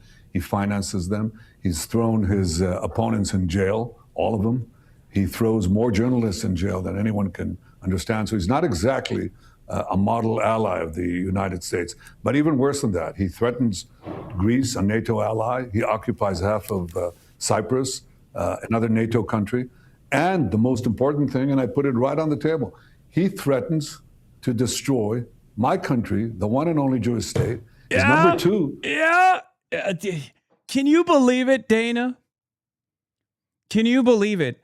The country that currently maintains an oil and gas pipeline that is responsible for 80% of my country, Israel's energy needs, actually wants to destroy Israel. Can you imagine, Dana? The horror.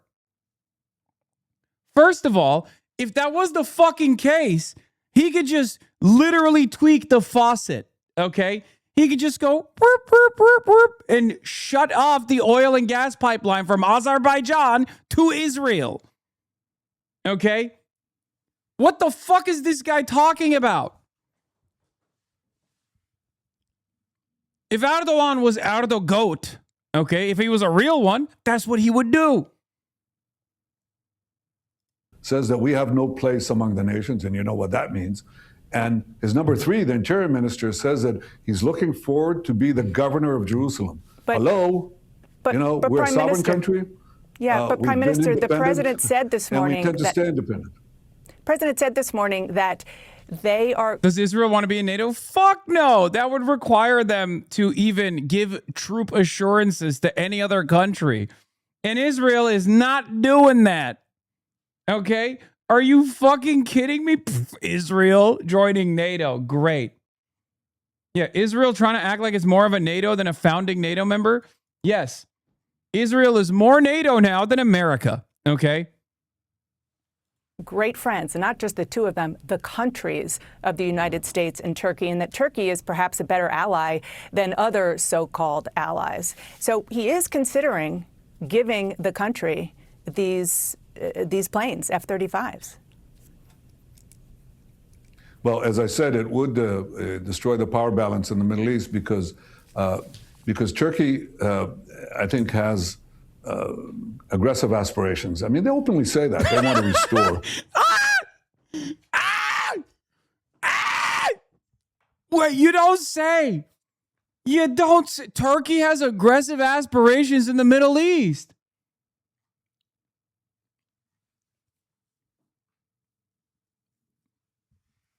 Dude, literally any other country leader says this, and there is a valid point, okay? Any other country. Fuck it. Iran says this, and I'm like, okay, not wrong. Israel is the one country that doesn't get to make that argument. Okay? You are the one country that does not get to make this argument. Oh, Turkey is far too belligerent and far too aggressive in its aspirations in the Middle East. That's incredible, dude.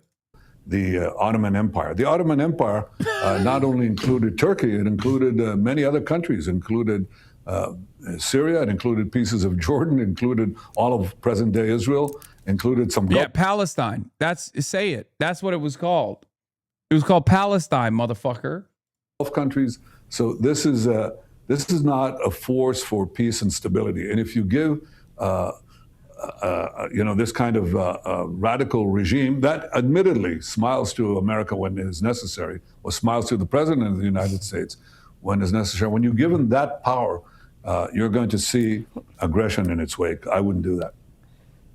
Prime Minister Netanyahu, the conversation that the president is having with Turkey today is just the latest in moves that he has made that are not making you happy. He obviously imposed ceasefires in Gaza, in Lebanon, on Iran. He made you turn fighters back from attacking Iran last summer.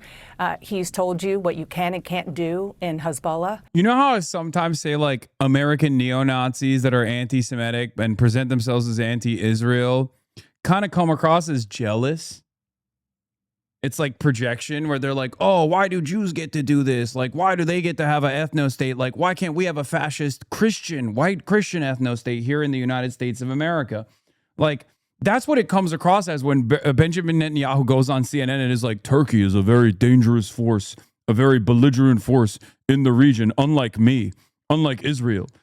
And it's like, and Turkey does present a destabilizing factor at the behest of American investment and at the behest of American interest in the region, as it's, done time and time again. However, Turkey also has its own regional ambitions, right? Erdogan, one of his only qualities that even his critics will at least recognize as sound, because they also operate out of a nationalistic framework. That is the fact that he has maneuvered around the regional ambitions of Turkey and has been able to utilize the leverage that it gains against Europe over and over again, the leverage that it has with the United States of America over and over again. The problem from the Israeli perspective here is that is making Turkey an irreplaceable force in the region, and Israel doesn't like that. Israel doesn't like the competition that Turkey represents for America. The difference between Israel and Turkey, however, is that Turkey has the second largest. Turkey, one, has a massive defense industry, and that massive defense industry has actually played a major role in Ukraine, for example, with the Bayraktar drones. But then besides that, Turkey also has the second largest standing military in NATO. And Turkey deploys that standing military. Turkey also trains other troops as well, on top of deploying that military both in the region and potentially anywhere around the world. Israel doesn't have that. Israel does not have that ambition. Israel will never put Israeli troops in the line of fire if it's not something that is related to the greater Israel project. This is what makes Turkey a client state that is technically more valuable than Israel, which is precisely the reason why Benjamin Netanyahu is chirping here. Okay? Who is calling the shots for Israel? I think there's a wide misperception of everything you said, because a lot of these things, some of them were not true, and some of them were agreed in advance. And some of it, yes, we had occasional disagreements. Look, he is the president of the United States. He does what is good for the United States. I'm the prime minister of Israel. I do what is important for what is good for Israel. And most of the time, these things are identical.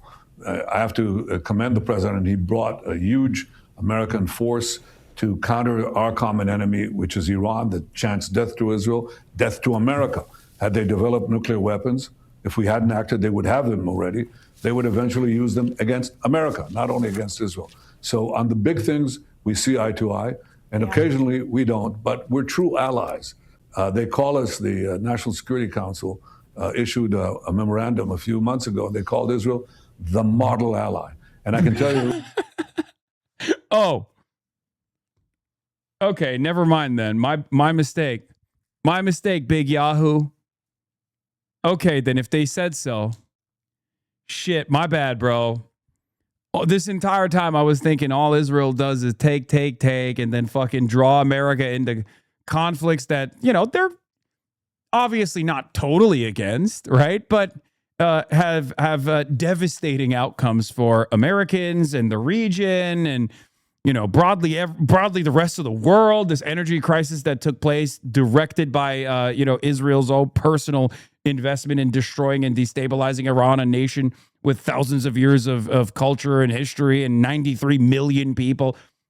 You know, all of that, my mistake. I thought all of that was actually at odds with any sort of greater American project. It turns out I was wrong, because, you know, they said the National Security Council issued a memorandum. The National Security Council issued a memorandum, Dana. Don't you understand? The National Security Council issued a memorandum that said Israel number one. Fuck. Yeah, you would be dead wrong. Never think that again. Exactly. It's cool though. It's cool. It's wonderful. I love to see the truth get mentioned on CNN. Fantastic. Thank you, sir. Thank you for clarifying. A memorandum a few. My mom said I'm the most handsomest boy. Months ago, they called Israel the model ally. And I can tell you that even allies can have their differences, but I think America has no greater ally in the world than Israel, and Israel has no greater ally than the United States. Yeah. And I say that with complete recognition of the fact that we sometimes see things a bit differently. It's natural. You're a big country, you're far away. We're a small country, beleaguered and close to these regimes that want to destroy us. I want to talk specifically about Iran for a moment, sir. President Trump said the memorandum of understanding with Iran is probably an unconditional. There's something really funny about Benjamin Netanyahu's two competing interests every time he does a non-contentious interview like this one that might offer slight criticism coming from the base, Americans broadly, or maybe even at times like J.D. Vance, right? On the one hand, he has to sit there and be the reliable puppy, right? The attack dog turned into a puppy because he's on American television. He has to present himself a certain way. But also on the other hand, he is chock full of supremacist values. And therefore, he wants to say what he truly thinks, which is, how dare you ask me such a fucking question? I am the most important figure in American politics. Israel is the most important country on the planet. And you kind of see the cogs turning in his head whenever they ask him a question where, like, they'll be like, so what do you think about J.D. Vance saying that the rest of the world has actually dropped their support for Israel? And he has to just sit there and be like, well, India supports us. What do you have to say to that? India's a big country. surrender. But the specific question is, under this MOU, the United States terminates all types of sanctions against Iran. Is this a failure for your country, for Israel? Look, I think it's too early to say what will happen. The president believes that he can stop Iran's nuclear program, which is a nuclear program to create atomic bombs. He believes that he can do this through negotiations. Do you? And various pressures.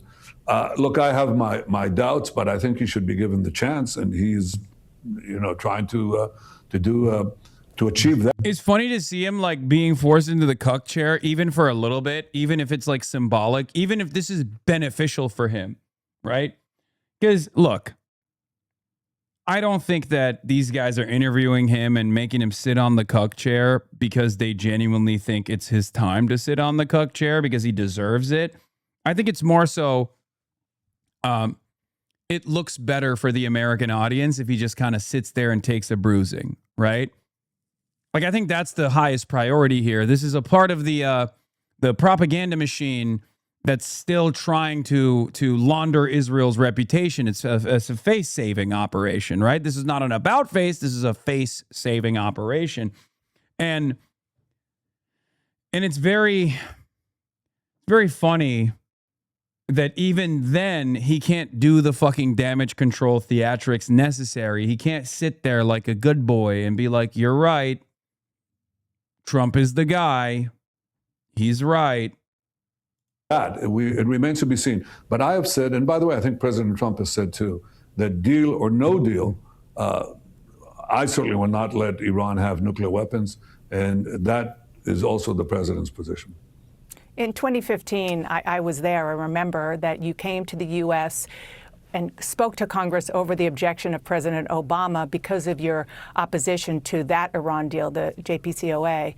You specifically mentioned the deal's sanction relief in that speech. What's different about now? I think Iran, look, our combined action, the U.S. and Israeli action today destroyed, I think the lowest estimates are $400 billion of the regime's infrastructure. And some say as much as $750 billion or even $1 trillion. So I think what is being discussed now are very small numbers. Admittedly, any number is a high number as far as countries like Israel and others see it. But it is not. It's not going to allow Iran to reestablish itself. The question remains: at the end of the negotiations, if there's a deal struck, then you have to see, does the deal actually meet the main goals? The most important one being ending Iran's nuclear program, taking out the enriched material, dismantling the enrichment sites. And there are other things that have to do with proxy warfare and ballistic missiles. If it achieves that, then yes, Iran will get sanctions relief, and that would help the regime resuscitate itself. But I don't see that happening yet. And I hope that the president will do exactly as he promised to do, to make sure that Iran does not have a nuclear weapons program. The issue of supporting Israel as a Jewish state and just U.S. support for Israel overall, they have become a central issue in American politics, really a litmus test right now in Democratic primaries here in the U.S. I want you to listen to how the mayor of New York City responded when he was asked if he supports Israel as a Jewish state. I've said time and again that I support. Oh, shit. Oh, brother. Well, I guess it's important to ask the real president about the only country that matters. The perspective of the fake and phony mayor of New York City. Who gives a shit? You know?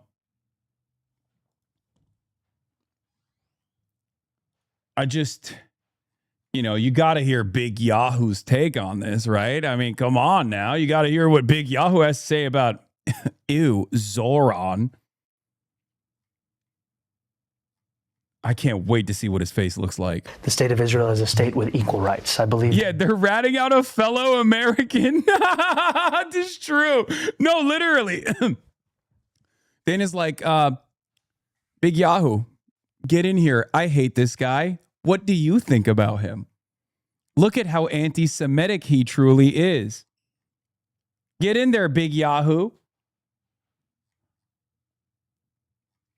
That any state that preferences... But as a Jewish state is the question. I think any state that privileges one religion over the other is one that I can't tell you I support, whether it be Israel or Saudi Arabia or anywhere else. And a lot of that comes back to a fundamental belief that we should all be considered equal. No. Okay, let's see here. I'm gonna tell you what he's gonna say. Oh, we don't privilege Jewish people over the 2 million Palestinian, or no, he won't say Palestinians. 2 million Arabs. Pejorative. Okay. And that what about the 50 Muslim supremacist states that exist right now, except for little old Israel? Israel is a small nation, a tiny nation. Israel has an Arab, pejorative, on the Supreme Court.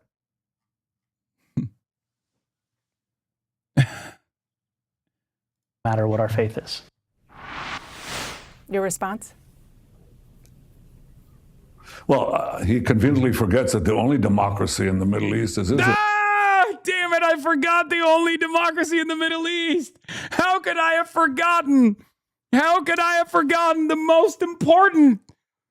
The most important. I said tiny nation, but I forgot. I forgot the most important democracy. 20% of our citizens are, in fact, Muslims. They're not Arabs, but they sit on the Supreme Court. They're in the Knesset, our parliament. They share every walk of life. That's the only place in the Middle East where you actually have this equality that he's talking about.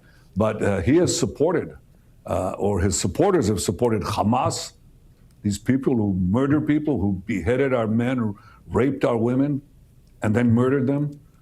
Burned babies alive and so on. He said, the river to the sea, he supports them. This is not mere cynicism. I mean, it's ridiculous. It's absurd. Wait, is he saying... Uh-oh. He's saying Zora Mamdani is Hamas. Uh-oh. Oh, brother. Big Yahoo's flustered right now. I mean, he is pissed. Yeah, you would think that any reputable journalist would be embarrassed to give this man airtime to blatantly lie to their audience, but I guess Dana Bash on CNN is okay with it.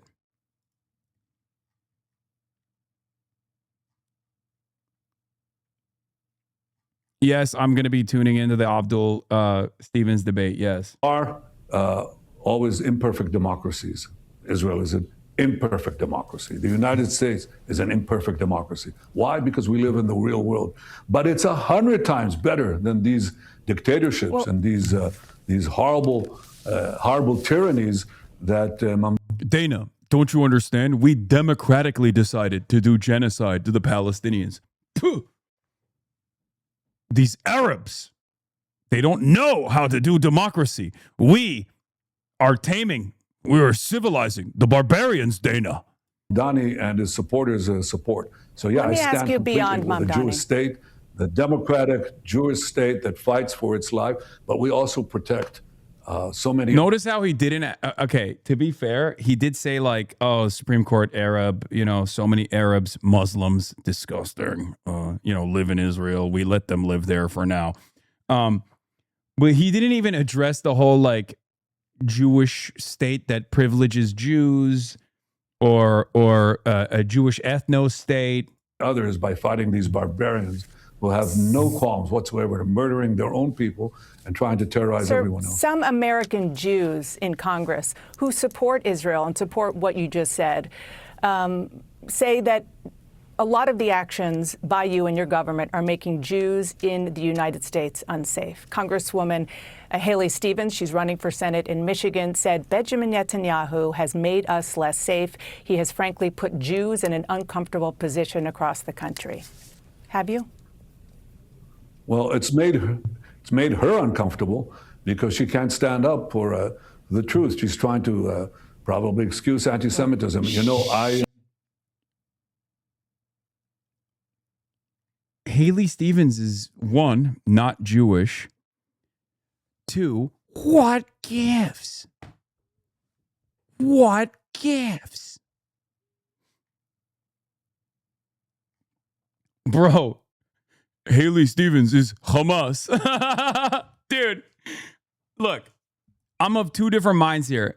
On the one hand, I think this is a way to try to boost maybe Stevens' credibility as like an Israel critic in a race that I know they are paying close attention to. The idea that Benjamin Netanyahu doesn't know the like maiden name of Abdul's parents and the name of the dog that Abdul had when he was in 5th grade is ridiculous. He knows all of that shit, okay? The level of involvement that Israel has in American elections, especially one that is as pivotal, where there will be an Israel critic going to Senate, okay?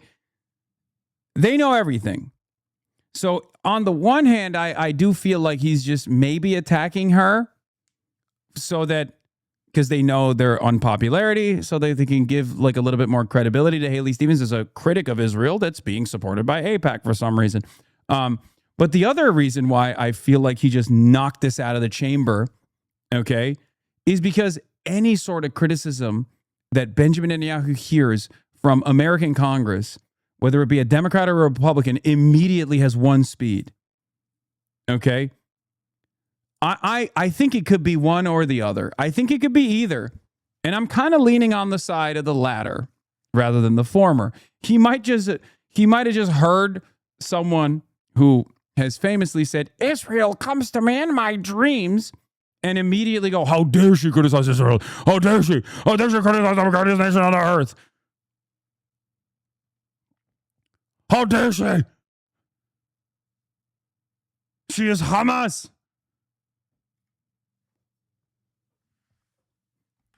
She is Hamas. We will do away with all of our critics on American soil. She's not. She's, I just want to explain, she's somebody who supports Israel. She supports funding Israel, which is diminishing big time among Democrats and even some Republicans in the United States Congress. Well, let me.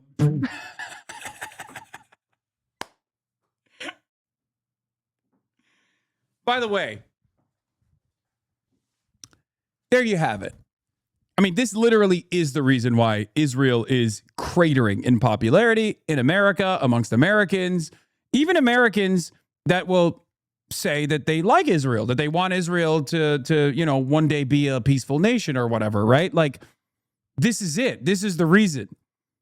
Because he straight up hears someone who is like an ultra-Zionist and hears that like Netanyahu is making things harder to defend Israel and to defend unconditional aid to Israel.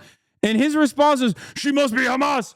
She must be Hamas. Who's funding her? Qatar? Qatar is funding her. It's Hamas. It's like, no, sir, you're funding her. Actually, you're funding her campaign to the tune of $34 billion. AIPAC has done that. Hamas. AIPAC is Hamas. Like, the minuscule, tiny, marginal, like unbelievably small criticism of Benjamin Netanyahu is met with this kind of friendly fire.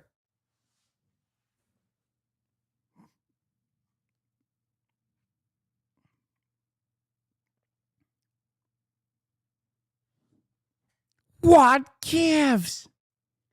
Matty Maroon is Trump's biggest donor. Benjamin Netanyahu is Trump's biggest donor. What gives? Let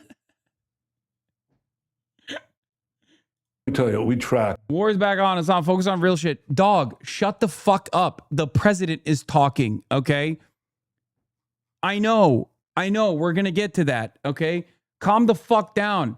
You can bust your situation monitoring nut in a little bit, okay? Wait like 5 fucking minutes.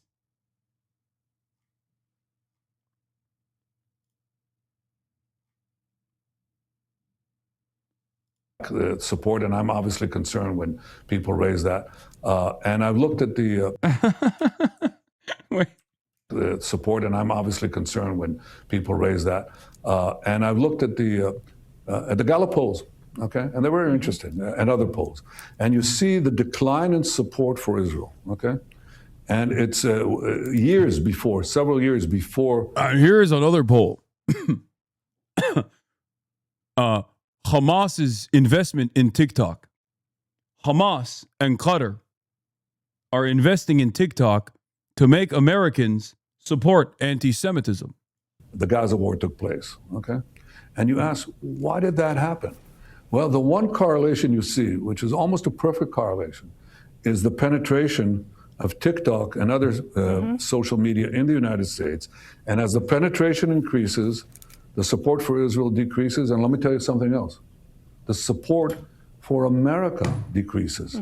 The number of people who say they're not proud to be Americans is just correlation. So I think that what has happened here is that there are several countries and organizations that have penetrated the social media, have used them by putting in bot farms and other things to stop giving the president no's. I just know my president, man. I know my big Yahoo, my big beautiful president, the real president. Okay, I know him. I know what he's gonna say before he says it. Okay, call me the doctorate of Hosber. What the fuck? Oh, there it is. I got a doctorate in Hosborough. Especially directed at young Remember when I said I got a doctorate in racism? A PhD in racism? What do you think? What do you think the specialty was? What's racist? What's more racist than fucking Zionist Hosborough? All right, we got another hype train. We failed to carry the flame earlier today. Maybe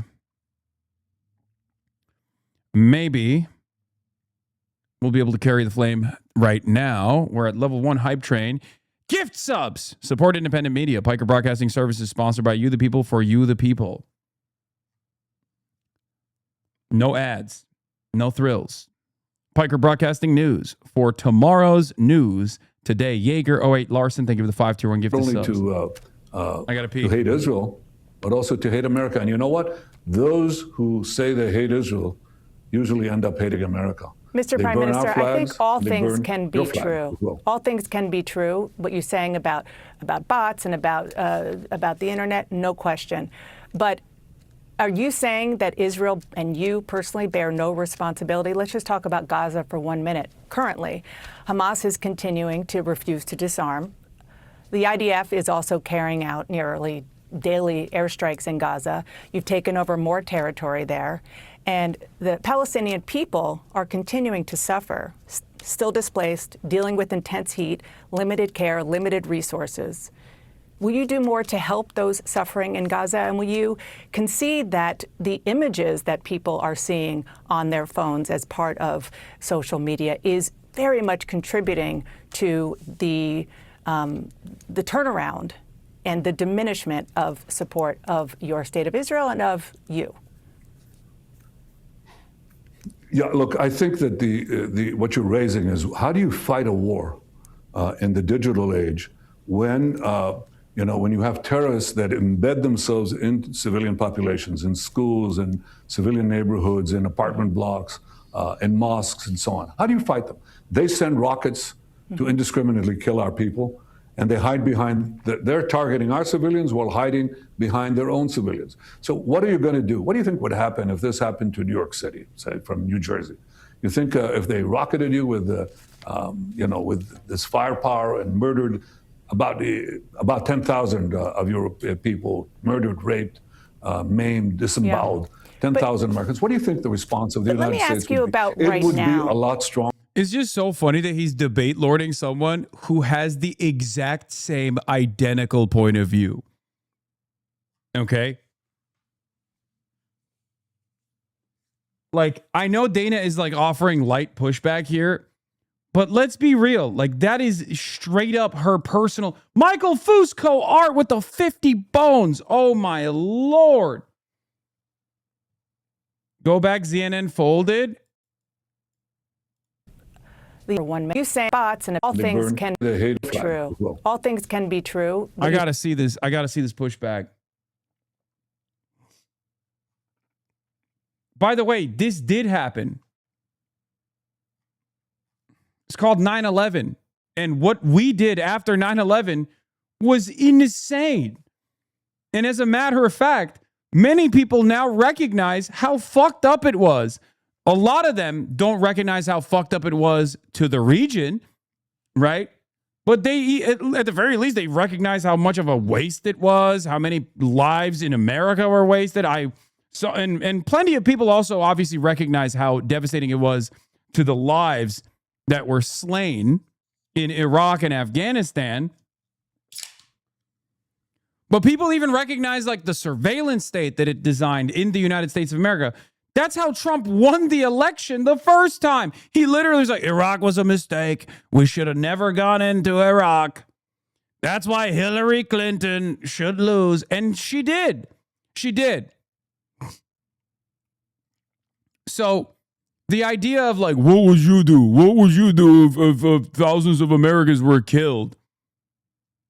Like, we're living in it, big dog. This shit sucks. Okay, level 5 hype train, 3 minutes remaining, ladies and gentlemen. Saying about bots and about the internet, no question. But are you saying? It's just so funny because, again, Dana agrees with him. It is bots, right? Paladiate, thank you for the 20 gifted subs. That Israel and you personally bear no responsibility. Let's just talk about Gaza for 1 minute. Currently, Hamas is continuing to refuse to disarm. The IDF is also carrying out nearly daily airstrikes in Gaza. You've taken over more territory there. And the Palestinian people are continuing to suffer, still displaced, dealing with intense heat, Level limited 6 hype care, train, limited Mississippi, thank you for the 5. Will you do more to help those? Mate, feed, art. With the 50 bones, god damn.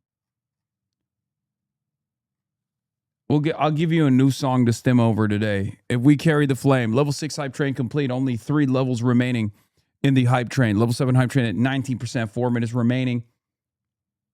We'll carry the flame with a new one today. Okay. Again, like I said, it's straight up everything. Everything that Benjamin Netanyahu is saying. Everything that Benjamin Netanyahu is saying, Dana Bash agrees with, right? She agrees with it. And even then, she's like, but don't you think that you're drawing a lot of fucking aggro here for your actions and the way you carry yourself? And he's like, no. Suffering in Gaza, and will you concede that the images that people are seeing on their phones as part of social media is very much contributing to the turnaround and the diminishment of support of your state of Israel and of you? Yeah, look, I think that the what you're raising is level how do you fight 50 a war hype train, level in 7. the digital age when mythical moderate, when you have terrorists that embed themselves in civilian populations, in schools, in civilian neighborhoods, in apartment blocks, in mosques, and so on. How do you fight them? They send rockets to indiscriminately kill our people, and they hide behind their yeah, and then we heard this already. I already explained it. Of your response of the But United States. let me ask you about it right would now. be a lot stronger than ours. Yeah. But I'm going to say right now, but I think Go it's ahead. important. I think it's important. We have taken unbelievable measures in order to avoid civilian casualties. You know, we send millions of phone calls to the people, millions of text messages and so on. Please leave this neighborhood because we're going to But sir, try there's to supposed to eradicate be a Hamas. ceasefire And right now. Hamas. No, I'm like, you can't even follow through. Oh, God. It's just like, okay, this is Dana Bash saying these things is a sign that the times have shifted dramatically. Okay. A great way to break Chowder's parent Zionist brain rot. Simply ask what other prime ministers of another whole ass foreign country gets this much screen time in mainstream media. Yeah. Yeah. Like if Iran deployed flyers in Tel Aviv, would it be okay if they fucking reduced it to rubble? Of course not. No one. Would it be okay? Would it be okay if Osama bin Laden was like, oh yeah, we're gonna strike on 9/11, we're gonna strike the World Trade Center? Would that make it any better? No, of course not. It's fucking ridiculous. Fucking ridiculous. Level 7 hype train. 1 minute and 46 seconds remaining.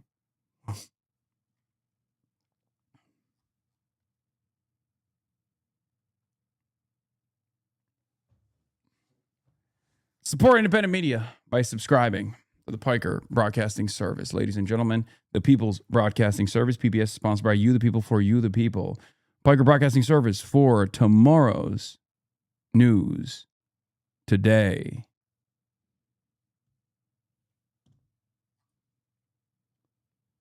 Yes, we're going to talk about the U.S. strikes on Iran. I know. While this conversation is taking place, America is already prioritizing or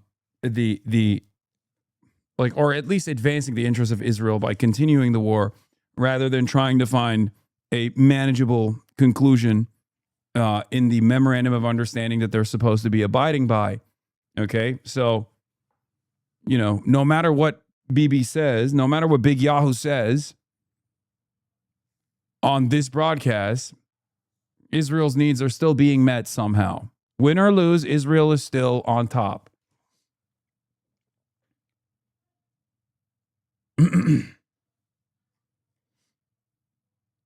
Operation Epstein's Fury seemingly has unpaused.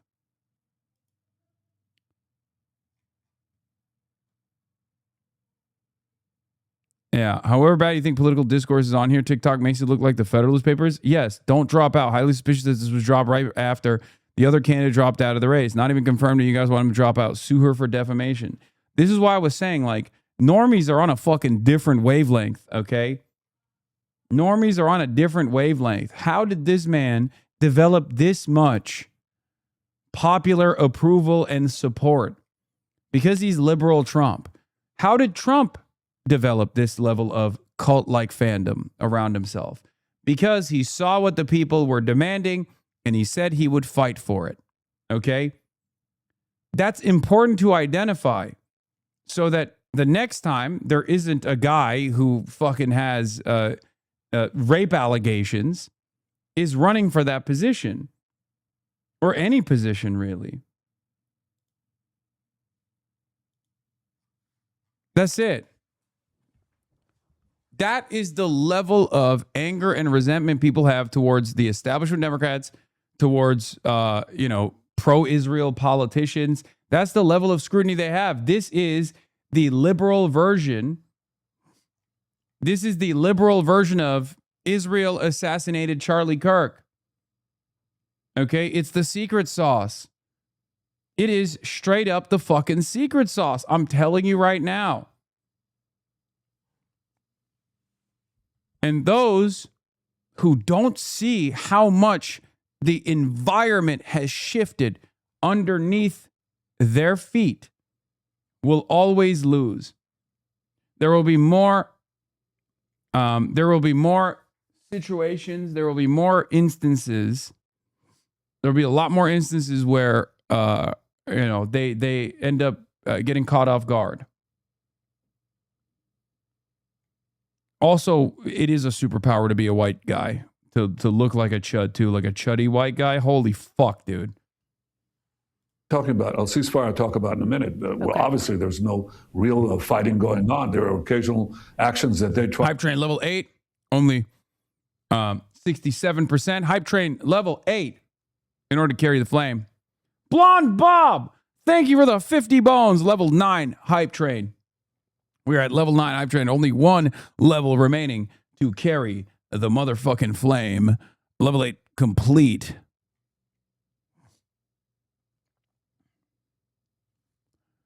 Level 9 hype train at 11%. Try to do against us and we do against them, but it's not the kind of broad warfare that we had before. Everybody understands that. But I still come back to this point, Dana, and I insist on it because people say, Israel, how dare you? How come civilians are killed? Because Hamas did not let the civilians leave. And when they try to leave... Mate feed art with another 50 bones. We're at 53% at level 9 hype train. I love that you basically don't listen to any music except Carry the Flame because I carry the flame. A lot of you don't. Okay? A lot of you can't. A lot of you don't.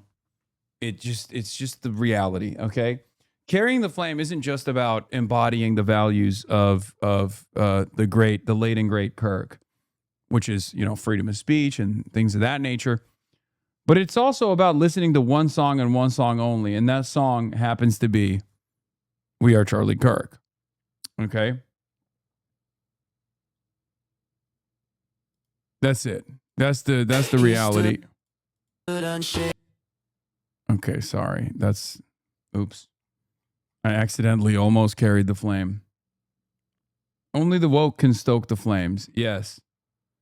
Michael Fusco Art with 100 bones. And that's it. There goes it. Phoenix Emoji, thank you for the 20 gifted subs. A voice in the storm, a man of conviction, a heart reborn.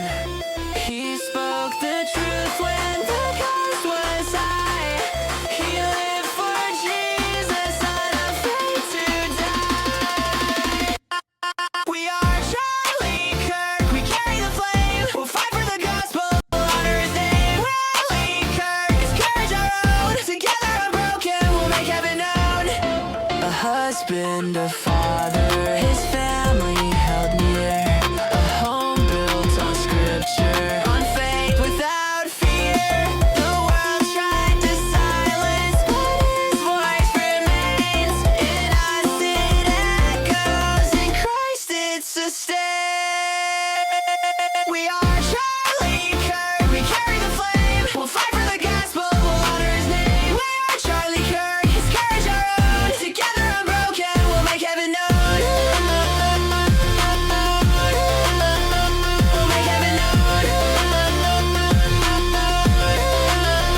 We'll make heaven known. The battle is raging, the darkness will fall. We rise with his spirit, we answer the call. The truth is eternal, the cross is our guide. With God as our captain, we march side by side.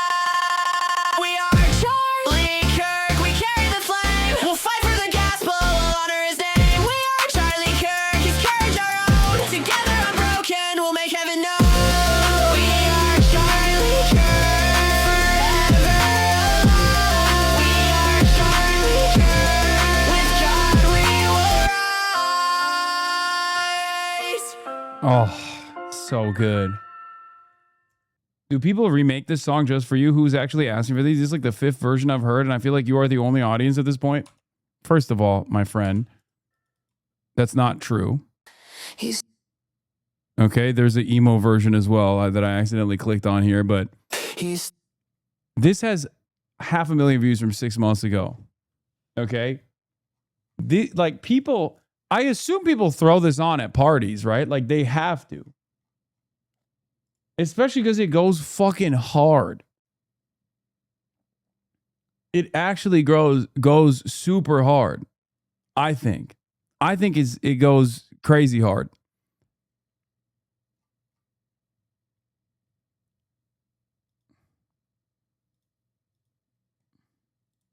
At our behest, they would shoot them. They would actually kill their own people in order to keep them in a place where they would be injured by us. So when you have this cynicism and this horror, you don't support the terrorists.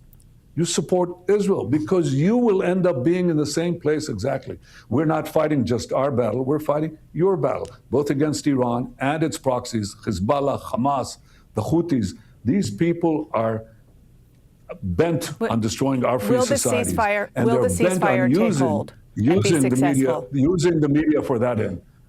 Well, look, it depends. Every time they try to kill our people, make a move on our people, obviously we act. But I think that the most Abdullah Sayed, Haley Stevens debate is going to happen in an hour. Important thing is the disarmament factor in the agreement, the 20-point agreement that President Trump put forward. And the most important one is that Hamas has to disarm and Gaza has to be demilitarized. You know, it's going to happen one way or the other. I prefer that it would happen without the need for the use of force and the need for our use of force, because because now I've been to war. You know, I served 5 years in a special unit. My brother died while saving hostages in Entebbe. I had an 18-year-old fellow soldier die in my arms. That's not something that you forget. And I saw the grief of my parents and the grief of so many others. So I would prefer, if we could avoid the renewal of open combat, yes, I would prefer that. If we could achieve our aims of eliminating the Hamas threat from Gaza with other means, by all means. I know we're almost out of time, but I really do want to ask one final question about what's going on the West Bank. Violent attacks by Israeli settlers against Palestinians. Over the weekend, Israeli settlers in the West Bank raided and set fire to a restaurant. We have some photos that we're showing. I know, and I've heard you say these are just thugs. But my question is, if they're just thugs, why won't or can't you stop them? Well, we do actually. It's about 100. It's actually 150 or so. What you would call juvenile delinquents. They're not, by the way, from the settler community. They're overwhelmingly upstanding citizens. They serve in the army. They're law-abiding, and unfortunately, they're attacked by Palestinian terrorists on the roads. They massacre families. So there is. It's not that. Dude, I'm sorry. That's fucking insane, man. That is so nasty. And I know for a fact, here's the thing, okay? If there was ever an opportunity where Dana would interview someone like myself, an American citizen who has violated no laws, right? Who simply has a difference in opinion with Dana, she would be a million times more critical in that interview, okay? Than the one that she's currently giving to a fucking out and about war criminal. That's what's so messed up about the standards in mainstream media. Okay?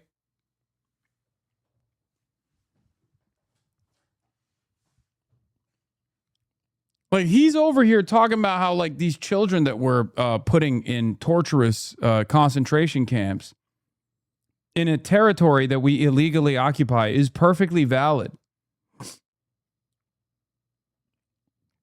Saying all the settler violence is done by 150 juvenile delinquents who aren't even from the settlements is one of the stupidest defenses I've ever heard. That's the best you could come up with. Did the Hasbara budget run out? Yeah. Here's the thing. This is the answer that you give when you're not even expected to answer any questions. Okay? That's the problem. That's the problem. Like, he is annoyed that he has to even entertain a response, right? It's like, what do you mean you're asking me this fucking question? What kind of bullshit is this? Community. It is actually 150 or so kids, teenagers usually, who are brought into. But you're the the Israeli government. You should be able to stop them, particularly given how much of an impact this is having globally on seeing this happen in these images. You're absolutely right that this is blown up beyond belief and causes a lot of damage. I think it's wrong on its own account. I don't want and don't accept vigilantism, and I don't care if it comes from Arabs or Jews. Our citizens cannot practice violence against anyone. If we have to apply force, it's the law and order, it's the police and the military that has to do that, and therefore we take actions among them. But it's precisely because it's such a tightly knit group that acts according to, they try to skirt the law. And when we bring them to the courts, our courts are very lenient. I don't know why, maybe because they're young. And I've said that we have to challenge that. And I will not, I don't accept it. But I want to put that in perspective. It's not the settler community, because the settler community condemns them. It's not the people. Okay, dude.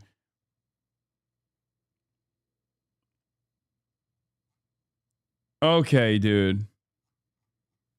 Yeah, no, definitely. It's not the settlers. It's not the big, beautiful settlers. Not the settlers. I mean, this is... I like that we've moved the goalpost to, like, the settlers are good too, actually.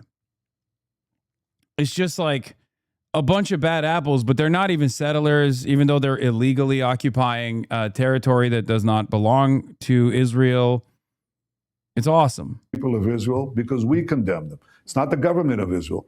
It's a I would say a violation of basic norms of our country. We don't accept it. I don't accept it. Okay, and I do have to let you go, but you are committed, for example, to going after and bringing justice to and for the family of Palestinian American Save Musalet, who was beaten to death last year? I'm not sure that I'll look into it, certainly, because you raised it, but I've tried. Oh, because you raised it, Dana. I mean, we kill so many people. We beat them to death all the time, and I defend it all the time vociferously. So I didn't even realize that you knew the name of one. To make sure that, look, every time you have this, you do it. Him even calling that the settler community is interesting. Isn't it supposed to be Judea and Samaria to these guys? Settler implies the international crime aspect of it. Weird that he's conceding on that name. Yeah, I guess he's just like using that to the best of his ability as fast as possible. He's trying to be, he's just doing the thing where he's using that language on purpose. Have real investigations. You know, Israel is a transparent country. You can't hide things. You can't hide crimes in the military. You cannot hide crimes in the police. It doesn't work that way. So whatever is the charge, we'll look at it. Thank you. And we'll take care of it because that's the kind of country we are. Despite the vilifications, unjust vilifications that are thrown at us left and right. We're a real democracy. Israeli Prime Minister Benjamin Netanyahu, thank you for your time. I very much appreciate it. Is this damage control? He wants to get in front of Trump. That's why he's doing it. That's what this is.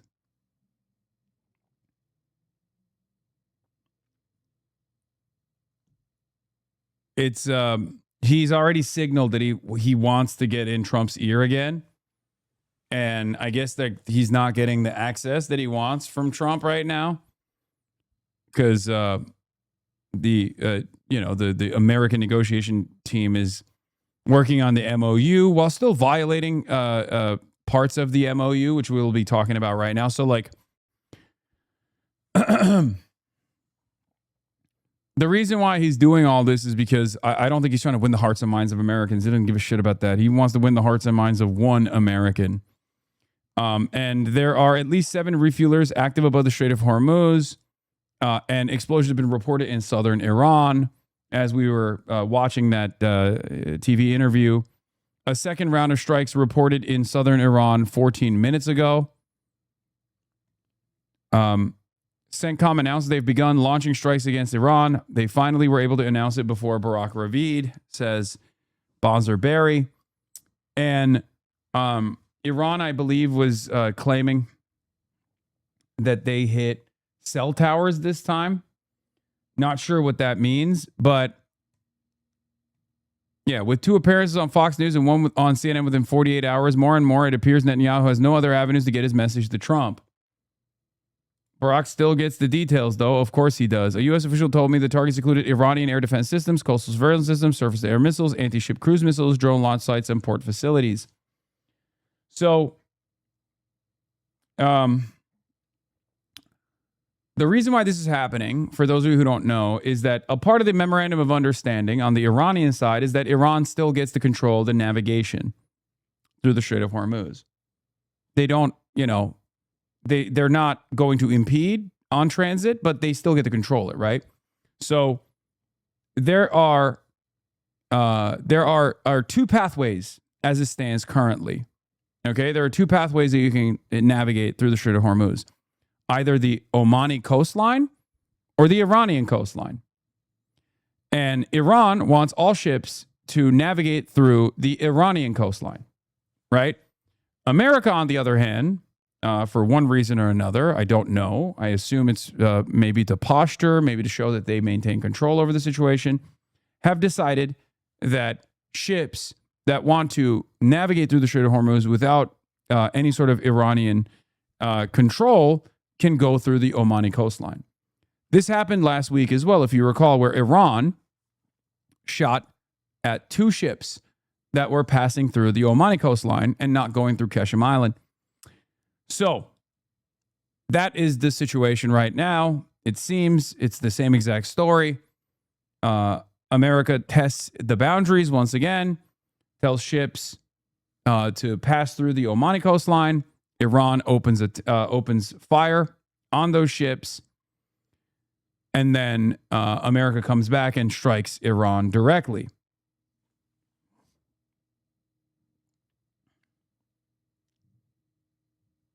My understanding is that Iran is breaking the MOU when it attacks ships that are trying to go through the route approved by Oman, and then the U.S. is breaking it by bombing. Just the same thing every week after markets close. Yeah, this is what happened. This is what happened last week as well. Speaking of rehashing old metas, Donald Trump is also talking about acquiring Greenland again, this time at the NATO summit. But no, I don't think it's a violation for Iran to. It's not. It's a violation for Iran to strike at any ships. But Iran is doing that because they want America to forcibly follow through on the memorandum of understanding, which I believe clearly dictates that the ships have to go through the Iranian coastline and not the Omani coastline. Okay. Can't believe you're this weak. You will gaslight people into claiming you did not support Plattner and will continue. I never said I did not support Plattner in any way, shape, or form. I just said that I did not support Plattner in the same way that I supported actual candidates that I was in the tank for in the way that people are claiming I did. I simply stood by the position that Graham Plattner was a better candidate than, at the time, with the information that we knew at the time, that Graham Plattner was a better candidate than Janet Mills. I did not donate to Graham Plattner. I did not endorse Graham Plattner. I did not push for Graham Plattner. I did, however, push back against ridiculous complaints coming from some people. It's not the main topic at hand, and it feels like you just simply want to, argue with me rather than cover other things that are going on in the world, even though we covered the Graham Plattner situation for the last 3 hours. You are a subscriber or were a subscriber. If you subscribe, you can rewind. I don't think that you care about that, though.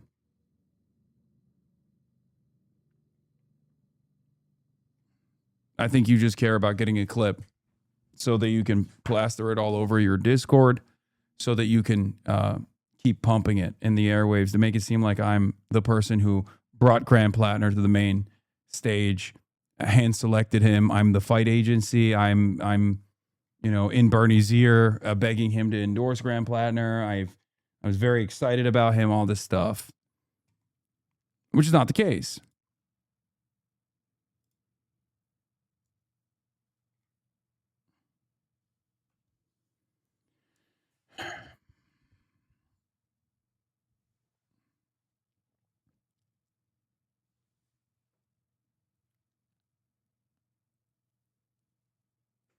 Yeah, I was looking for cool tattoos online, cool Nazi tattoos online, and I landed on Graham Plattner when I was hand selecting my favorite candidate.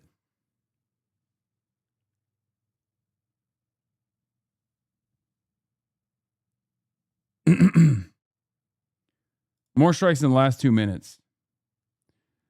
In Shidik and Keshem ports. You platformed him to start with you, and your tweet claimed you did not promote him. So yeah, carry on gaslighting. You platformed him to start with. Dog, I need you guys to understand something really important. Okay? I'm a political commentator. Graham Plattner is running for Senate on a populist, or was running for Senate on a populist slant. Okay? He was the number one talked about story for months on end. Of course I'm going to cover it. But you defended the tattoo law. No, I didn't. As a matter of fact, I did not do that at all. I said it was a major fucking red flag when we first found out about it. Keep going. Oh my God, this is amazing. Okay, if your entertainment is simply having an argument with a Twitch streamer, then you have already positioned yourself as a deeply unserious person. You don't have any investment in anything, really. You just want to fucking... You just want to continue the drama. And it's not even just drama. You just want to continue the idea that, like, I am I am just a bad person, like a bad commentator, bad analyst, bad person in general, immoral, and everyone should hopefully understand that so they don't subscribe to this broader project. And that's what it is. I should stop getting one guide. That's what I should do. Did you defend his service in the U.S. military, as others claim? I have a broad standard across the board for veterans. I do not immediately and reflexively assume that a veteran is a rapacious, baby-killing monster. That's a consistent position.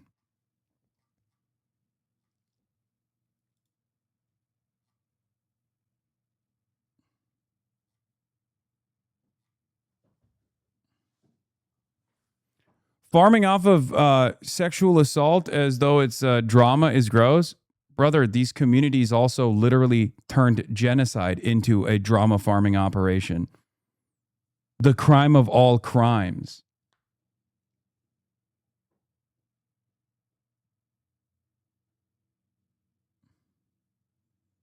So this is expected. This is not unexpected.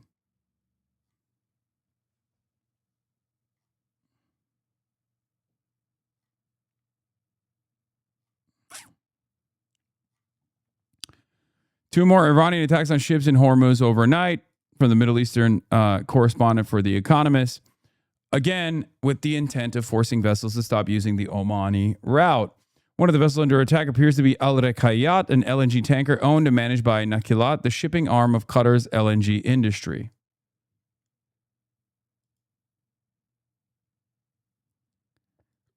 Zachary Cohen on CNN says a U.S. official tells Zachary Cohen on CNN that the strikes are punishment and not proportional and won't be over for a bit.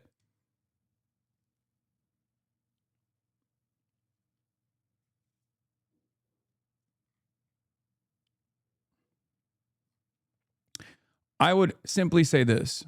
I would urge people to reconsider who they are aligning with. Okay?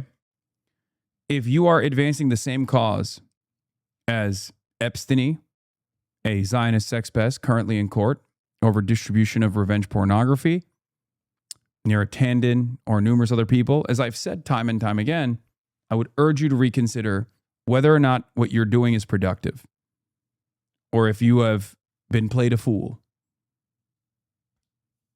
That's it.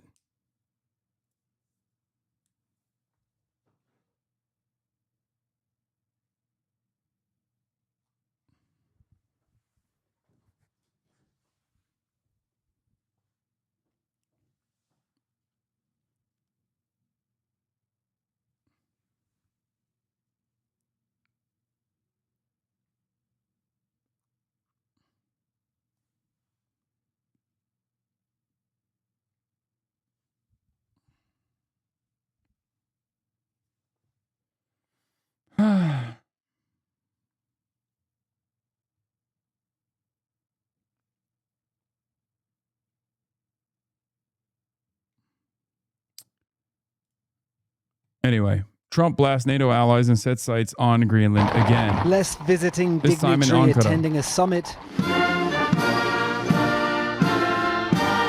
More court of King Donald gracing a grateful alliance with his presence. Turkey put out the bling. President Trump showed his appreciation, announcing he would lift US sanctions on Turkey for buying Russian missiles and is open to selling them billions of dollars of fighter jets. For NATO, though, the near 8-decade-old alliance his nation is a cornerstone of, the tongue-lashing they feared. We helped them, but I'm not sure that they'd be there for us. And Italy turned us down, and Germany turned us down, and France turned us down.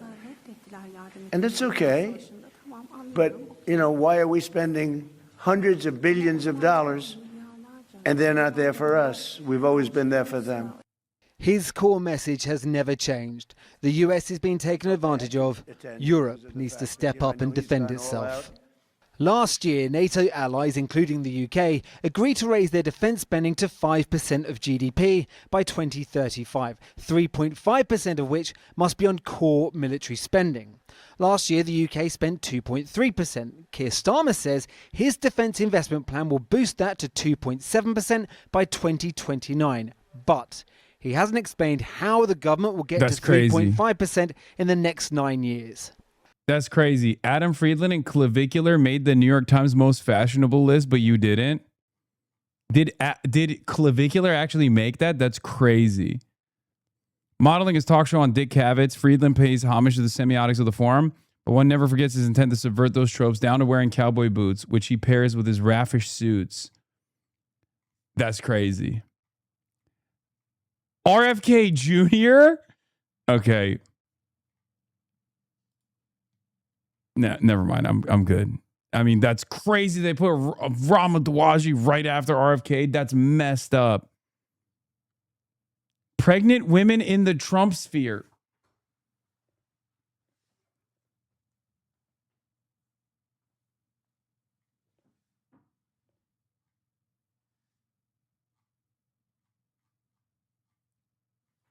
Okay, I feel like this is a bit of a diss because this is okay. Chase Infinity absolutely deserves this.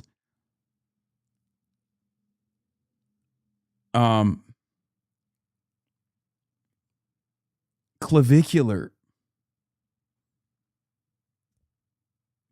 Yeah, this is like a meme list. They put like serious people next to not so serious people, if that makes sense.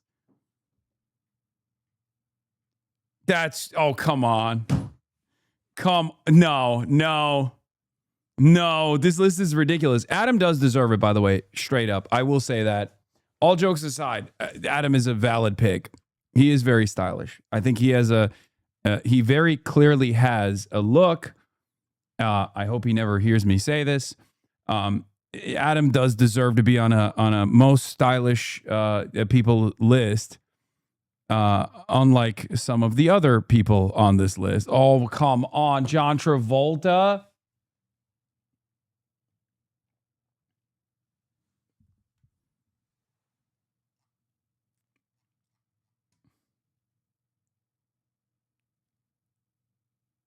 Yeah, bro, Clavicular. Have you ever put on a polo before? Yeah.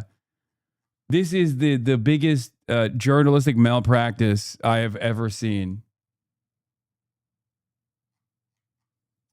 Straight up. It is unacceptable. All right, let's get back to Turkey being at the table, or rather being the table. For European nations, it isn't just about spending more on defence, but shouting about it from the rooftops and making sure that message is heard on the other side of the Atlantic. To meet the challenge, we need a transatlantic defence industrial revolution.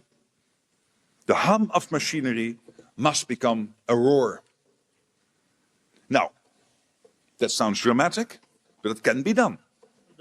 This is a shorter summit. Leaders walking on eggshells, hoping for minimal opportunities for falling out with the US and maximum pledges of support for Ukraine. The most urgent priority? Air defense systems. 50 civilians killed in Kyiv in just the last week alone by Russian missiles. While this war continues, please help us get more air defense missiles. This is our top priority right now. We are capable of doing everything else ourselves. But when it comes to air defense, we need our partners' determination. This is a war on NATO's doorstep. The threat of Russian aggression is real, and for some, the US has merely focused attentions. It is true, it was catalyzed by US, but it's each country's commitment and each country's progress. And whatever the reason, are you happy to see that increase in commitment? We're happy to see that increase in commitment because that enables us to have a better deterrence and defense. Not so long ago, NATO said that all members of the alliance should be prepared for Russia to launch attacks against NATO members by 2030. Is that a fear you live in the shadow of? it is quite clear, and I think it's a common understanding among us, that we need to accelerate those plans. In our case, there are more than 40 cases where we've seen drone incursions into our airspace as a spillover effect from the war at the border. While some are clamoring for cash commitments and missiles, others are clawing for relevance. Leaders sitting down for dinner tonight just hope King Trump will deliver. So much mehtar emotion. It's kind of crazy to see on the main stage. I just, you know. His blessing. Paul McNamara, well, as you heard there, NATO allies are under pressure from President Zelensky as well as President Trump. Our Foreign Affairs correspondent, Porrick O'Brien, joins us now from Kyiv. Porrick.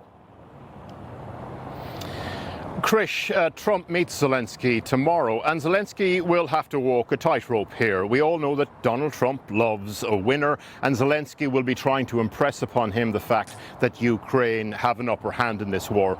Yeah, the problem with that, is Zelensky's victories, and there are some you can point to for sure, like the drone, the peppering of like, the all bets are off drone warfare on oil and gas infrastructure and the ships is giving Zelensky some significant leverage, in my opinion. Okay? The problem is every moment of leverage that Zelensky has is actually hurting Trump's broader goals of normalizing the oil prices around the globe. So anytime Zelensky is actually getting leverage, which he certainly is a moment where you know Donald Trump is probably getting pissed. As far as like allegiances that Russia had, you know, that's been a given, that this has been a lost cause.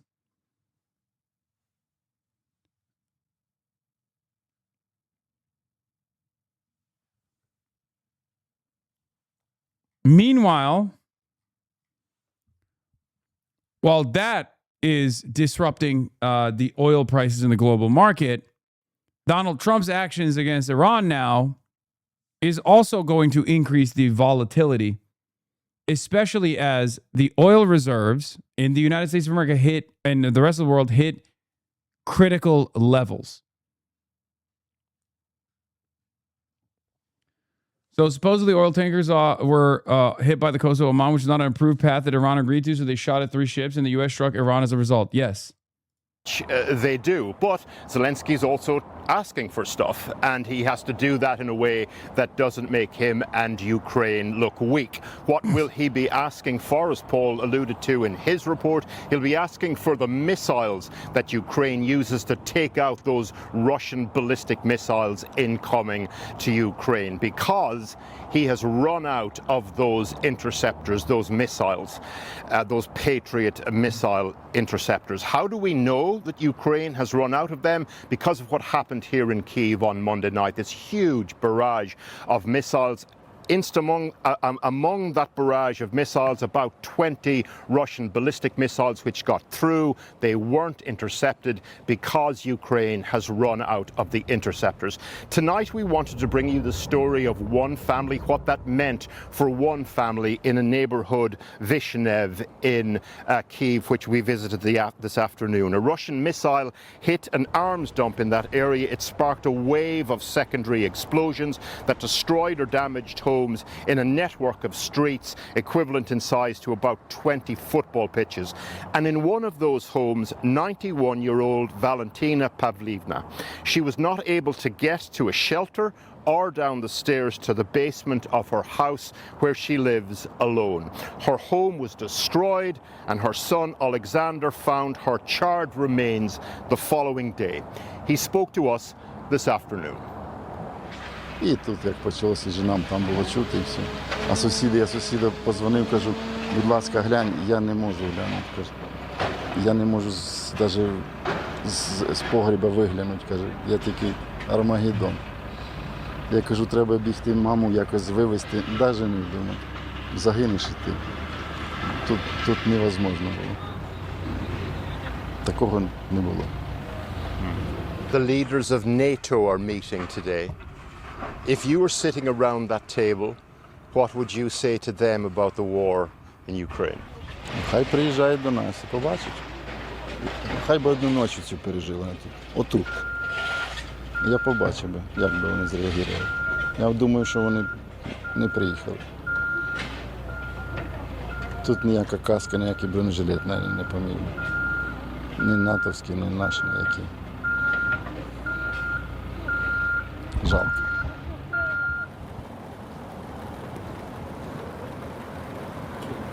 Now that, of course, just one of thousands of stories of civilians who've lost their lives since the full-scale invasion began, and you would hope that those sorts of stories in some way inform the conversation with the suits at the summit. President Trump last night repeated his warnings that the rise of democratic socialists represents... Oh my God.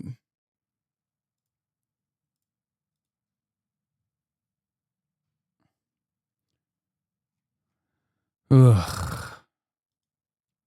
Everything's fucked up. Once it hits 150 million barrels, the SPR might start to physically collapse, as in it will not function properly anymore. It looks to me like it will hit that before the midterms unless they pull back on the releases.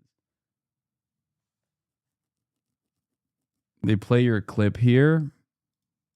A new communist threat to the United States. Some of those far-left candidates are using the term comrades now to describe their supporters.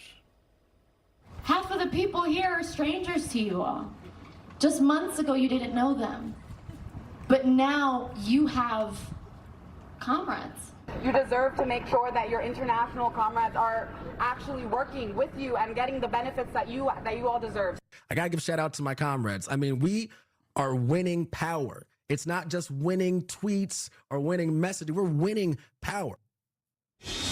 Let's bring in Fox News contributor Richard Fowler. Richard, you're a solid Democrat. You got any comrades out there? I don't have any comrades, I must say, John. Thanks for having me. Happy 4th to you. Happy 4th. Yeah, what's going on? I mean,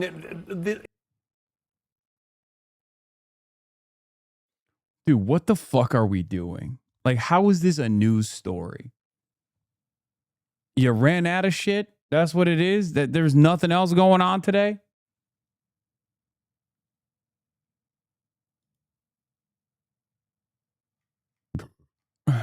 Missouri Democrat congressional candidate Hasan Gray tells Hasan Piker he would force taxpayers to fund gender mutilations and abortions. Hasan, is that your childhood's bedroom? Get a real studio, meathead. I like my studio.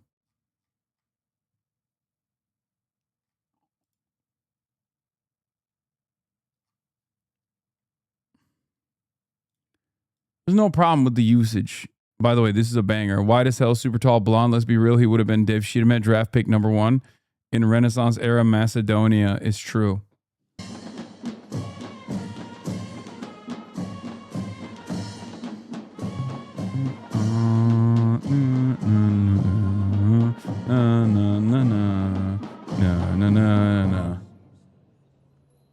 Cedin deden Nesrin baban. Video from Shahid Haqqani port, validated by network, following U.S. airstrikes on the facility near Bandar Abbas in Iran. Whoa. Whoa. It's fucking nuts, dude.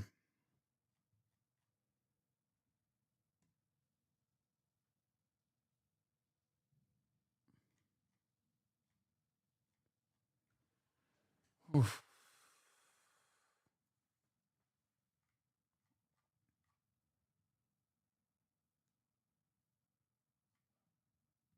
Yeah, CNN already reported that that these are strikes that are meant to be a punishment and will not be over for a while. is this a sort of a talking point among these so-called democratic socialists? Are they trying to get people comfortable with comrades in the vocabulary?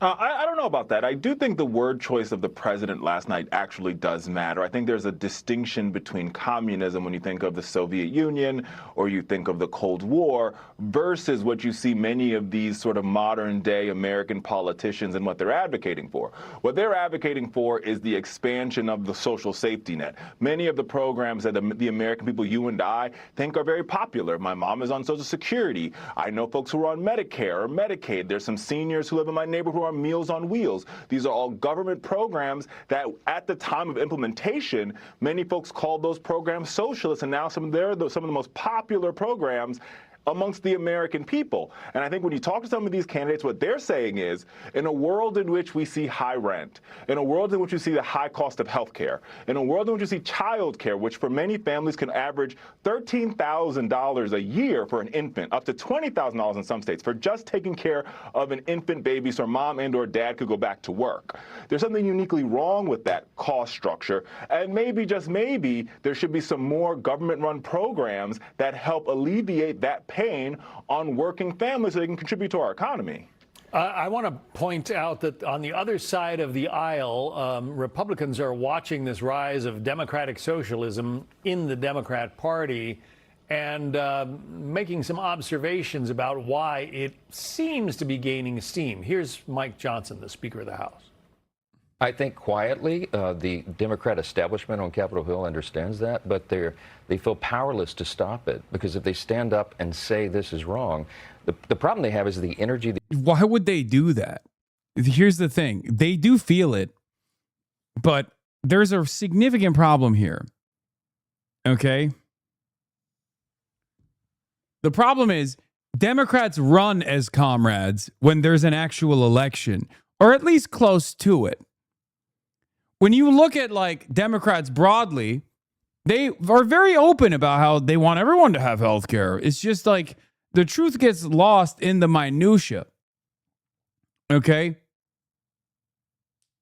That's the problem. So they can't actually turn around and be like, no, we never wanted fucking Medicare for all. Shut the fuck up. We never wanted to hold Israel accountable for its genocide. Shut the fuck up. They can't say that, because if they were to say that, they would give the game away. And then no one would ever trust an establishment Democrat ever again. As a matter of fact, many people have actually arrived at that conclusion that they cannot trust establishment Democrats regardless. That's the problem. And that's also the reason why so many of these quote unquote outsider comrades have gained so much success amongst the base.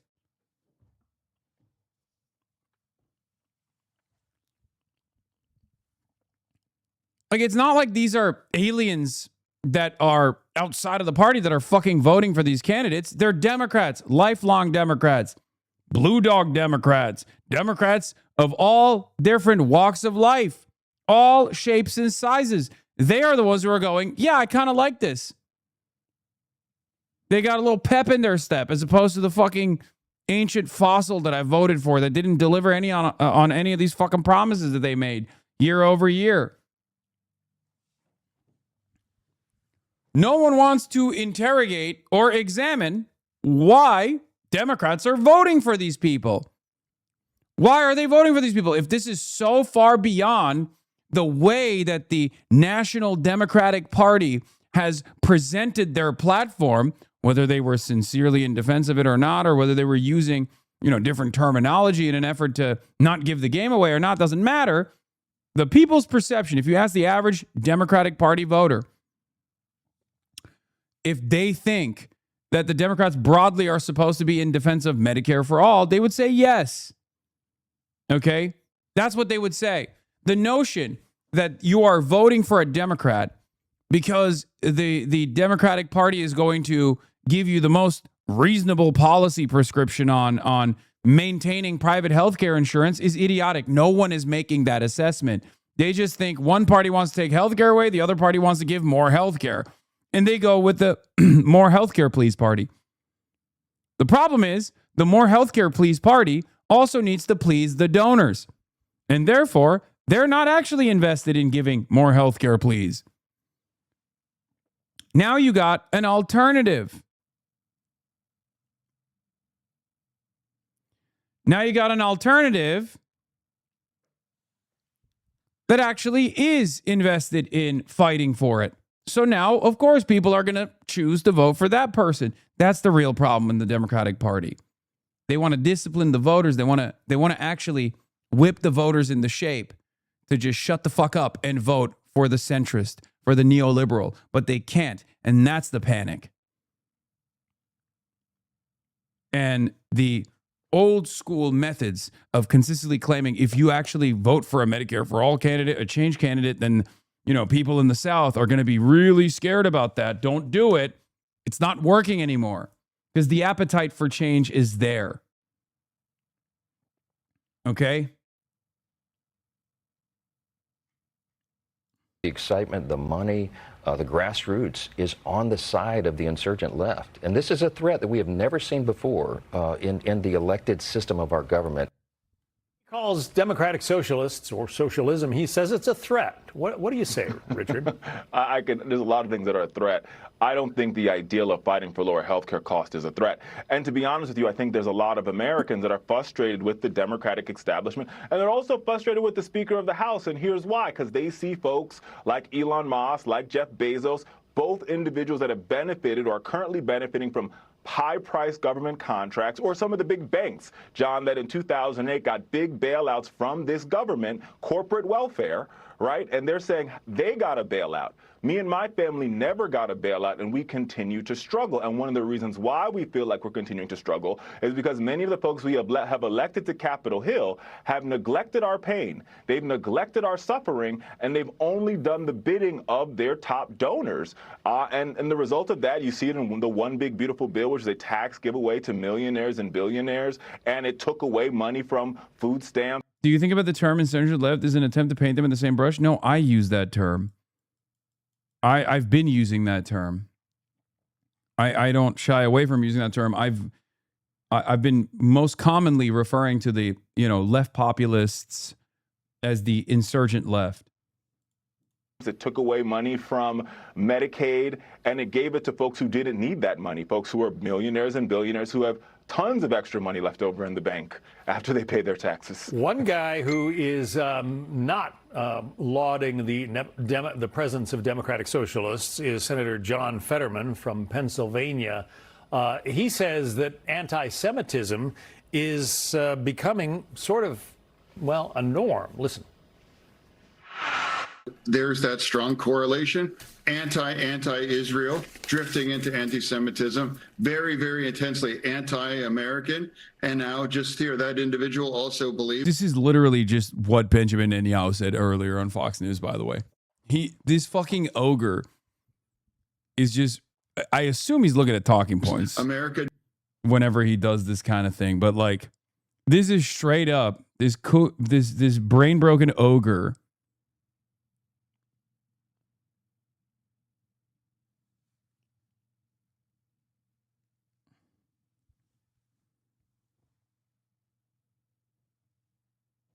He's not looking at talking points he can't read. Okay, he's just trying to remember the talking points then. Deserved 9/11.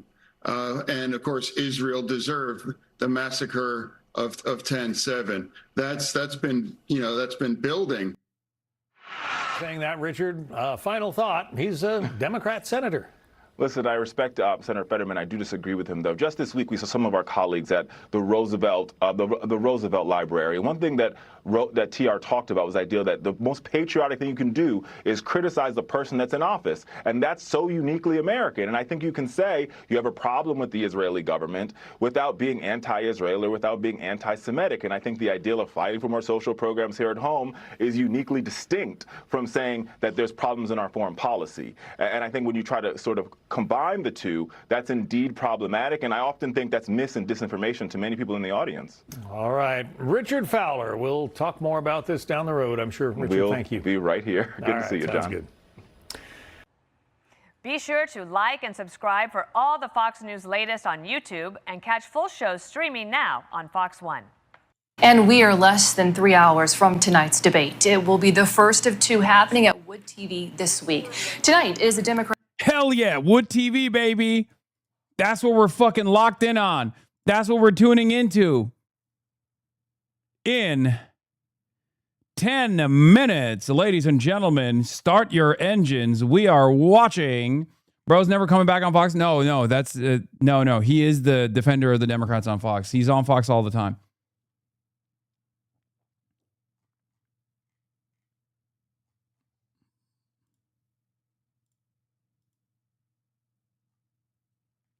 We have a Abdul link, don't we? We have an Abdul fundraiser link, don't we? Like a specific link. We'll pin it. I'm excited to see what Abdul does in a head-to-head matchup, but I'm not gonna lie to you and say that I'm not excited about hearing Haley Stevens. What gives? Abdul, what gives? It's what gives o'clock, ladies and gentlemen. Primary debate for Michigan's open U.S. Senate seat. And Thursday is the debate for the Republican primary for Michigan governor. Political reporter Rick Albin will moderate both debates. He joins us now live in the studio with a preview. Okay, yes. Rick, the big night is here, debate one. Kind of walk us through tonight what we can expect. Well, I think this has become a much more important debate than perhaps we thought it was when we first started booking it, because as you know, Mallory McMorrow, the state senator, dropped out of this Senate race over the weekend, somewhat unexpectedly. So now you have two people, one a more established candidate, one a more progressive candidate, and they will be right here at these podiums. Dr. Abdul El-Sayed will be here. Congresswoman Haley Stevens will be right here. My podium is right back there, and we will be talking to them about the issues that are important to the people of the state of Michigan, including, Amber, questions that you have prepared from our viewers that sent questions to us. So tonight is going to be the night. It's the first night of debate week in Michigan, but it's the night for these two candidates to make their argument to the entire state. We're on the air in Detroit, in Flint, in Traverse City, in Alpena, in Marquette, in Lansing, and of course, right here in West Michigan. I'm an intern for the campaign. Can you please pin this link tonight? I have my link too, intern, for the Abdul campaign. Don't worry, we'll link it. We're gonna link it. Yeah, HP for Abdul El-Sayed 26, AES 26.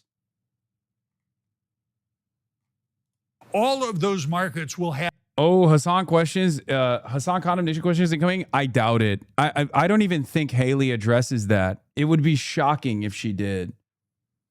I think it's going to be like I don't think Haley Stevens has the charisma to do this, but I think she's going to try to navigate a conversation around a connection between Abdul and Graham Plattner. The advantage that Haley has here as a woman is to, drive home the misogyny allegations somehow, to be like, well, you didn't see what was so wrong with him because you're a misogynist, probably.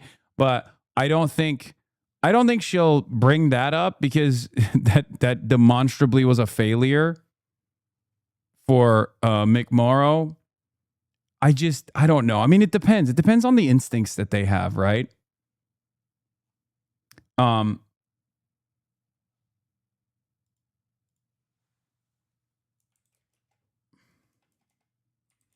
Interesting change.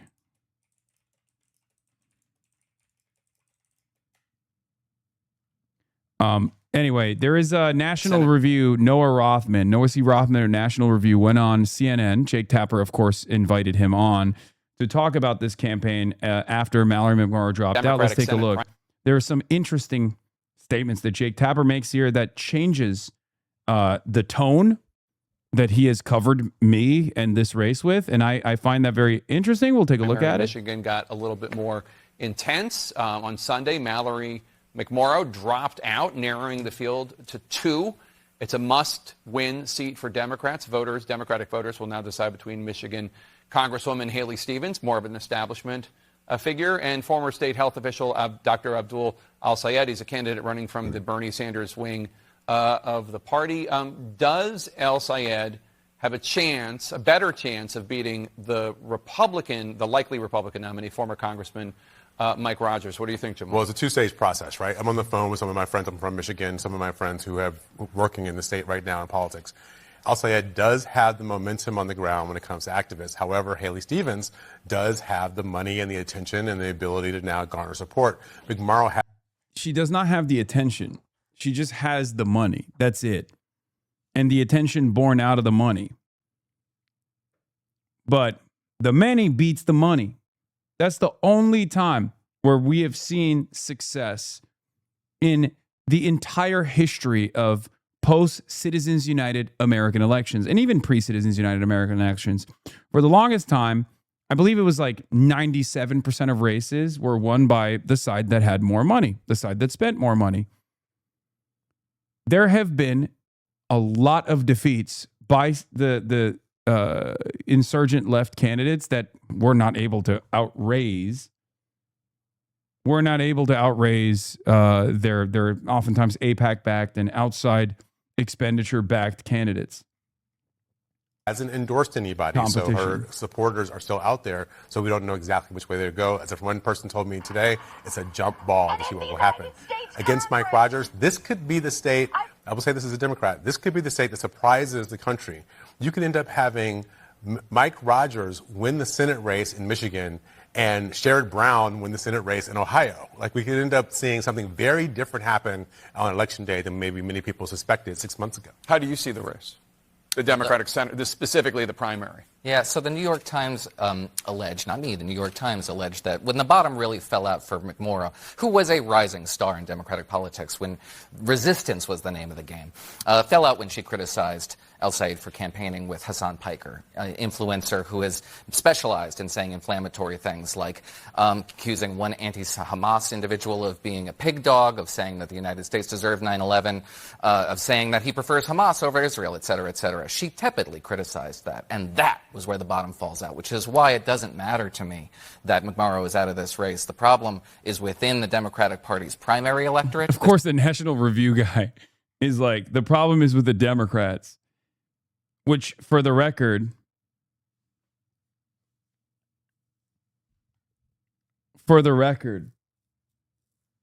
certainly is an opinion that Jake Tapper also agrees with. Okay? If you're mad about the insurgent left, you absolutely maintain this position. Doesn't matter who this position is coming from. Okay?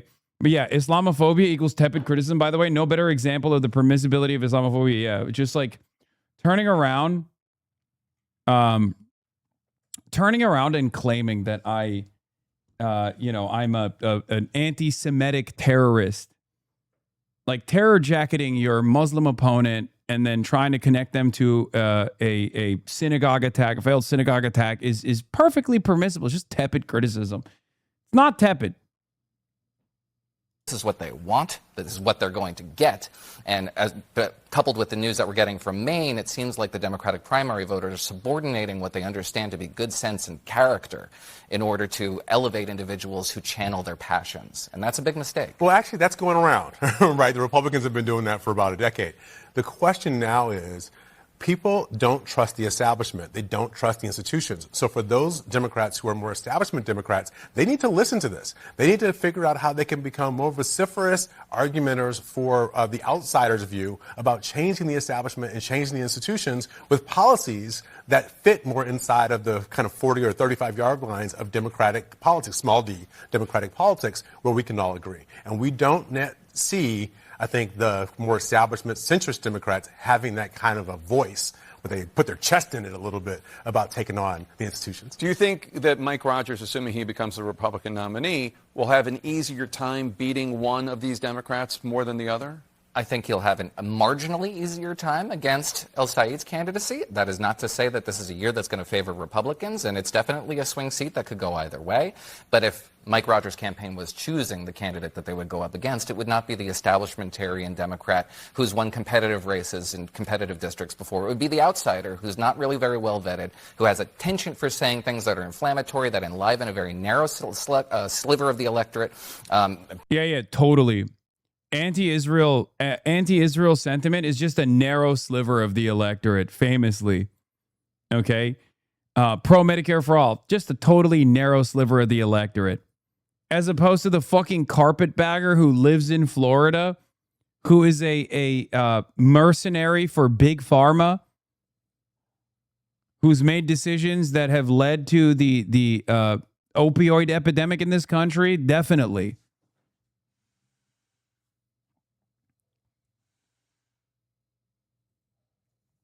It's just, oh God, they're just begging.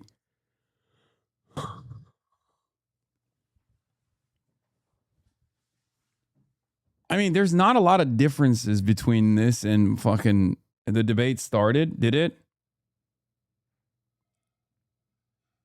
Or are you lying to me? Are you just saying that because it's 3:30? Because usually it takes a little bit. Committed supporters, Let's finish nevertheless, this, and then turns we'll off get to other the debate. elements of the electorate. So yes, Mike Rogers is going to have a better time against El Said. Do you disagree? I think it's a weird year. I think it's a weird year. And we don't know how any of these things sort out. The anti-Trump fervor that exists is very big. The price problems that people are having where they can't afford their day-to-day lives, that is very significant. We just don't know how this is going to turn out on Election Day. But I will tell you, Michigan is in play. And anybody who thinks that this is something Democrats are going to be able to win should pay more attention to what's happening on the ground. Do you think in any way, Noah, that President Trump, for instance, having dinner with Kanye West and Nick Fuentes, has set precedents where Dr. Al Sayed, I'm not comparing Hasan Piker to Nick Fuentes, but they're both controversial. See, that was an interesting admission from Jake Tapper. Yeah. When I heard that, I thought, damn. Because he has done that in the past. So what's going on? I mean, even, first of all, he is making that comparison, obviously. He's implying the comparison. However, it is interesting that he mentions that he's not making this comparison. I feel like these guys were not so careful with this comparison in the past. They were playing fast and loose with it. It's interesting. And polarizing, that it kind of has just changed the way that people look at these things. It's possible not to defend the president's conduct, because I think he has a tendency to, again, subordinate that kind of discretion to anybody who flashes a smile at him or bats her eyes at him. That's not something that it lends itself to steady leadership. However, I don't think Democrats are modeling themselves on anything the president has done or saying that the president has given us some kind of permission structure to be our worst selves. They wouldn't admit that to themselves, nor would they, I think, behave that way in public. What they're responding to is organic enthusiasm from their base voters that all of us can see, that all of us can sense in the water. It's not something that, I don't know if they can thread the needle that you're describing. How is Chuck Schumer going to say, well, we need robust policies that channel progressive enthusiasm, when what voters want is somebody who's going to attack Israeli supporters in anti-Semitic terms, who's going to say, this is what Hasan Piker did, this is what the New York Times said, the bottom fell out of McMorrow's campaign. I don't think that that's the issue. Yeah, no, the New York Times didn't say that Mallory McMorrow had to concede because the bottom fell out of her campaign because anti-Semitism is awesome. Okay? I don't think they said that. As a matter of fact, the New York Times also didn't even go so far as to call me an anti-Semitic podcaster or even a controversial one, as a matter of fact. It just said leftist, far left streamer with a history of comments that, a far left streamer that has accused Israel of maintaining an apartheid. This particular race, I think the questions are about the cost questions taking on the establishment. And yes, it is a problem that they also have these anti-Israeli or in some interpret anti-Semitic views. That is a problem. But for the most part, Democrats just want somebody who's going to take on the establishment and mix things up in Washington. Yeah, I mean, I think you guys disagree. You see the same phenomena. You say they're doing it despite it, and you're saying they're doing it because of it. Yeah. Democratic Senate. Interesting perspective. Where is this goddamn debate, man? Where's the debate? Where is the debate? The people want the debate.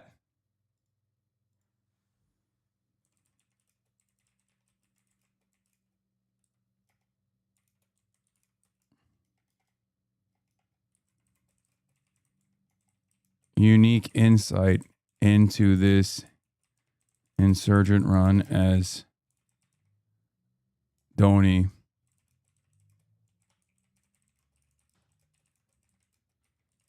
been doing for years. Worked on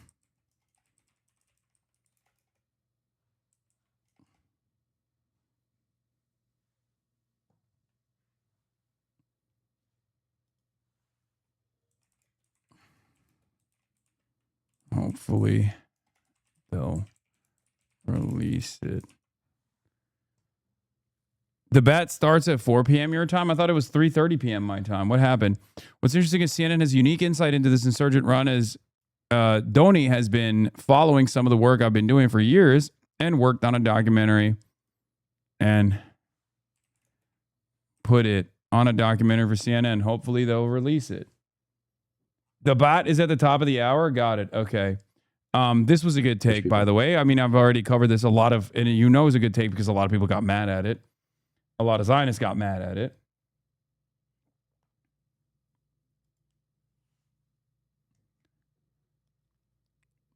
Mamdani more popular than Netanyahu among U.S. Jews. The AP poll suggests that Mamdani's positions on Israel have not prevented him from maintaining a net positive image among American Jews overall. Perhaps you meant to say that Mamdani's positions on Israel have helped in maintaining a net positive image among American Jews overall. Yes. No, I have the link. He's Abdul's doing an interview with Wood TV on the link that I'm on right now. Yes, I saw the Gasparino.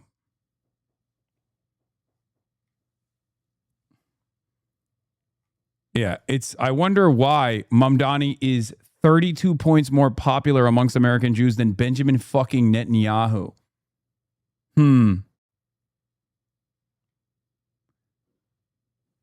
Perhaps American Jews are American. They have American interests. Perhaps American Jews are not so single-mindedly invested in the defense of Israel in the way that it is presented in mainstream media. I don't know. What the fuck would I know? I'm presented as a radical anti-Semite. No longer similar to Nick Fuentes, but not so dissimilar from Nick Fuentes, it seems, but not the same. But, you know, perhaps this kind of racialized animus that they're trying to cook up against Muslim candidates who are anti-Zionists, whether they be Zohran Mamdani or Abdul al-Sayed, is complete and utter fucking bullshit. And most American Jews look to this and go, I agree with him. Let's take a look. I can speak for myself. I love and revere Judaism and the Jewish people. I love and revere Palestinians and their tradition and culture and history. I love and revere the kids that I was supposed to serve, or I've been serving thank you for the in 25. Wayne County, and the 10 million people I hope to serve here in Michigan. And because of my love for all three of these groups, I cannot allow our tax dollars to be misappropriated away from these kids whose parents paid those tax dollars to go bomb and destroy the lives of Palestinian people. I'm just not going to be okay with that. Now, I can't speak for the intentionality of other people.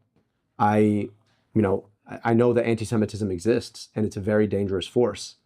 But I also know that trying to meld the interests of Judaism and the Jewish people with the interests of a super PAC and a foreign government itself risks exacerbating anti-Semitism. Because just like I don't want to be held accountable for what the Egyptian government does because I share ethnicity with the people who live in Egypt, I don't think Jewish people in Michigan or America want to be held accountable for what the Israeli government does because they share ethnicity or faith with the people who live in Israel. And so we have to be able to create a very clear line between those two. Now, I know what it's like to be discriminated against for how I pray and my ethnicity. And as such, I will always stand forthrightly against anti-Semitism in every form, in every shape here in America. And I've called it out. And I find it deeply frustrating when people use anti-Semitic terms to attack the Jewish people because of what Israel and its government are doing. There's another even better quote where is this myself? No, this is the one. Never mind. So a lot of people got very mad about this. And people were just straight up like, oh, dude, you're fucking anti-Semite for saying this. I will never understand where that intensity comes from. I think some people are straight up living in fucking la la land. When I was in Michigan, I met with people who said the way for Abdul Said to beat Haley Stevens would be to just play her clip saying Israel comes to me in my dreams over and over again. Now his campaign has built a website that does just that.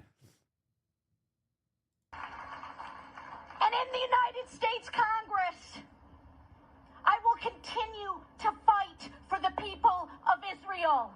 I will continue to fight for Israel's existence. Israel comes to me in my dreams. I see Israel's future. And in the United States Congress, There is no way. There is no way. Make it stop. Donate is funny. There is no way that this clip played anywhere in Michigan. Bro, you play this in a normal synagogue in Michigan. Okay, you play this clip in a normal synagogue in Michigan with individuals that are to varying degrees sympathetic to Israel, and they're going to be like, "This is crazy." Actually, this is a crazy thing to say. What gives is what people would say. Okay, because it's insane. It's an insane thing to say. Now I want to see what happens when you click on more Haley. Hold on. Israel comes to me in my dreams. Oh no! I see Israel's future. And in the United States Congress, Maximum Haley! I will continue to fight for the people of Israel. I will continue to fight for Israel's existence. Israel comes to me in my dreams. I see Israel's future.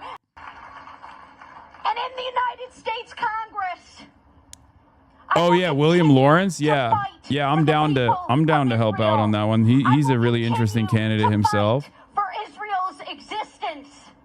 Israel comes to me in my dreams. What gives? As a United States member of Congress, I will fight for Israel's a crazy thing to say. You don't even have to be anti-Israel to think that's ridiculous.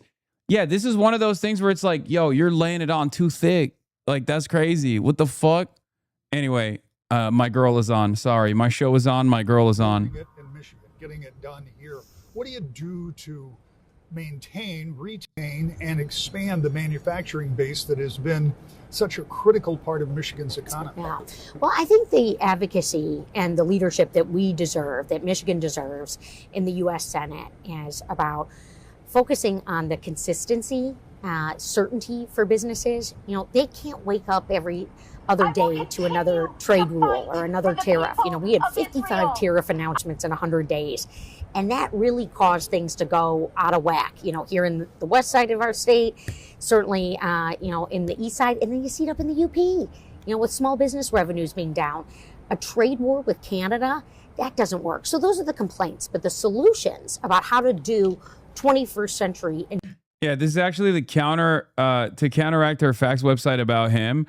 What Abdul said / what Abdul did. See for yourself a growing list of the big claims, brags, and promises Abdul said made and what really happened. We eliminated $700 million in medical debt for Wayne County residents. Fact check. Abdul said overstates claim. He erased $700 million in medical debt. Abdul said he removed lead from Detroit's elementary schools. Detroit public schools shut off all drinking water after test shows. I like that. I like that they're like, no, it wasn't sufficient enough.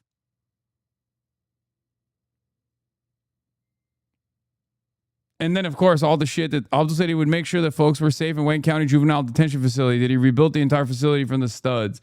Flooded with sewage and garbage, Michigan's El Sayed said he rebuilt the troubled Detroit area juvenile. This is from Town Hall, by the way. This article about Detroit public schools shutting off all drinking water is from 2018. Interesting.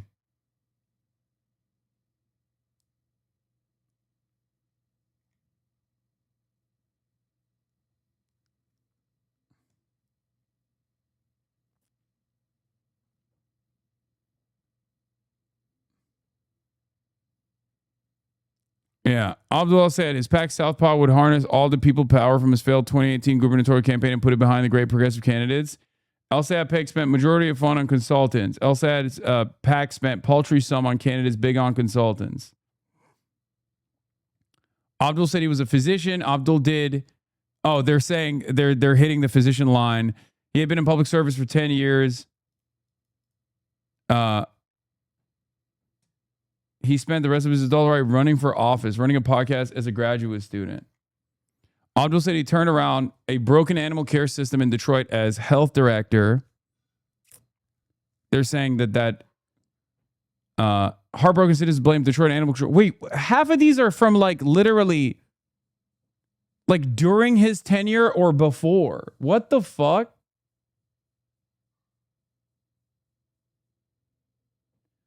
It's such a sleazy attack. It's literally fundamentally true. It's just how time works. It would have been saying like a 10-year investment bill isn't reaching the funding levels 2 years in. No shit. There's 8 years left. Yeah. I mean, if this is what they got, oof, it's not good. It's not looking too good.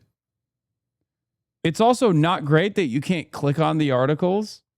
Certainly not great that many of the articles are from a time when the timeline is not matching up. You know.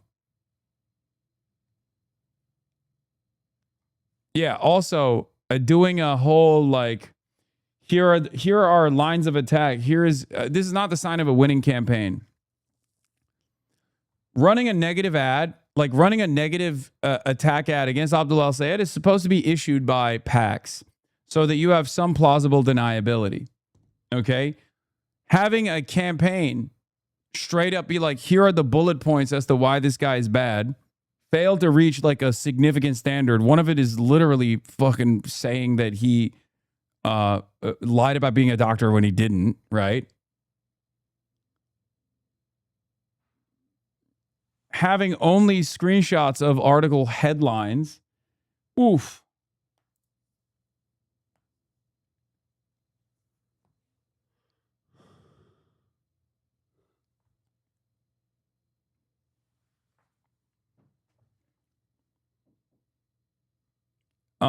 Whereas this is obviously a joking response. If you want to read this one, pretty much shuts down the attack right away. El Sayed claimed to have already erased $700 in medical debt. Untrue. In the comments of the Free Press and a TV ad for his campaign, neither he nor the health department has done so, according to a fact check done by the Free Press, which, by the way, Detroit Free Press endorsed Mallory McMorrow. Just saying. El Sayed did as Wayne County Health Director, a position he held before leaving to run for the Democratic nomination for Michigan's open U.S. Senate seat, helped put in place a program to eliminate that level of debt. An effort still touted on the county's website. Oh, I'm sorry.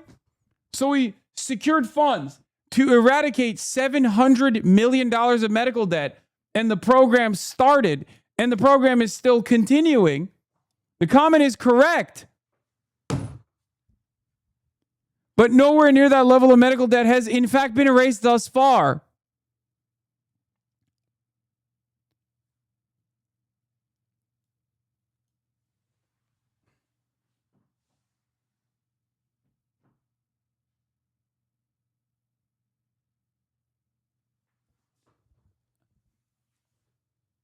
That's awesome. That's fucking dope, man. Thank you. This is reminding me of like Bernie Sanders levels of attack. When they would just like hit like the minutia, the most like insane,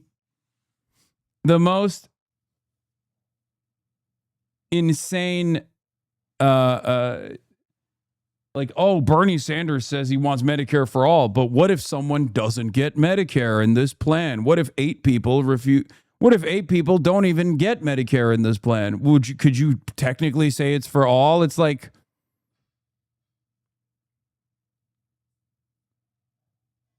it's just so bad. You are 1% pretending to be a part of the 99%. Lemao. Dog. You see this? I'm wearing a suit. You can't even say I'm pretending to be of the working class any longer. I got the suit on. Okay? I got the motherfucking suit on, bitch. Fuck you mean? It's big baller time. You understand? Colombia is out. What gives? Colombia's out. I'm going to kill myself by. Don't do it. I thought it was important to talk to you and get your perspective as somebody who has been a member of the legislature, somebody who has been in charge of the party. How important are primary elections? And as we prepare for this debate, how important are these moments as your party is going to select a candidate for an open U.S. Senate seat? Yeah, well, I think your first question about how important the primary debates, or excuse me, the primary itself is right on point. This is a hugely important primary. The United States Senate is in play this year, and whoever the Democratic nominee is going to have a real heck of a race in November against Mike Rogers. So the winner of this primary is going to be the standard bearer, and whoever comes out of it is going to have to come out strong and be able to unite the Democratic Party and the base to take on a formidable candidate on the other side. If memory serves me, in your time as chairman, you were pretty successful in having candidates that didn't have primaries, which there is a certain advantage to that because there are things said in primaries that can't be unsaid in the general. But there is also the other school of thought that a robust primary can really kind of strengthen candidates as they move into the general. Is there a preference from your standpoint? Yeah, look, you can make good arguments on either side. I think the reality is we have a robust primary. And I think for the foreseeable future, you're going to have robust primaries up and down the ticket, whether it's for United States Senate, governor, or even down here to state rep. You've got different visions of the party. You've got folks kind of represented by Abdul El Sayed who are looking to make significant changes to the party, particularly its leadership. You have other candidates like Haley Stevens, who's I think wants to make change, but might not, represents a little bit more of kind of the establishment part of the party. So there's going to be those fights that come up. I think the important thing for Democrats is that people keep it to issues, positions, policies, beliefs, and not get personal and really focus on what's important, which is going to be winning the seat in November. Yeah, and as you point out, that's going to be quite a race because we already know that Mike Rogers has an established campaign mechanism out there. He came within that close yes. 2 years ago, but there are some changes. Donald Trump is not on the ballot, at least his name is not on the ballot. And so that may make some change for Republicans. But when it comes right down to it, this isn't just about representing Michigan, although that's the most important part. This is about control of the United States Senate. Yeah, it's a national race. I mean, gone are the days when sleepy Michigan Senate races really didn't mean much except to the people of Michigan.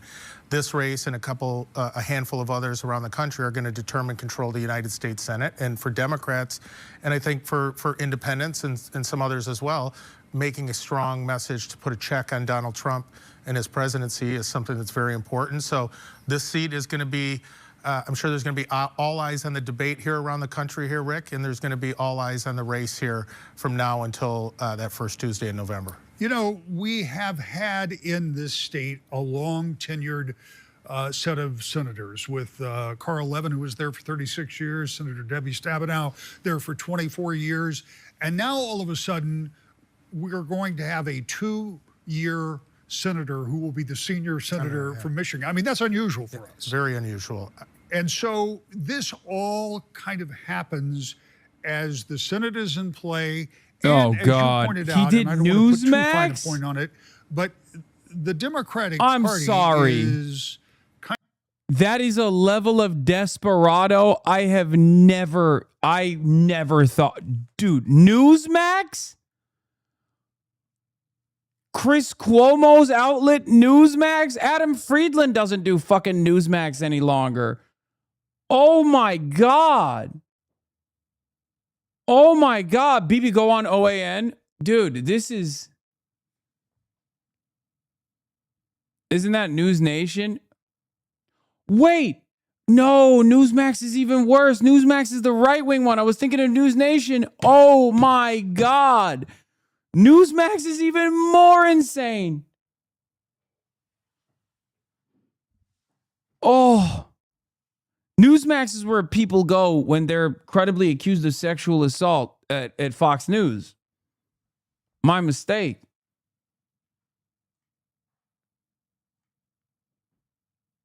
Newsmax is like, dude, Benjamin Netanyahu, go on Mike Lindell's television network next.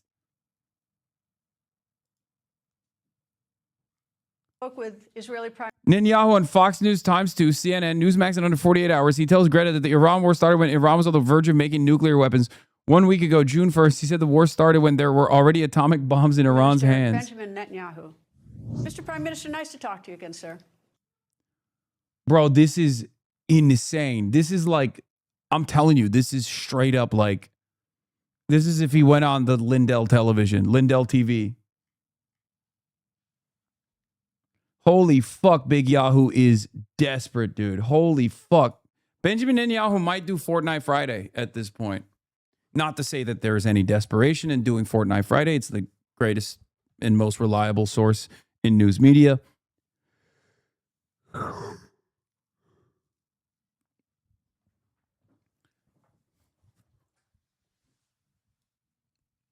This is wild. Why is this flag so shiny? Because it's fake.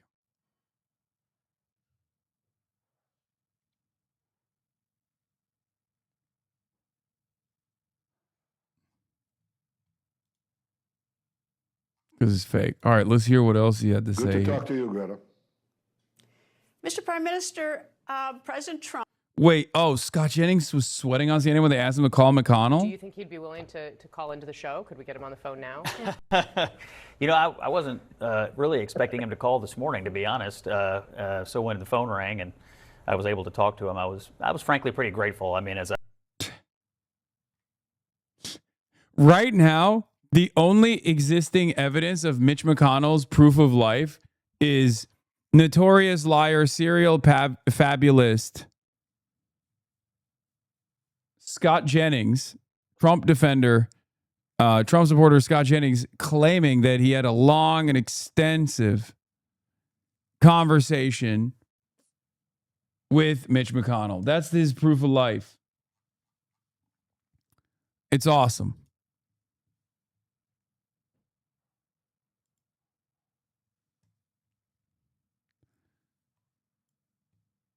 Jack Kimball.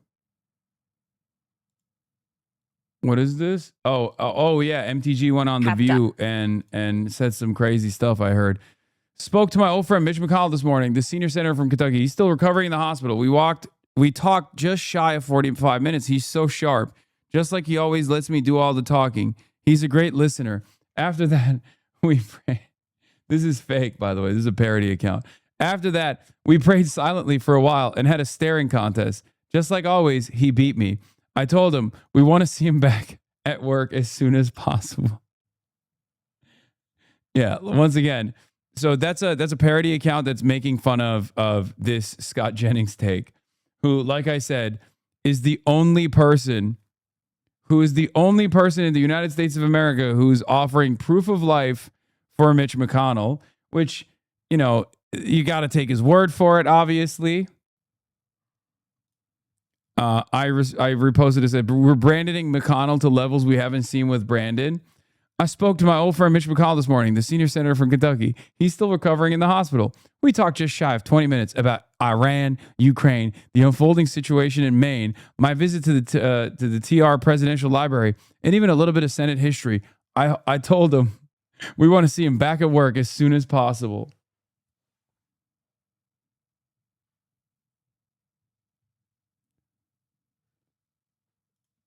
As I said, I've known him since I was a teenager. If it hadn't been for Mitch McConnell and the McConnell Center at the University of Louisville, you know, I would never have been able to go to college. He's been my mentor and he changed the trajectory of my life. So, you know, when things happen. Wait, Thune also? McConnell talked to Thune and Barrasso yesterday and today, respectively. Per Thune spokesperson, Leader Thune spoke with Senator McConnell yesterday by phone. So what's going to happen when we find out that he's dead and has been? Okay. What then? I guess nobody gives a fuck about the truth at all. So no one will be punished. Bro, his wife flew to China moments after he had a cardiac arrest. Okay. His wife is not even here. She was too busy going to China to talk to the vice president of China. What the fuck are we talking about? Check that. Somebody that's going to serve our local community like Gerald Ford did. I want roads fixed. Working for things that are positive for Michigan. She said, Gerald Ford, hold on.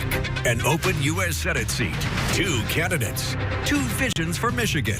Abdul El Sayed. There really is an opportunity to either pick politics as usual or politics is different. And people desperately want politics is different right now.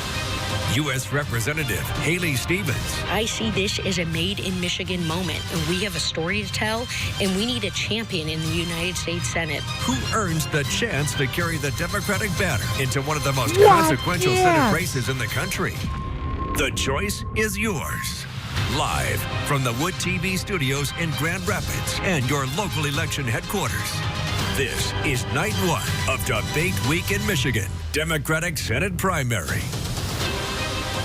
Good evening. I'm Rick Albin, your moderator for tonight's debate, along with Amber Crisco, who will be here with viewer questions. Candidates, welcome to you, and welcome to viewers across the state. Beast mode. The way they started that, I'm fired up. WLNS in I'm Lansing, fucking fired and up, partners dude. in Detroit, Marquette, Alpena, Traverse City, and Flint. It's time this for debate. truly is Debate Week in Michigan. HasanAbi, try not to Here's laugh a for the quick next hour. review Challenge of the impossible rules. difficulty. No, Each not when my question girl goes to each Haley is candidate on. for a 60-second response in an order determined by a drawing earlier in this process. A 30-second rebuttal will follow after each candidate has given their initial response. I'm already smiling, thinking the only about possible what change to that would be for the final question. Depending on how much time is left in the program, we may eliminate the rebuttal or adjust the length of time to answer the question. There is no opening statement. There will be a 60-second closing. It is time for our first question in Debate Week in Michigan. Again, welcome to both of you. The first question will go to you, sir. The number one issue facing people from coast to coast and right here in Michigan is no surprise. It's inflation, it's affordability. Everything costs too much. You can't fix it all. But if you're elected to the U.S. Senate, tell me one proactive thing you would do to make Michiganders' lives more affordable. 60 seconds, sir. I've been up and down my state, 110 different cities, 450 public events. No matter where I go, people say the same thing. I just can't afford to live here anymore. I am so worried about the price of groceries. I can't afford my gas. It's $5. I'm worried about getting sick because I can't afford my deductible. There's a number of things we need to do. Number one, we need to tackle healthcare by guaranteeing everybody healthcare without a deductible, a premium, or a copay through Medicare for all. Number two, we need to stand up to the monopolies and oligopolies that are picking our pockets. Number three, we need to stand up to increase wages. And that means standing with unions like the UAW and the nurses who've endorsed us.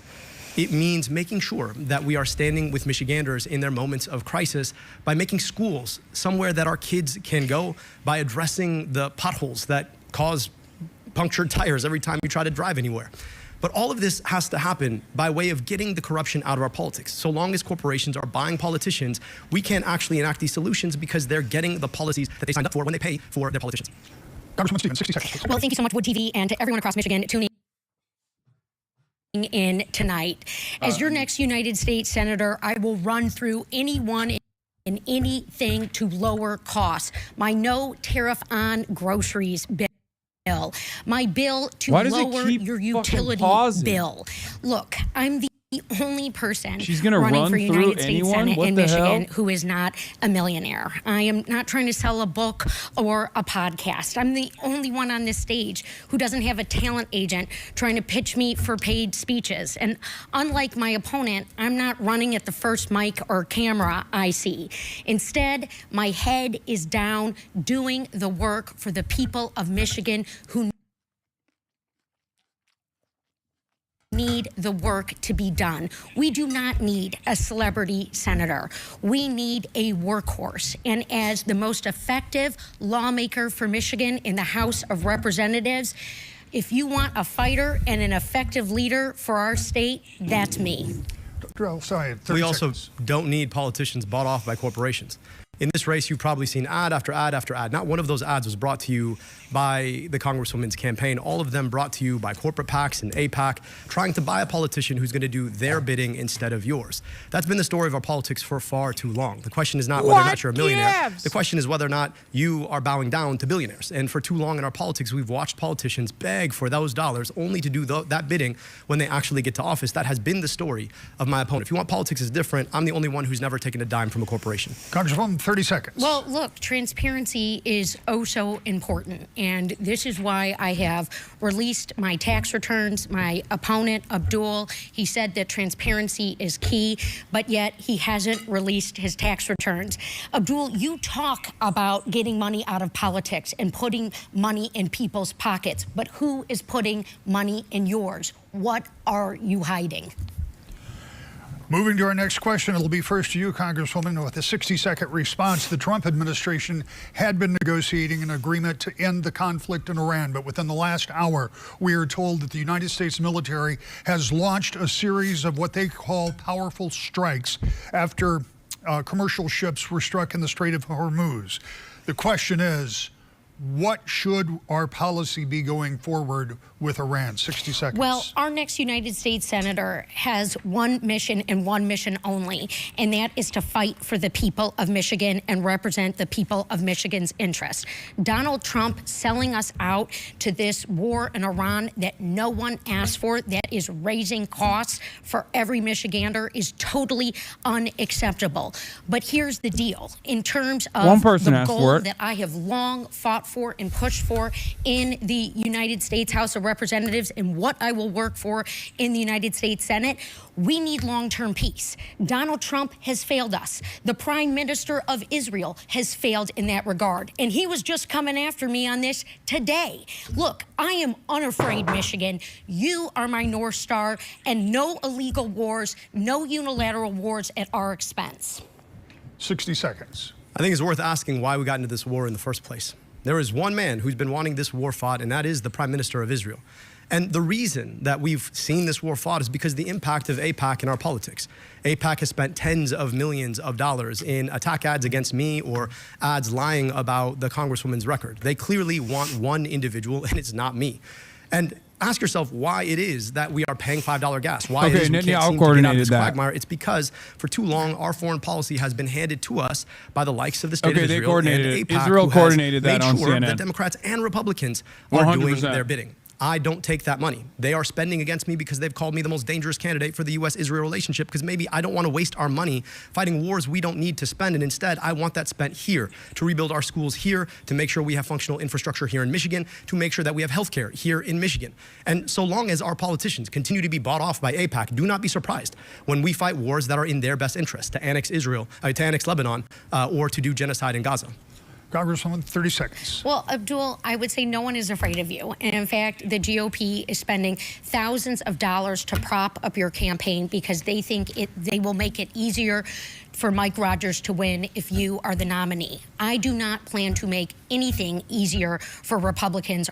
Stop slamming the desk. I do is I take on also, tough here's a good Michigan, counter. Tough races, and I GOP, you say us. GOP spending money on me. Guess who is also spending money on you? AIPAC, funded by GOP donors. Makes it, or Mike Rogers wins. Either way, Israel will win. AIPAC is perfectly fine with either of my two opponents because they know that they will have a comfortable, reliable vote in the U.S. Senate. If you want politics to work for you, if you want politics to rebuild your schools or fix your infrastructure or to invest in your health care, you have an alternative choice. We're running to get money out of politics, put money in your pocket, and pass Medicare for all. There's a reason that both Chuck Schumer and Donald Trump don't want to see me on the inside of the U.S. Senate, because I'm a threat to politics as usual. Moving on, but staying in the Middle East, despite a ceasefire, the humanitarian crisis in Gaza continues, and Israel maintains that eliminating Hamas remains essential to its security. What, if any, is the role of the United States in trying to resolve this long-standing impasse? 60 seconds, sir. I'll tell you this. For a long time, every president has said that they believe in a two-state solution. The problem, of course, is that our policy has been to subsidize the Israeli military to the tune of billions of your tax dollars every single year. And their goal is to foreclose on the possibility of a Palestinian state. I believe in international law. I believe we have to hold every country to international law, which means to me that we need to stop funding the Israeli military and unilateral blank checks. That also includes Egypt, that includes Saudi Arabia. I also believe that we cannot continue to sell weapons to a country that is doing human rights abuses, genocide, and apartheid. I also believe that we need to stop running cover for what has become a rogue state that is now trying to annex southern Lebanon. And I also believe that your money needs to be spent here. Because at the end of the day, the ultimate losers are you and me, the taxpayers who paid that money to provide good infrastructure, build schools, provide health care for our own kids, not to watch it get sent to buy bombs and tanks that end up annihilating other people and their children. Congresswoman, 60 seconds. The goal has to be long-term peace, and this is what I have long worked for. I stood alongside families who had relatives taken hostage by Hamas, and I called for a permanent ceasefire. The difference between my opponent and myself on this issue is that I believe in a two-state solution. I can say that Israel has a right to peacefully exist alongside the people of Palestine and in Gaza. It is very clear that Mr. Netanyahu has not made us safer, has not brought us closer to peace, and he's endangered Jews here in America and around the world. This is why he was just trashing me today on CNN. I am not afraid of bullies. I am not afraid to stand up, and I continue to stand up for humanitarian aid, for the U.S. to work with the countries in the region and get aid into Gaza. 30 seconds. Look, I believe in equal rights to peace, dignity, and self-determination for Palestinians and Jewish Israelis alike. But the question I think the Congresswoman needs to answer is, why has she allowed $40 million of outside spending, the bulk of it coming from AIPAC, to come into this race? Bro. I don't think Benjamin Netanyahu is attacking her to actually attack her. I think he's attacking her to try and steer away the stink of how staunchly she stands for their policy. So let's take that opportunity to explain what you've given away for AIPAC support in this race. Oh my God, it's coordinated. Oh my God. And no one owns oh my God, policies. it's 100% coordinated. Anyone who is contributing Let me guess, is Shannon Watts also fucking saying it? Oh, Netanyahu, your ass is cooked by Haley. What I did when I served as chief of staff on the U.S. Auto Rescue, saving 200,000 Michigan jobs, and what I have done to get the CHIPS and Science Act passed and signed into law. What my opponent needs to answer is, why is the GOP spending thousands of dollars to prop up his campaign, saying that he will make Mike Rogers the next U.S. Senator? All right, we're going to move on. As I told you before we started, we have a lot of viewer questions. Amber Kriska is my colleague, and she will be presenting those. You'll be able to see them there. You'll be able to hear them in the studio. If for any reason they are not clear, let me know, and I will repeat them. Here is Amber with our first viewer question. A lot of questions on this next topic, bipartisanship. This is from Mark Newman. Oh, God. In the spirit of bipartisanship, talk specifically about how you will reach across the aisle. Boo. Name a particular project that you will champion that will require working with the opposing party. Congresswoman, 60 seconds. Well, I don't have to just talk about what I would do. I can certainly talk about what I have done in terms of passing bipartisan legislation like the CHIPS and Science Act. But to answer our viewer's question very specifically, I have a plan to lessen Michigan and the United States' dependence on China, to lower cost and to create those good manufacturing jobs. That is day one legislation for me in the United States Senate. And look, there is a reason why the Center for Effective Lawmaking recognized me as the most effective lawmaker for Michigan in the Congress, because I fight for us, I win for us. Debbie Stabenow has endorsed my campaign. Our Attorney General Dana Nessel has endorsed me for United States Senate because of their fight for Michigan and their results for Michigan, and them seeing the same in me. And so, yes, when we talk about manufacturing, when I bring in my supply chain bill to the floor, I feel really excited about getting other colleagues on the Republican side to join me. Thank you. Move on. Dr. El-Sayed, 60 seconds. I'm proud to have been endorsed by the UAW. And the reason that they've endorsed me is because they understand that I am a fighter for working people. I can tell you that there is bipartisan support already to blow up the USMCA, which has been a cancer on our manufacturing industry in Michigan and the industrial Midwest in general. That is a bill, of course, that my colleague actually voted for. And I think there's bipartisan consensus that that has been a danger. We have an opportunity to rethink trade policy to make sure that we're protecting good union jobs in this state and in this country. And I think that means rethinking how we do tariffs. Now, Donald Trump's version of tariffs is like chemotherapy, but you give the patient all the chemo at the same time. I think there's an opportunity where you pace it out. You think critically about how you protect critical budding manufacturing industry, and that you are transparent with your trading partners about how you do this in an effort to build long-term sustainable manufacturing jobs. I've heard a lot from Republicans saying that they want to bring manufacturing jobs back. Let's roll up our sleeves, work together to get that done. 30 seconds, Congresswoman. Well, NAFTA was a crap deal, and it hurt a lot of Michiganders. And what is also hurting us right now are Donald Trump's reckless policies that Mike Rogers has said he wants to rubber stamp. There's a reason why the Gordie Howe Bridge isn't open, and Mike Rogers is rubber stamping that.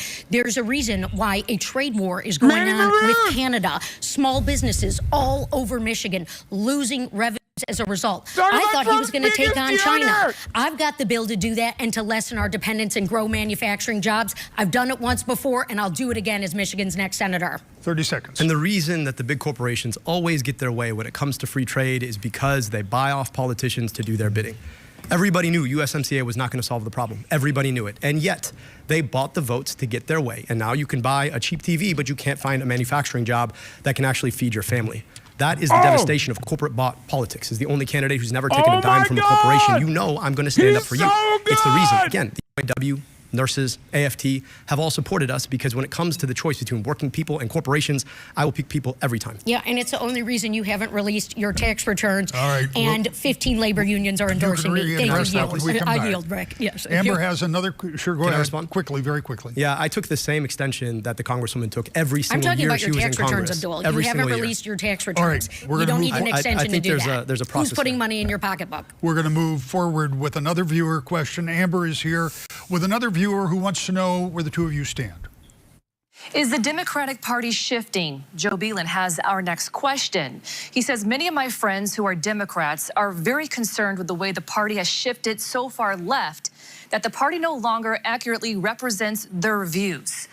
Will you continue on the current party path, or will you pursue your own path of leadership? No. 60 seconds for you. I'll pursue my own path of leadership, educated by the countless days that I spent talking to Michiganders across 110 cities, 450 public these questions events. are off. Now, here's the thing about it. There is no left or right. Most people out there aren't asking, where do I fit on the left-right spectrum? They're asking, can I afford my groceries when I go grocery shopping? What's going to happen if I get sick or my kid gets sick? Why does my kid's school look the same way it did 30 years ago when I went there? And the answer to that question is that for too long, politicians on both sides of the aisle have taken the same corporate corrupting money. I'm the only candidate on the stage, just up, down. frankly, the only candidate running for U.S. Senate who's never taken a dime of that money, which is why the real issue is about the people locking you out of your politics versus the people being locked out. And I will stand always on the side of the folks who are locked out. That is a pathway in our politics that I think all of us can get behind. It's not red, it's not blue, it's not Democrat, it's not Republican, it's American. Government of the people, by the people, and for the people. That is where our politics needs to go. And in the next 250 years, when we get to chart where we go from here, I hope we remember that that's what we need. 60 seconds. I will run through anything and anyone to deliver Why does for she keep saying Michigan. that? We've got to lower the cost. Look, there are many who want to Why make does she keep this saying run she's for gonna run U.S. through? Senate about Washington, D.C. insider deals and what's going on with our party leadership. Friends, this is about the future of Michigan. Who is going to be the workhorse? Look, I've got the receipts.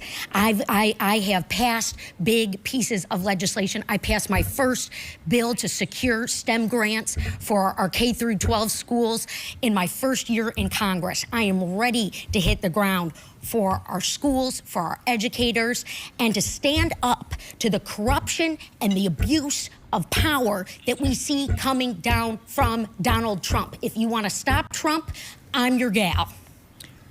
The question was about the direction of the party. Is it shifting? I'll tell you this. It won't shift if we continue to elect leaders who take money from the same corporations who have broken with the interests of the American public. Chuck Schumer desperately wants one of us to be the next senator, and it's not me. So if you want your politics dictated you by AIPAC or Chuck Schumer, then I'm not your guy. I think we need to go back to the idea of government of the people, by the people, and for the people. $40 million of spending in this race. $40 million. I want you to think about what that means. That's money that buys something on the back end. So if you elect the person who took that money, don't be surprised when they betray you. Except for, again, I have the receipts as the most effective lawmaker for Michigan. I'm not trying to go viral or get a good tweet out, all right? If you check the facts, the claims that my opponent has made about eradicating medical debt are untrue. If that's all you got to run on, Abdul, well, then good for you. It's worth noting here that over the weekend, a third candidate that was in this race dropped out. That leaves the two of you. One of you will face Republican Mike Rogers, as you both talked about a little bit here. Congresswoman Stevens, you've been endorsed, as you said, by former Senator Debbie Stabenow, former Governor Jennifer Granholm, and as you said, by the Attorney General. You have, Mr. El-Sayed, been endorsed by Bernie Sanders, Congresswoman Alexandria Ocasio-Cortez, and a number of others. I went to both of your websites, long list of endorsements. Is this race not only about control of the U.S. Senate, which it may well come down to, but is this race also for control of the Democratic Party? Is there something else on the line here? Dude, these are really good questions, by the way. I'm not going to let the pundits or the prognosticators make any such determination. For me, this has always been about Michigan. I'm the daughter of small business owners of local television. who met What at the Oakland fuck? University. My dad is 81 years old and still driving his Ford F-150 with the word Stevens Landscaping on the side, and he's drinking his water. Look, it's that value of hard work, that ethos that I grew up with that has always long motivated my approach to public service. And the reason I have put up my hand to run for U.S. Senate is because of what I'm hearing from Michiganders, because a fully paralyzed veteran reached out to me and asked me if he was still going to get his benefit check because he saw Elon Musk walking around with a chainsaw. Oh, she's doing the thing. She's doing the Kamala thing. My mother was a small business. My father was an F-150. Of power, and you better believe from the United States Senate, Michigan's voice will be heard with me. 60 seconds. I never intended to run for office. I want to be a doctor. I want to be a doctor because I could go 15 hours to my family's native Egypt or 15 minutes from where I grew up.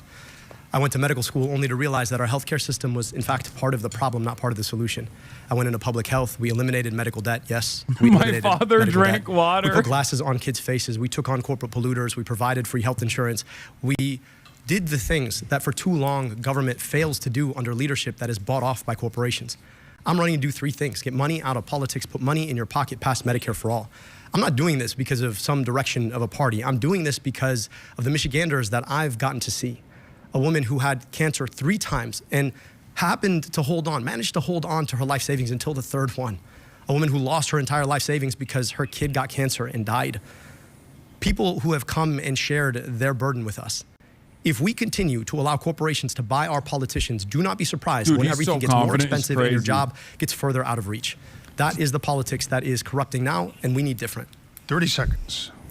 Well, transparency remains really key here. You can see my tax returns. I've made them public. Again, I call on my opponent to do the same because we do need to know. Abdul's like, you've been bought and sold by every corporation, and she keeps going, you haven't returned your tax returns. Speeches. I've been busy doing the work for Michiganders. Period. Full stop. Power Outage Relief Act. I mean, he's eventually going to release them, so it's like really funny that that's the line of attack. So what then? Supply chain security. I've got a bill for that. I am ready to go for us, Michigan, on day one. 30 seconds to wrap. Let's talk about power outages. People sleeping in dark rooms without electricity for the 4th straight day. My opponent's taking $37,500 from DTE. Ask yourself what that buys. Our politics have been deeply and profoundly corrupted by corporate money, and I want to get money out. You want to talk about transparency? There's a group called Center Forward that happened to pay for a flight for the Congresswoman and her mother to Portugal. I want to understand what she promised them in return. You want to talk about transparency? Why are there $40 million flowing into our politics right now in support of my opponent? Yeah.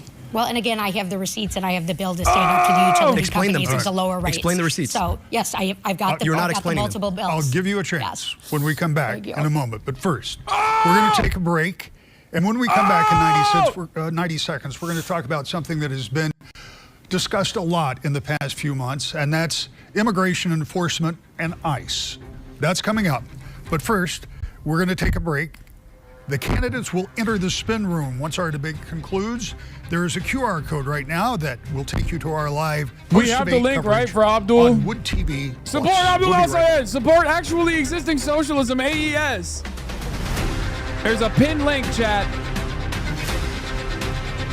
Wow. Right off the rip. Right off the rip. Oh my God. What an annihilation. Haley Stevens already has a lot of issues keeping up with Abdul because Abdul has done, podcasts. Like, he is a media guy, right? He has media experience. He has on-camera experience. And Haley Stevens clearly doesn't. Haley is trying to turn that weakness into a strength by being like, oh, well, you're in front of all the cameras all the time. And it's like, well, you're running for fucking Senate. Like, you should be as well. You're in front of every television station all the time because there's $40 million of ad spend for you coming from fucking AIPAC. So the charisma gap is so fucked up. It's perverse. It's like it's already a wrap on that front. But then also, on top of that, Haley Stevens is just not a very good politician. And by that I mean, she's a regular ass establishment Democrat. That's the reason why Chuck Schumer endorsed her and wanted her to win.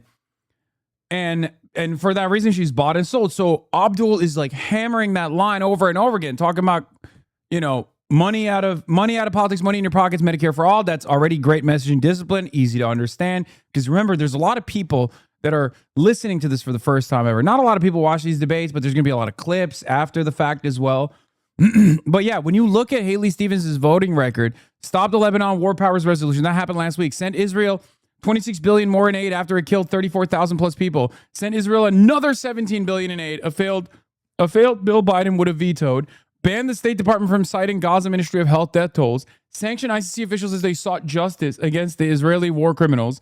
Expressed disgust as South Africa's suit accusing Israel of genocide, and praised Biden spokesperson John Kirby, calling the case meritless, counterproductive, and completely without basis in fact whatsoever. Expressed gratitude for ICE, just like Wesley Bell, and forced through the TikTok sale or ban it in the U.S. if it wasn't sold. So he set up a trap. She's talking about her resume, and he's talking about the problems in the status quo. Her resume obviously didn't help. That too. I will say we don't know. I mean, this is coordinated, okay? This is 100% coordinated. I had to make note of this for the record. Oh, it's back. Okay, let's get into it. I just want to be clear. I went to Minneapolis at the height of Project Metro Surge. I watched as our government laid siege to a city in our own country. It was awful to see. ICE is not about immigration. ICE is not about the southern border. I was on nearly the northern border. ICE is about normalizing paramilitary force on our streets. I've been clear that you can't reform ICE. You can't retrain ICE. You have to abolish ICE. Now, that's not to say that we can't secure our border. That's not even to say that we can't actually enforce our immigration policy. That is to say that we shouldn't do it at the edge of destroying our Constitution itself. ICE is a new agency. It is younger than I am. We have done this in the past in a way that respects the basic rule of law. And if we're serious about actually having a pathway in this country to a humane, thoughtful, common sense immigration system, we've got to invest in the court infrastructure that offers a pathway to citizenship for people who built a life here, that lived here peaceably, and contributed to our society. She's running for I think that's Senate the in responsibility Michigan. we need to go to while keeping our southern border safe and secure. What would we do about ICE in 60 seconds? Yeah, well, before I jump to the bipartisan border security bill that I do support, it must be said very clearly that Donald Trump's ICE is completely out of control, and it is an abuse of power. So why'd you ICE thank him? Agents from top to bottom Why'd that you have thank him? committed crimes have to be held accountable, and I've got the legislation to do it. I called on Kristi Noem to go. She was removed, but no reforms took place. They took $70 billion of our taxpayer money into an ICE slush fund. This has been a failure. A temple in my district was blown up. It wasn't ICE that stood up. It was state and local law enforcement. That money needs to be redirected to those law enforcement agencies that are responsible for our safety and security. Donald Trump has abused his power. He has failed the American people, and we need change. 30 seconds for you. Look, I appreciate the change of tone on ICE. I mean, my colleague voted to thank ICE and increase their budget, and also took money from people who run ICE contracts. Boom! That to me seems very different than what we're hearing now. I've been deeply clear. I don't take money from corporations. I don't take money from ICE contractors, which is why I can say with a clear voice, we need to abolish ICE. I think we need clarity about where folks' money comes from and what trades they make on the policy on the back end to bob and weave on these issues when these are issues of life and death. 30 seconds to wrap this. Well, it's really unfortunate yet again to see my opponent pursuing Republican tactics. There was a bill on the House floor to condemn an anti-Semitic terrorist attack that in Boulder, Colorado, that killed an individual and injured a Holocaust survivor. Instead of bringing us together, Republicans put in a cynical point about thanking ICE. I am always going to stand up to violence, and I just wish my opponent wouldn't pursue the cynical approaches of Republicans when we do need to be united. Amber's back with us with yet another viewer question. Let's do this question, and then we're going to come back to some of this in just a moment. Let's do the question. Notice how she didn't respond to the funding ICE thing? The average Michigan family. Or being funded Jacob by Esline, ICE? who is an early childhood educator, wants to know, what would your plan be to make childcare more affordable for families finally, not as a US fucking senator? fuck-ass centrist question. Yes. 60 seconds. I have long championed affordable child care here in Michigan and across this country. And in fact, I was on the phone with the daycare centers and the families when COVID hit, fighting to secure dollars to make sure that daycare centers and the people who work in them stay open and employed. Look, the costs continue to go up. The way in which we can lower daycare costs are through the expansion of CDBG funding and grants that match what our great governor here in Michigan did. I actually went to a daycare center with her in Troy, Michigan to celebrate some of the programs that she put into place. And the other deal that we need is we need paid family leave. I'm a champion for paid family leave. We need to secure the ability for new mothers and fathers to have that precious time with their newborns. That's another critical step. I've got the record. 60 seconds, sir. I'm a father of 2 daughters, and the child care for our youngest, who's 3 years old, is one of the most expensive items on our entire budget. It is insane how much people have to pay. And for a lot of folks, this has become a gender justice issue.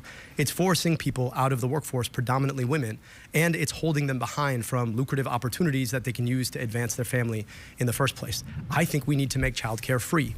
100% free. Now, how do we pay for that? We pay for that by taxing billionaires their wealth. We could render $4.6 trillion if we were willing to put, let's say, an 8% tax on billionaire wealth. This is not that difficult, but it's a function of our values. Do we care enough to make sure that women have access to the workplace, that children have a safe, healthy place to go, or would we rather be the kind of economy that allows billionaires to make a second billion, a third billion, a trillion, maybe like Elon Musk? That is the question we need to answer. And ultimately, so long as we allow billionaires and corporations to buy politicians, we're going to get the wrong answer. 30 seconds. This Senate seat is considered a toss-up for November, a 50-50 chance that it will go Democrat or Republican.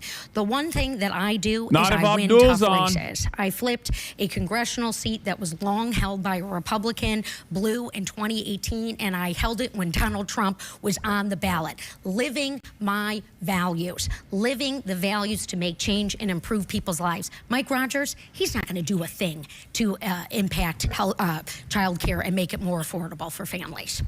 30 seconds. Look, if you want somebody who's electable, the last 3 polls in a row show that I'm the most electable Democrat in November. Why? Yeah. Because you got to actually fight for something. It's not enough to offer people 2 options that kind of look the same on the issues that matter the most. If you're taking money from corporations, the same corporations, Democrat or Republican, how different are things really going to be? I'm offering an opportunity to actually invest in what we want to fight for healthcare that is guaranteed, for an economy that works for working people, for finally getting corporate money out of our politics. Well, with all due respect to Abdul, I think he looks a lot like more like Mike Rogers than I do. All right. So we have apparently scratched the surface on a couple of You've done something unbearable. You've called Abdul white. And the people in the control room are about to pull their hair out. But I want to give you 30 seconds, and I want to give you 30 seconds to pursue whatever this is that's going on here. Obviously, you've got a question about some of the money in her campaign. You've got a question about some of the money in his pocket. Yeah. 30 seconds, go. Well, look, my opponent wants to make this race about lies and attacking my integrity. My opponent wants to make this race about the millions of dollars in corporate ad spend I'm getting. Michigan on the team working on President Obama's auto rescue. I have a proven track record that I am proud of fighting for this state, standing up to special interests, and I have 15 labor unions standing alongside me in this fight and some other proven individuals as well. So can we stop the lies, and can we get the transparency out that my opponents long talked about? I'd love to stop the lies that are being told on TV by organizations like the Center for Democratic Priorities, which, by the way, didn't exist until it started to run ads for my opponent. Like the United Democratic Progressives, which, by the way, is a front for AIPAC. Like Center Forward, which bought airline tickets for my opponent, for her mother and herself to go to Portugal. I don't know what they talked about. I don't know what they did. So if we want to talk about lies, I think it's really important for us to understand who's paying for them and what was said on the back end to allow them to be told. Because $40 million, it doesn't come for free. So is the GOP... I'm glad we got that all cleared up. So we're going to get back to these questions. I want to talk about data centers for a minute. I'm going to give you a premise. You can agree with it, you can disagree with it, but here's my premise. Data centers are going to be built somewhere no matter what happens in Michigan. So the question is, are we better off to have some of those centers here, or should they be actively opposed, as they have been by many citizens in meeting after meeting across the state? And it's first to you, sir. 60 seconds. Look, right now people are scared to death that there's going to be this gigantic data center put in their backyard so people like Mike Rogers can make gender-affirming videos about how buff they really are. I think we have to be serious about the fact that these pose real dangers, and the people who are pushing them are the richest, most powerful corporate CEOs in the history of our economy. And so we've put forward a terms of engagement. We want to make sure that if you want to put a data center anywhere, that it's going to meet the following terms: all union labor, no raising our utility rates, increasing our utility reliability, not touching our water, and then there has to be a community benefits agreement that's negotiated in good faith with all the money put up in escrow, and this has to be fully enforceable, including shutting down the data center. That has to be passed at the federal level. Now, here's the thing. Big AI has huge super PACs that guess who they're funding, not me, the other person. I won't forget your on Plattner the stage. defending. And so the question for us is, are we willing to actually do You're what it takes American to protect first, left people is from third or these fourth, risks, not sure what second, or maybe are we gonna rich? let them roll us just like corporations I continue lost to roll respect our for you. politicians You're a dancing over and monkey. over again? Hell yeah. Congresswoman, 60 seconds. Yeah, well, look, the citizens need I to be love the heard DNC. on innovation and data centers. And it is up to federal lawmakers to secure the tax code so that these gajillionaire enterprises are paying their fair share. It is unacceptable that rates would go up as a result. I want to force these data centers to pay the utility bills and to pay water bills for folks. And look, I also want to secure Michigan being on the forefront of innovation and manufacturing. I visited hundreds of manufacturing shop floors. They are using this technology. We want the jobs. We just can't afford to force the workers to pay for it. And look, yet again, my opponent takes jabs, except for he won't denounce the GOP when they are funding his operation and his candidacy, and now bragging about the false polls that they're putting out that he's going to be the best one to beat Mike Rogers. That's me. 30 seconds. I'm sure everybody out there thinks that Republicans really want me to win this race. Sure. The real question is, how much money has the AI industry spent in this race? And why are they spending it? And whose vote are they buying? And what does that mean for you? If you want a future where AI is fully unregulated, where we lose, 50% of our jobs, where a data center sits in your backyard, you have a choice. If you want someone who's going to stand up for the people against the corporations, you also have a choice. Notice none of the answers actually speak to any of the points I'm making about the money that is being spent in these races to corrupt our politics. 30 because seconds. I have receipts, and the people who are watching this Well, I have need receipts. to evaluate who is running for U.S. Senate, the chief lawmaking role in this country that has the record, that is not a show horse, that is not, I am not someone trying to go viral and shouting into a bullhorn about problems. I am delivering. That is not something my opponent can say. He's great at attacking, and he's great at covering up that his father-in-law is running his super PAC that's spending millions of dollars for him. All right. We're going to move on to a question that you have both addressed because these go together. And this one will go first to you, Congresswoman. We hear a lot about AI, artificial intelligence, hear about it every day. I doubt that most of us have a really good grasp of exactly what it is, what role it's going to play in our lives going forward, what role the government has in putting guardrails on technology that few fully understand, that could be a positive game changer that is evolving all of the time and is displacing workers already. We know that that's happening. So should the government jump in the business of regulating AI? 60 seconds. Yeah, and look, Abdul is lying. Again, he has a super PAC that is run by his father-in-law that has spent millions of dollars on his behalf, and the GOP is also spending money. It's good to know that his father-in-law isn't involved with AI. Here is the deal. I passed my first AI bill the into fuck is law this? in I don't even know what this 2020, line of attack all is. right, in my first term in Congress. I have supported resources to invest and protect in the privacy for consumers and to stand up for the little guy, particularly small businesses who need equitable investment, Black-owned businesses like ones I visit on the regular, who oftentimes are getting the short end of the stick, and they certainly are from Donald Trump. I want to make sure that resources are coming into our communities and that jobs are protected and maintained. We can do this here in Michigan. We just need the right leadership, and I believe that is me.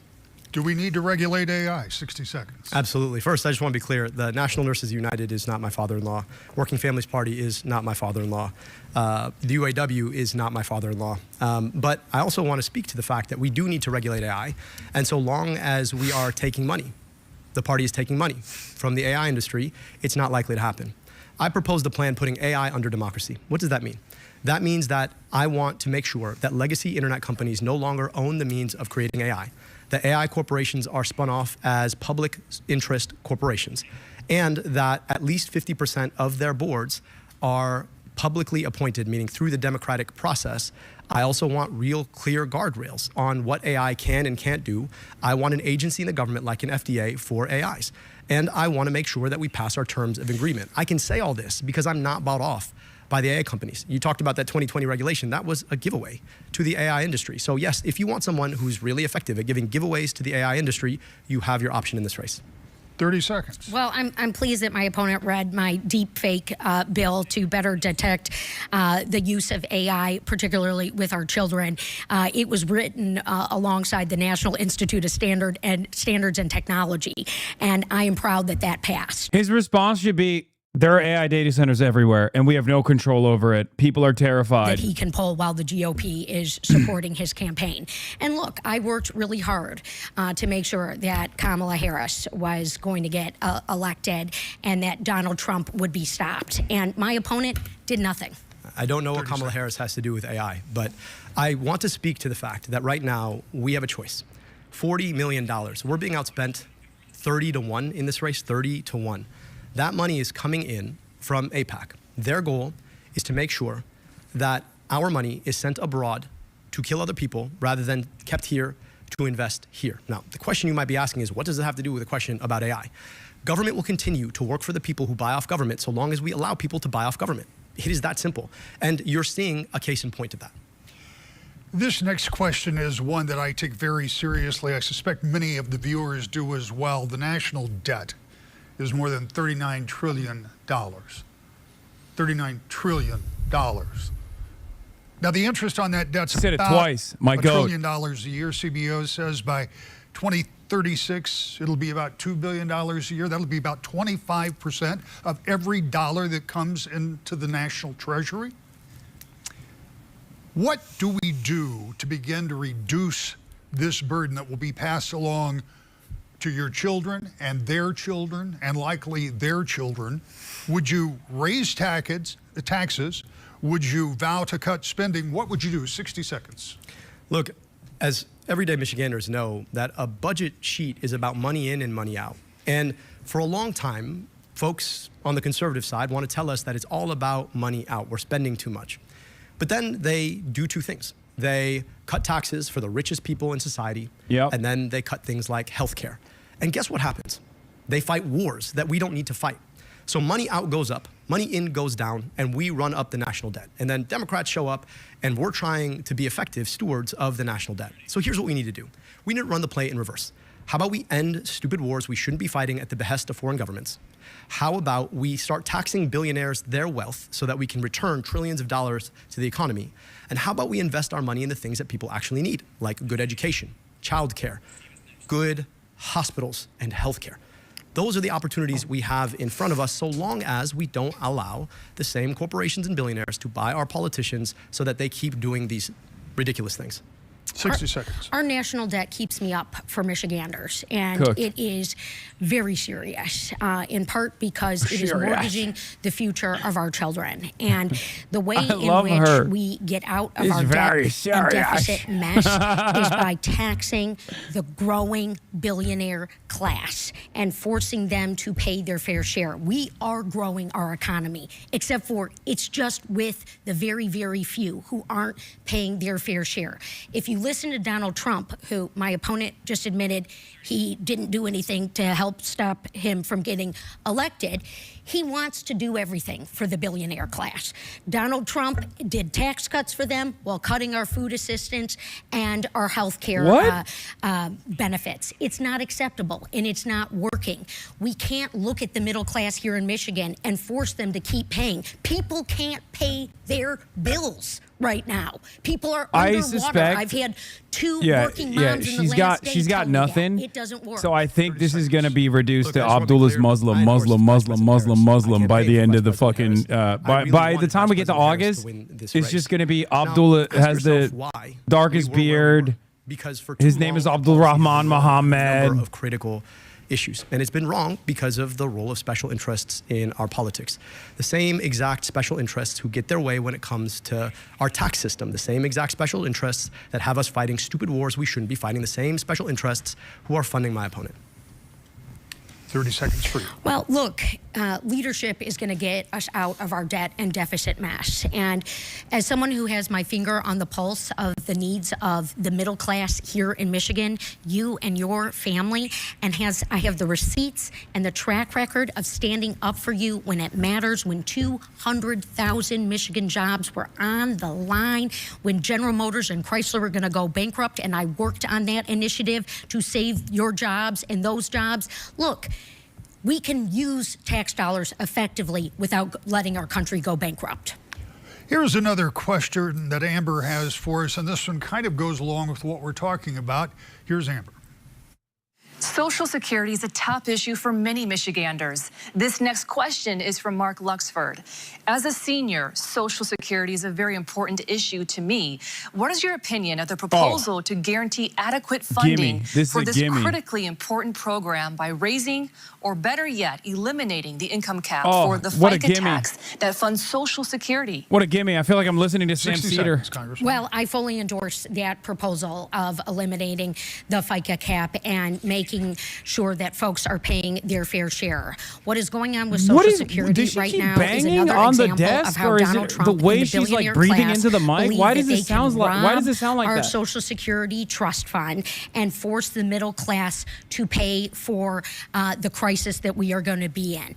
We can fix this. I have also stood up to Donald Trump today and said, rehire the Social Security workers that you have fired, because my constituents, they're on the phone trying to get access to their disability benefit, their retirement benefit, and no one's picking up. And again, these are programs that folks have paid into. I believe in it. Mike Rogers, Donald Trump, they're going to sell us down the Potomac River. 60 seconds. I've talked to so many seniors who are struggling. They're struggling because they paid their home off 30 years ago, but the property tax is getting too high. Their premium on their Medicare is unaffordable and their Social Security just doesn't cut it. And they're worried they might lose that Social Security. Say yes, So yes, Abdul. absolutely, we have to lift the cap. It would make Social Security sustainable. But we've got to go further. I think we need to be eliminating the premiums, the copays, and the deductibles on Medicare. And we need to make Medicare fully sustainable by extending it to everybody. Medicare for all would do exactly that. On top of that, I think we need to be freezing property tax for seniors. If you paid off your home at some point, we can't expect you to keep up with property taxes that are going up. Now, how do we pay for that? Well, again, if we tax billionaires their wealth, if we were to invest in the Department of Education, so he's that we're gonna paying centrally he's gonna for win public every schools in an old equitable person's way. vote. There are a lot of opportunities for us to lift the burden off of seniors who've done their job. They've worked extra hard. They deserve a dignified retirement, and we've got to be thinking about how to offer them that. Congressman, 30 seconds. They are bankrupting the Social Security Trust Fund. It is unconscionable and wrong, and Michigan is going to have a choice about who it sends to the United States Senate to do something, who's got the vision long-term for a 6-year term to tackle a tough issue, and that is what I've done. Over and over again. I have a plan for Social Security, a plan to be able to work across the aisle if need be, and most importantly, stand up to Donald Trump and Elon Musk in this moment. 30 seconds. Look, I'm here to serve you. I'm somebody who worked in the bowels of city and county government. Those are the kind of jobs where you can't dodge tough issues. You got to show up Monday through Friday and Saturday and Sunday too. You've got to make sure people get the services that they need and deserve. And I know in places like DC, they look down on people who work in local government. But I also think that we need that viewpoint good in the US Senate right now. neutralization. We also need the viewpoint of a doctor, somebody who understands what it's like to make sure that you look people in the eye and deliver for them. And I think we haven't had that viewpoint, frankly, in a Democrat since 1969. I aim to offer that. This is going to be our final question. We're going to limit this answer to 45 seconds. There will be a rebuttal, but 45 seconds on the main question. The current economic tensions with China have created concerns that range from cheap electric vehicles being flooded into some international markets to military concerns over the buildup of China's armed forces and the dependence of our own military on Chinese goods and services. Should we be working to lessen our dependence on China, and how should we deal with a major competitor as well as a major trading partner? 45 seconds. My dad moved to this country to learn to make cars, and he believed in this place. He immigrated from Egypt, the place where that was not possible. And he chose to come here because this was a place where innovation, ingenuity, those were unleashed. We had the mighty UAW who was empowered to make the cars that my dad would design. The challenge, of course, is that corporatism has gotten in the way. I remember when my dad came home in 1996 and said, a company that's more interested in finance than it is in engineering is not going to be a car company very long. Fast forward, 2008, there we were. I think we need to make sure our corporations think long-term. I think we need to make sure that we are using trade as an effective way to empower and protect our manufacturing capacity. And then I think we need to unleash ingenuity by investing in research and development. Is a property tax credit, you think, a socialist policy? No, it's not. Innovative place, and Donald Trump has sold that it's way good far sloppyism. Well, to every engineer watching tonight, I know how a CNC machine works and a robotic welder. I am Michigan's manufacturing geek, and nothing is motivating me more than standing up for our manufacturing sector and our jobs, and that means taking on China. Look, I've got the bill. One I also did with Senator Slotkin. No Chinese Cars Act. We have to stop these guys from coming in to our market, lowering costs up the wazoo that only feeds their Communist Party. That's not correct. That's not going to work for us in Michigan. We can build affordable cars You're running here for in Senate in Michigan. without You're going to having the say, Chinese I will come in burn a and eat our BYD lunch. if I see one in my neighborhood. You know what I mean? There's a reason that the UAW has endorsed me in this race. And they endorsed me in this race because I understand that the biggest challenge we have right now, the thing that is throttling our ingenuity, is the fact that our corporations are a lot more interested in a quarterly bottom line than they are in the long-term sustainability of manufacturing. I think we need to think differently. That means standing up to Wall Street, not taking their money to run your campaigns.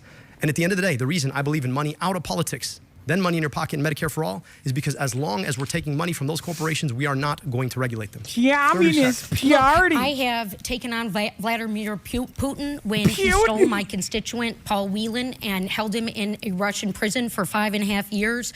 I am taking on China now and standing up for our jobs and not letting them flood our markets through the north or the south. Where technology cannot come in here. This is about our way of life Dude, in Michigan. look how she This came is alive when it squarely comes to why I'm American running for US posturing Senate, to against foreign articulate this adversaries. and defend it and protect it at Terrifying. the lawmaking table.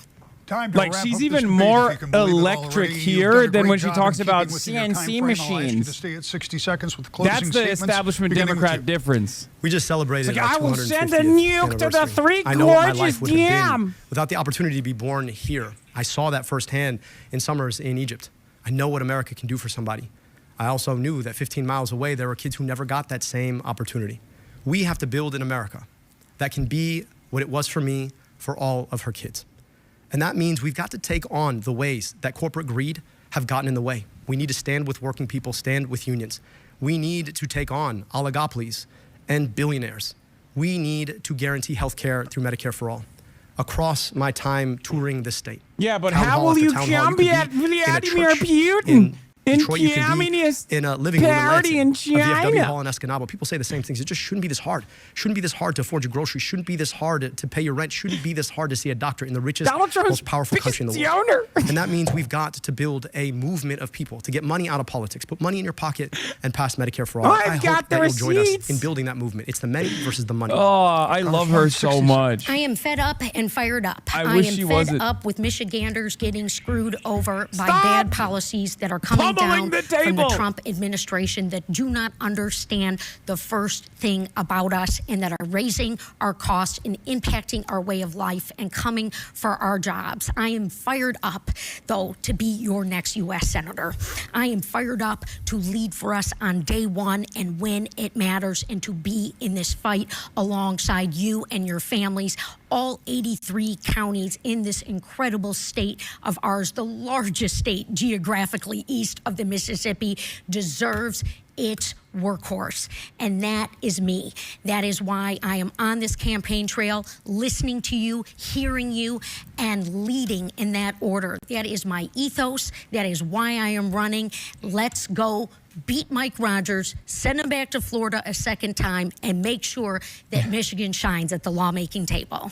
Candidates, thank you both for being here. I know it takes a lot of time and effort to do it. I know you know how much I appreciate it. I just want to make sure I say it publicly to both of you. I want to thank I love Amber this and all guy. of my colleagues here at Wood TV. This our guy's my corporate favorite staff, who has been moderator. What a doing goat. great job and helping us from the get-go. To all of our partners around the state that are carrying this debate tonight. And Yeah, particularly, HasanAbi I want to thank Piker everybody Broadcast who has just carrying been the here debate. on the ground and helping us. A reminder to join us back here Dude, on this was Thursday one of the night for a best- debate with the Republican candidates for governor. This was one of the best Good night moderators from I've ever, like, they were so issue specific, nothing stupid. You know what I mean? Wood TV. Pretty fucking awesome. Yeah, Abdul stomped. Wait, it's not done? After this, candidates go to the spin room for interviews? The spin room! Oh, nice!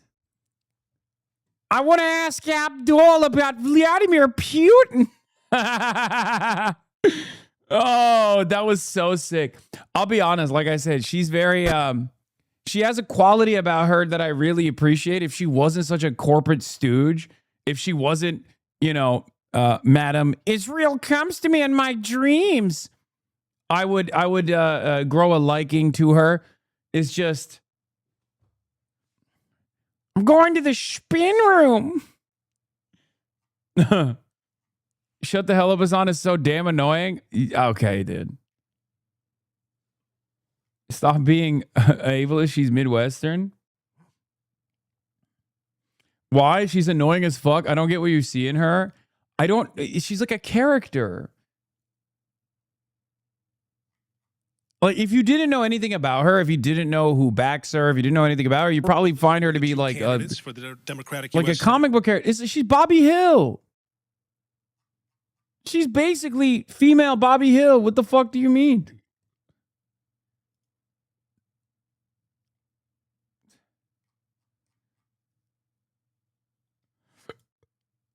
Oh, all right. Let's see what they say in the spin room. state, but the nation. Let's begin with our friend over here, Dr. Abdul Al-Sayed. Welcome to West Michigan tonight. Honored to be here. Thank you. This was the second debate that you've enjoyed this campaign season. Talk about your closing argument here in the last 4 weeks. Yeah, look, we have an opportunity to build a movement of the people, by the people, for the people, as government was supposed to be, to get money out of politics, put money back in pockets, and pass Medicare for all. I'm proud to have earned the endorsements of everybody from Bernie Sanders to the UAW to the National Nurses United to the American Federation of Teachers. Working people coming together in a movement. Now, look, we're being outspent 30-1. You've probably seen the attack ads.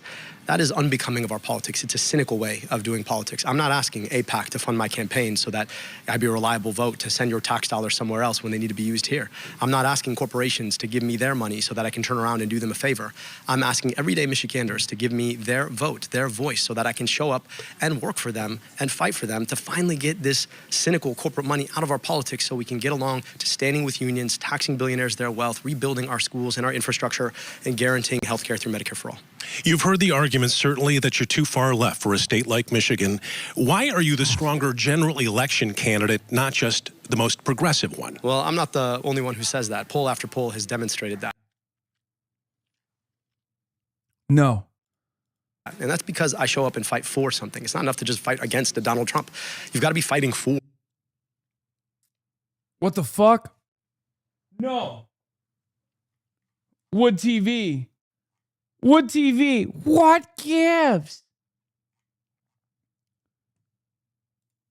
Israel pulled the plug. Israel was like, nah, he's cooking too hard. He's cooking too damn hard. Stevens need to commit to running through a Sephora. I haven't seen such terrible makeup. Okay, this is my female moderator, Yubi. I am not saying that. I think her makeup is beautiful. Although as a male feminist, I do not see beauty. I don't see any women at all. There's only one gender in my book. So, I should not have read that. I disavow that comment. I think her beat was excellent. Okay, her beat was excellent. It was great. Beautiful and natural. Did she even have makeup on? I couldn't tell. Look at Haley's face in this clip. She's tweaking. Not one of those ads was brought to you by the Congresswoman's campaign. All of them brought to you by corporate PACs and AIPAC, trying to buy a politician who's going to do their bidding instead of yours. That's been the story of our politics for far too long. The question is not... No, she's just burping in her mouth. I've been there. I know exactly what that is. Yeah, she was just trying to let a little burp out without having the microphone hearing the burp.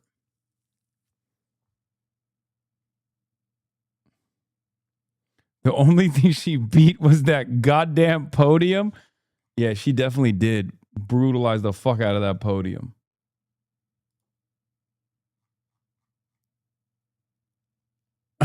What are these ads, man? Since when do you do that? That's true. I do actually just let it rip when I have a little burpee coming.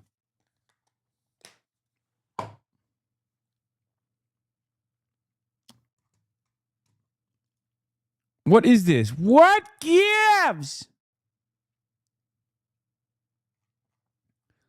What gives? That was an incredible performance and a shellacking. Straight up. Yeah, it's stuff like this that I love about her. I don't know why. I find it wholesome.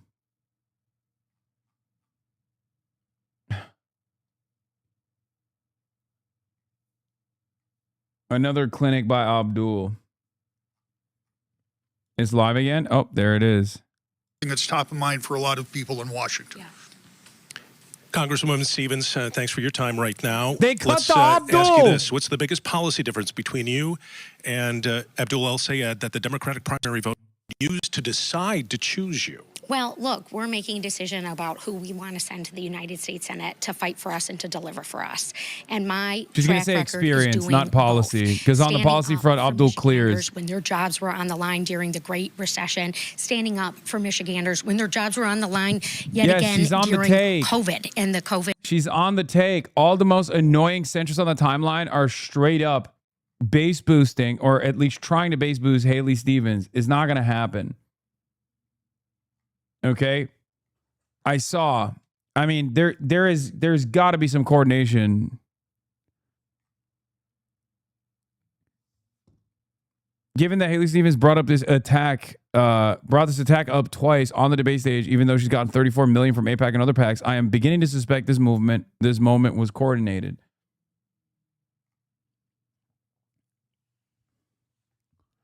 Like, I think Dana Bash came out of the gates and like specifically brought up Haley Stevens. Haley didn't mention you? Yes, because why would she do that? Why would she fucking do that, man? We saw what happened when Mallory McMorrow brought it up. Even if, and I don't believe that this to be the case. Like, I don't think I'm like particularly popular or famous in Michigan. But virtually every candidate that has brought it up has lost their race. Because they look so ridiculous. Woo boy, if it was a grand conspiracy, he wouldn't say she was trafficking with anti-Semites. I'm not surprised you see Jewish conspiracies everywhere.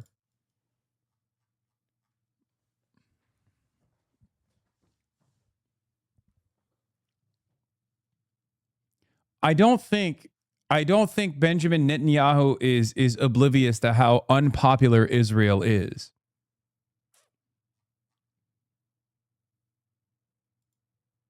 Yeah. Hey Siri, pull up the fakest thing of all time. Here Netanyahu, who hopefully will lose his job here, attacks Haley for Michigan for stating the obvious fact that Netanyahu is making Jews in America and the world feel less safe. We're going to one bad man theory until Nira has 260 Democrats in Congress who strongly demand Naftali Bennett carry out apartheid and genocide instead. If you're interested in why a fanatical supporter of Israel is being backed by AIPAC with 30 million is calling out Netanyahu, it's because it's AIPAC approved kayfabe for half paying attention liberals. Learn about the rise of the one bad man theory here. See also, cutting off aid to Israel is another increasingly popular fake dissent on Israel. Can you elaborate on what it means that it was coordinated? Dana Bash specifically said that Jewish lawmakers were saying that what is happening in Israel makes American Jews unsafe, and then brought up Haley Stevens is not Jewish. Why the fuck would Haley Stevens get brought up? Is she at the forefront of criticisms of Benjamin Netanyahu, or does she have a fucking debate coming up later in the evening? I'm sorry, guys. That's insane. Why the fuck would Haley Stevens be brought up as a prominent critic of Benjamin Netanyahu?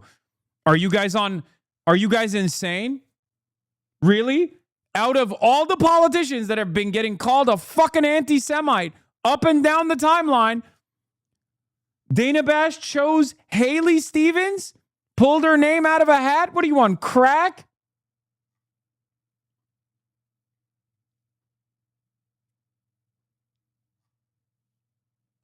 What gives? Did Haley run away, or does she have... Good reason. This is a state that is seen as purple as it gets, maybe as purple as my tie. And so what's important is, where do the independent voters show up for this? Where do the traditional Democrats fall in line as they're going to vote for this? And all of the ballots that are already out. Absentee ballots went out. All the Democratic accounts saying Haley destroyed Al Sayed. 10 county clerks said that they sent out over 100,000 and that 10,000 of the ballots had already come in. So that's why there's a lot of attention on this race and a lot of money being spent. Let's sneak on over. Let's go back to Abdul Al Sayed and get some of his thoughts here as the media is asking him some questions. We're just going to listen in real quick.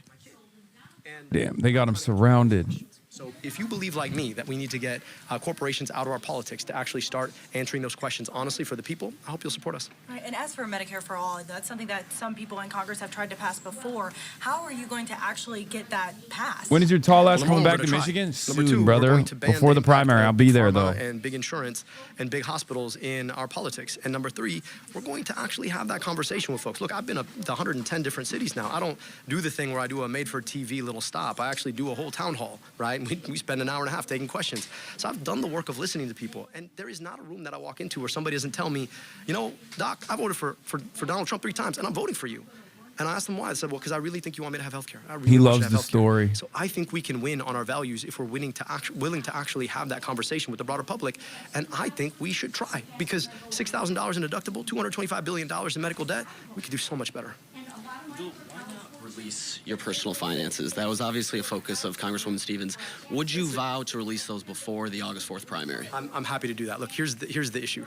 When you can't win a policy debate, when your ads are being paid for by APAC and corporate PACs, folks who are flying you and your mom out to Portugal, then you look for a distraction. At the end of the day, I took the same extension that she's taken every single year that she's been in Congress, the same exact extension. I didn't hear her complaining about herself taking that extension in the past. So look, I'm happy to release them. We will be releasing them soon. But this is a distraction from the fact that people have been seeing those ads. Being outspent 30 to 1, 30 to 1.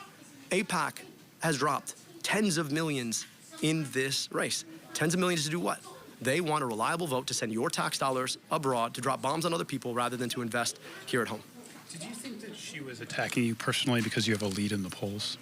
Look, I mean, I think what you're seeing is a level of desperation in that campaign. You know, when you got $40 million spent and you can't seem to nudge the polls, it says something about the quality of candidate and the quality of argument. And so, you know, This happened with Kamala. Attacks. I mean, you've been seeing the attack ads on TV. Look, I got an 8-year-old daughter at home, and she sees how I treat my wife. She sees how I treat her. She sees how I treat my mom. And to have to explain that to my kid, that just reeks of desperation to me. And it's not in keeping with the kind of politics that we want. And now when you're seeing that attack at $4 million a week, it says a lot about the kind of desperation you're seeing from that campaign. It's sad. Did you watch Egypt's soccer game today? I did. Look, I saw. Are you able to hold? Good time to step away there talking about soccer. Let's head on over to Representative Stevens now. These Another guys big, are large awesome. group of Dude, media Wood over TV is here. awesome. And so she's taking questions. We're going to do the same thing and kind of stick her mic in and see what she's talking about. Well, you gotta ask why he's got a podcast and why what he's making money on and all that business. He's got books, podcasts. Wait, isn't that the guy that got called gay by Thomas Massey? That's the Fox News guy. To Portugal, can you explain that and who paid for that trip? Yeah, look, this is very standard. Members of Congress. I was doing NATO meetings to learn about. That's the how gay we guy can from better Fox assist News. Our partners to end the Ukraine war. So that was paid by Center Forward and not the House office? It's a very standard way in which members engage in critical policy. Should it be? You know, I've learned a lot to stand up to Putin on that. Yeah. The only way I could stand up to Putin is by taking a paid trip with my mother to Portugal. The beautiful state. Well, look, I'm a transparent, accessible lawmaker with the receipts of helping real people with real problems in the job that I am running for right now. And look, I'm going to continue to be transparent and accessible throughout this campaign and throughout my time in public service. I have been doing the work for Michigan when it matters, and I'm damn proud of it. Congresswoman, do you think that you purveyed an effective message during this debate? Do you think that you got your point across to the voters of Michigan? Well, I'm always happy when I'm talking about Michigan and what Michiganders need and what I'm hearing from Michigan and why I want to fight for them. No, I'm not looking for punditry ratings. I'm just excited to be engaging in the deliberation of our democracy on behalf of the people of Michigan to earn their vote, just like I have done. I'm many looking times over forward in to many fighting complicated Vladimir races. Putin. This is a serious moment for Michigan. Make no mistake about it. You know, last year when those crazy tariffs were coming down, 55 in 100 days, some of our counties had some of the fastest growing unemployment in the country, all right? And I'm glad that you're all here so we can get these points out, because I'm going to tell you, Michigan manufacturing has been going down ever since Trump came in, all right? We're losing investments. We've got this super site in Flint that needs somebody to move into it. Well, that fell apart because of Trump's tariffs. We're just hanging on here. That's what people don't understand. We've got tech and AI, but we got capital-intensive industries. Come walk a floor with me. Come talk to some of these folks. So if I get a chance to advocate and shine a light on that, I think I'm winning. And I think that people hear me, that I hear them, that I am fighting for them. That's what we need in the Senate. You've said that you will go through anybody. Great exchanges here. Both candidates, again, talking to the media. I'm going to swing back out, and I see Rick Albino standing over here. Maybe a good opportunity to talk to you, Rick. We're hearing a lot of the same arguments here, counterpoints of what we heard through the debate. Writ large, in the big picture, this is kind of a fight about the future of the Democratic Party in the state, is it not? I certainly think it is, and I asked that question specifically for the reason I think that there's much more riding on this race than just a U.S. Senate seat. Now, by the way, a U.S. Senate seat's a big deal. I'm not taking anything away from that, but I do think it's about the direction of the party. On this side, you have an established candidate that's been endorsed by established Democrats. On the other side, you've got the more progressive candidate that's been endorsed by more progressive Democrats. Now, it's not to say either is right or wrong, but the question is, in Michigan, what wins? You've got to be able to get to that center third to win in a general election. Republican, Democrat, doesn't matter. You said it yourself. We're a purple state, so you've got to be able to get to that so hard. third. I have too many. I've downloaded way too many verbal stims of Haley Stevens. We know that they have problems, but what's the answer? Is it, as we heard, What that billionaires should be gives? taxed, or is it something else? So, I mean, the real question is who can appeal to that middle third, and then Are you okay? whichever No. one of these camps I'm like wins, Vladimir what does that say Putin. about 2028 and people who are running for president that need to come to Michigan? If you're a Democrat, you've got to win Michigan. That's just the way it is. So if you're going to come to Michigan, who are you going to follow? Are you going to be going with the more traditional campaign or a more progressive campaign? And I think this election will give some indication to those presidential aspirants to know what they can expect when they come to Michigan. I'm going to put you on the spot a little bit, Rick. Who do you think Mike Rogers wants to run against? You know, I think, first of all, be careful what you wish for. Because it doesn't always work bro, out he's in the if you tank think, for "I wanna Abdul. run against candidate A Straight or up. candidate B." And we've seen, I think, people in the past be overconfident. Because yes, Mike Rogers wants to run against Abdul because they're going to hit the Muslim, Alex Jones style, right? 2 years ago. And they think that's going to be President Trump was on successful. the It's ticket 2 not. years ago. He's not on the ticket. He's still very much part of the conversation, but he's not on the actual ballot. So I don't know But that's what why that he means said, when we "Be get careful down what to you wish November." for. You might get and it." I really don't know if it makes a great deal of difference from this standpoint. Mike Rogers, just like whichever one of these Democratic candidates is the nominee, is going to have to go out and run their own race. They're going to have to convince people to vote, not just vote against somebody else, but vote for them. And I think that's the challenge that any one of the three people, the two that we saw tonight. Their first attack ad was already about you and him. Yeah, but that wasn't that. That's one of those attack ads that's like boosting his profile in the Democratic Party primary. So like Haley Stevens isn't wrong when she's like, oh, GOP's like GOP spending, except the greatest counter to that is AIPAC is the biggest GOP donated super PAC in the country.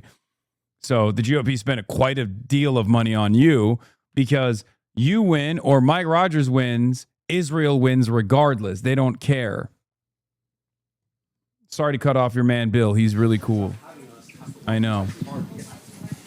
Have you had any conversations with Mallory since she dropped I out? have. And what is your approach to that and kind of where It's where the does guy. it stand right now? It's the I have a lot Fox of News respect for guy, I anybody who's think. gonna engage The one in that, democratic process. This is really hard right? to do. Isn't that the same Particularly hard Fox to do with News young guy? kids. I got an 8-year-old and a 3-year-old, and I know her daughter Noah is 5. That's really tough. And I've been there before. I ran a really tough primary, and I lost. And so, you know, I wanted her to know that I appreciated how she ran her race. I wanted her to know that I believe she's super talented. I and trust look forward to Audrey. what She does in says politics no. next. Oh, And I damn. wanted her to know that I was grateful to have shared the campaign trail with her, and I thought she made this campaign. This anti-white and our racism? Am race I that doing much better. anti-white And I racism? wanted her I'm to know that sorry. just from human to human. I probably Now, have when met it comes these to, journalists. you know, Oh, where potential TVU Mallory's backpack. Look Mallory at that. supporters go. Mallory was clear that she wanted to reject the power of corporate money. Say sorry and to this AIPAC guy who's money probably a and Chuck local Schumer in our journalist. I politics. apologize to I the want to local reject the power of journalist. corporate money, I will AIPAC give you money, a and I Chuck will Schumer give in you our an politics. interview. And so I hope that folks who are inspired by her are going to be as inspired by our movement, because at the end of the day, if we allow Chuck Schumer or AIPAC to come in here and try and dictate to us what our politics should look like, I think we all lose. Did she say she might endorse in the race? No, I think she's still trying to figure out what happens next. Obviously, you know, for us right now, we're a lot more focused on just running our race. Obviously, we'd welcome her support, but you know, that's a decision for her to make in the long term. Abdul, why do you think that some... Okay. Some of the comments there from Abdul. I'll say it, and I'm going to truck across the room again. They're having here so and much fun with this. try to give Congresswoman Stevens some equal time. Is she still taking questions? What was the GOP money she's talking about? They're saying that the GOP is doing attack ads against Abdul to position him as the candidate. We are going to stop Trump. Yeah. Rep. Stevens, I just asked this to Abdul about the regulation of AI. Now, it seems to be a pretty bipartisan issue. Do you see that as something that can unite Michiganders? And if so, how do you set yourself apart from your potential opponent on the Republican side? Well, we want to beat China. And how I set myself apart from both of my opponents is that I actually have results on getting bipartisan AI legislation done. And in terms of the way in which we look to regulate and the way in which we look to stand up, we've got to make sure that the voices of people are at the table. Look, this is about our kids. So when we talk about what's going on with social media and very minimal regulation there, when we talk about the mass wealth concentration that's going on, that's not appropriate and right. And we want to have the guardrails be through open, free market democracy such as ours. We don't want to be playing by China's rules. So we've got to have leadership, and we've got to have vision, and we've got to have the commitment to do the job at hand, which is me. So to be fair, you're in favor of data centers. Okay, I want to swing back over here now, and I want to talk to News Nation correspondent. Where did I lost him? Oh, he's over here. All right, a little chaotic here. Chris. Yes. Brian Sterling. Brian. Chris Steyerwalt is with News Nation. True. You are also a political analyst. You've watched a lot of these races. True. Size this one up from the outside for us. Well, look, the Democratic Party is at an inflection point. And the reason so many national people are here, and the reason that there's now I'm here because The Hill Sunday airs on so many on your station in so many places, and I love you for that. But so many national people are here because this has ended up being the inflection point for Democrats in this primary year. So basically, after How the come Bernie Wood Sanders TV doesn't play my candidates did broadcast? so well in New York, the Mamdani candidates did so well in New York, it was sort of a split decision because you can point to a lot of places. You can look at Iowa, you can look at New Jersey, elsewhere, and say, hey, the moderate, the mainstream Democratic Party is still able to get electable candidates into position.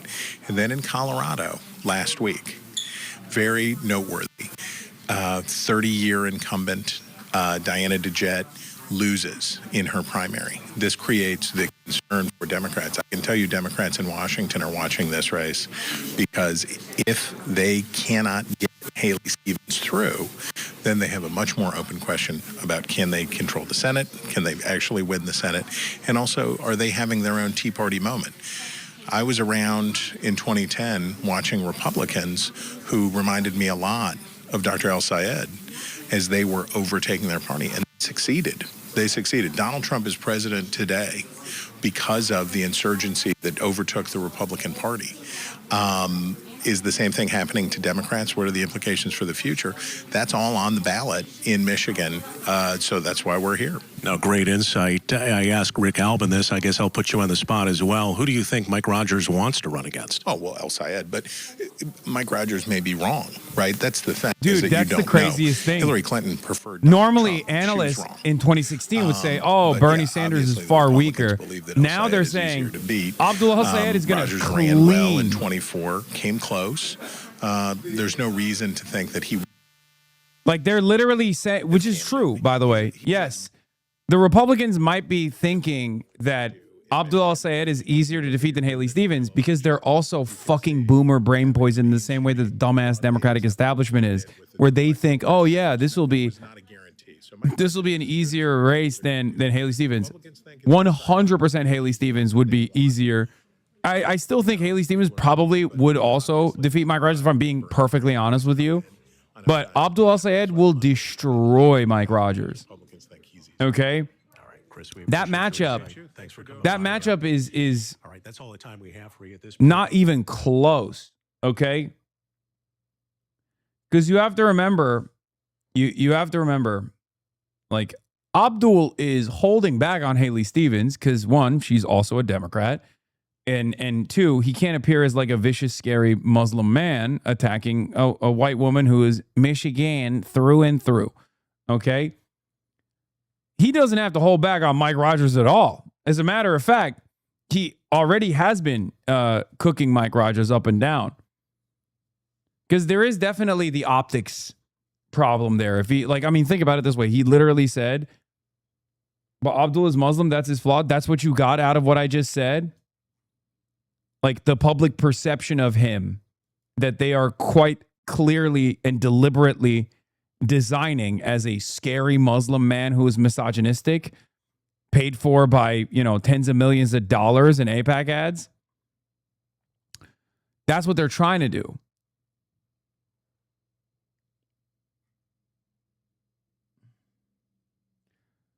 And not only are they trying to do that, they did that after Abdul said something not even that significant, not that serious against Haley Stevens. Like he was just like, oh, if she gets $30 million, like she has to explain where she's getting that money. And then, maybe she can string two sentences together or something like that. And then they were like, that's the most sexist thing I've ever heard in my entire life. That's the way that they treated it. So yeah, as a Michigander, I need Abdul say it against Mike Rogers. We are a pretty insulated state outside the cities. Former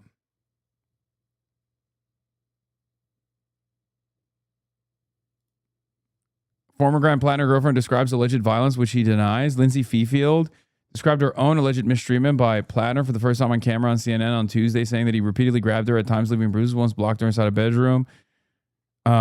Fifield said that she was inspired by Rassikott's bravery, coming forward, and felt relief that endorsers like Bernie Sanders urged Plattner to drop out of the race. At the same time, she said she was disturbed that her own allegations about Plattner's behavior, which were published by the New York Times last month, didn't spark similar condemnations.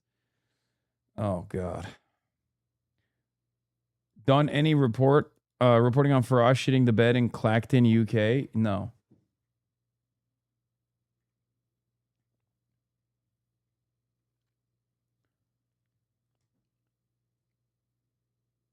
Imagine if Patrick Bet David had Haley Stevens' voice. That'd be goated. Those are two of my goats. Those are two of my goats at the same time. Why hasn't he dropped out yet? I think. My name is Martha G. Oh, yeah, this was a beast mode ass ad, by the way. And you guys in this chat are going to be like, why did he do this? Scott. I'm a Wayne County Commissioner and a proud Democrat. And I'm darn proud to vote for Abdul Al-Sad for Senate. I know Abdul, and Abdul knows what's at stake. He was the first Muslim American leader to endorse Kamala Harris for president. As Wayne County Health Director, Abdul got glasses for kids and helped families out of medical debt. Now go get him. All right. Great ad. Okay. Great ad. Yeah, for Metro Detroit. Oof. Great ad.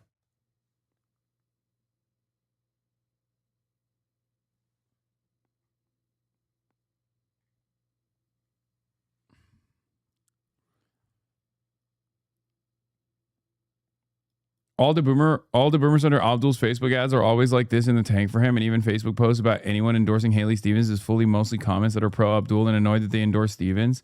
It's wild to see because Facebook is so boomer and conservative, Phil, for me. Yes, that's the difference of running, one, a good campaign, and two, actually running a campaign. Abdul has been traveling up and down the state, doing town halls.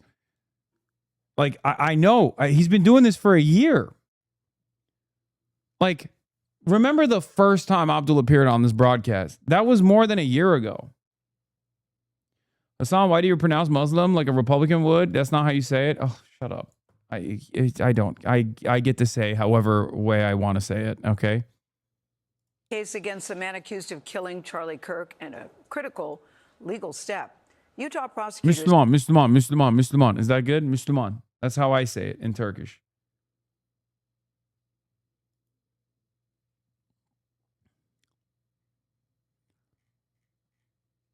Abdul said Detroit campaign officer, the debate watch party's happening with supporters. Didn't Bring a phone charger, so I'm going to talk to voters instead of live tweeting about the debate. Academic advisor Brandon Totten is supporting Abdul because he supports Medicaid for all. Getting corporate money out of politics, he says. Live reaction to LSAT calling out Stevens for taking money from DTE. Small businesses losing their revenues. We got to do supply chain security. I've got a bill for that. I am ready to go for us, Michigan, on day one. 30 seconds to wrap. Let's talk about power outages. People sleeping in dark rooms without electricity for the fourth straight day. My opponent's taking $37,500 from DTE. Ask yourself what that buys. That was a bar, by the way. Like, for the California voters, it's like calling out your opponent getting money from PG&E. Like, that's a huge deal, especially because of the mass power outages that have been happening right now. That is, for any local that was watching, that's a strike, a major strike. Steven says UAP spending to boost Abdul El Sayed, criticizing him for the super PAC supporting him. Steven says his father-in-law runs. El Sayed, the National Nurses United is not my father-in-law. Working Families Party is not my father-in-law. The UAW is not my father-in-law. That was a good deflection. Stevens has twice invoked El Sayed supported Kamala Harris. El Sayed says he endorsed a campaign for Harris. He supported the uncommitted movement in February, but immediately endorsed Harris in July. Yeah. Also, Stevens trying to hit that like Kamala Harris line. Again, also a little bit of racialized agitation right there. The meta amongst, and this is, I've talked to some locals, okay, some local leaders about this in Michigan. There is a little bit of a meta between, like a little bit of friction between some of the voters in Michigan who have a little bit of animosity because of the way that CNN and a lot of mainstream media covered like the Muslim vote and how much they were in the tank for Trump. They made it seem like these guys were like really invested in Donald Trump. There was a couple Muslim leaders as well. So that has left some resentment, specifically in Metro Detroit, the Dearborn vote meta, which is part of the reason why I said that other ad that we just watched is actually really good for Abdul. Abdul already has a decent chunk. I mean, I think he might be leading on the black vote regardless, but you know that it's basically covering all bases, and Haley Stevens hearkening back to that, and you know, pointing to that was a not so subtle nod for some of the unks and aunties in Metro Detroit. Except what's also interesting is, again, this is from my, he already had a decent floor in Detroit. He's a Wayne County guy.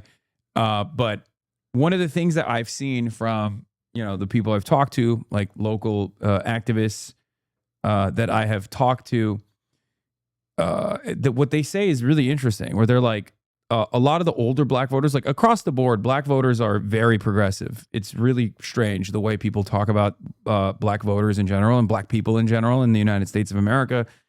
They are historically the most progressive voting bloc on virtually every issue, right? So in this circumstance, while there is like a little bit of party loyalty and a little bit of loyalty to Kamala Harris, they still also are very pro-Palestine. So the commentary that you see on the internet of like prominent centrist, center-right, Israel first accounts, black Zionists in general, is not exactly the attitude that a lot of black voters demonstrate towards the issue, where on the one hand, there's a little bit of resentment, but also on the other hand, they are not exactly fucking with Israel either. It's not even a thing. So that's what's been so interesting. And I think that also speaks to Abdul basically winning most of the demographics he needs to win, including the black voting bloc.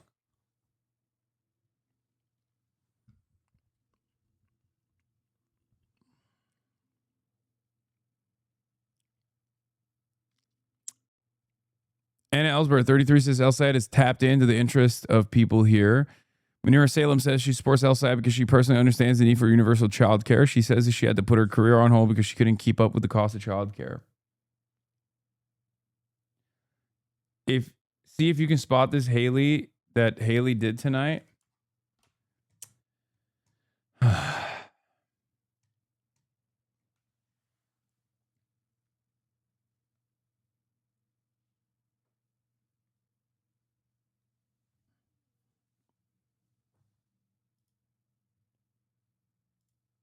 What is this?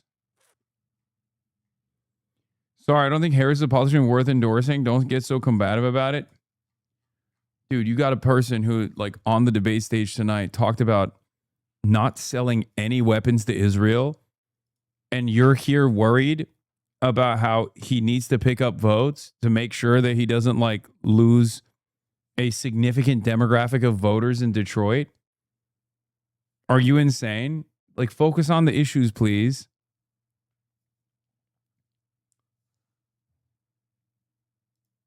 Your fave guy asked Summer Lee about you and got owned. You disavow your friend Hasan Piker for inciting riots outside Delaney Hall last weekend? Oh, well, actually, I think that Delaney Hall is a disgrace. Will you disavow your friend Laura Loomer, who calls black women ghetto black bitches? She doesn't mean that.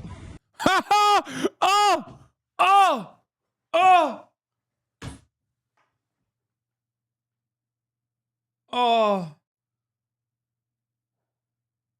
Oh, no.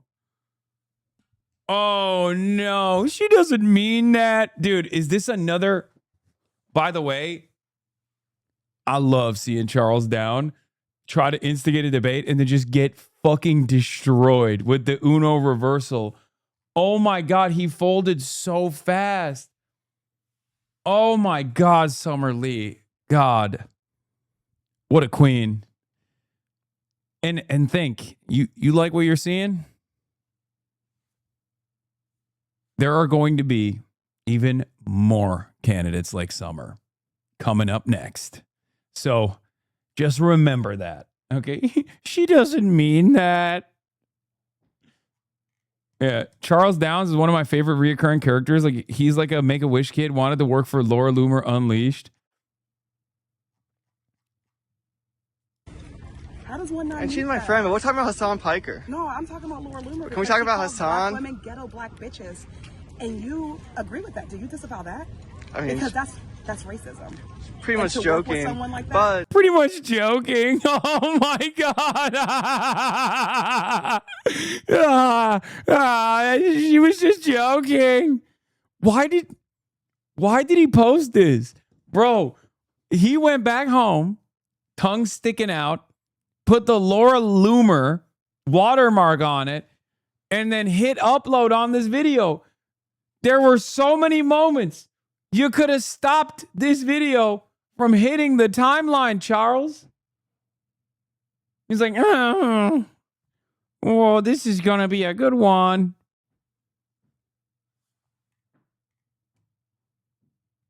Please, I want you to meet Charles Downs one day. Yeah, he even pinged me for it because he knows I watch his videos. He knows I'm a fan. Oh, Jesus. Does Laura pay him, you think? Yeah, with chew toys.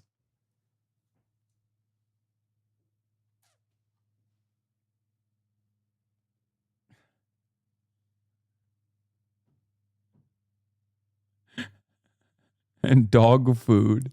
Well, no, she keeps the dog food for herself.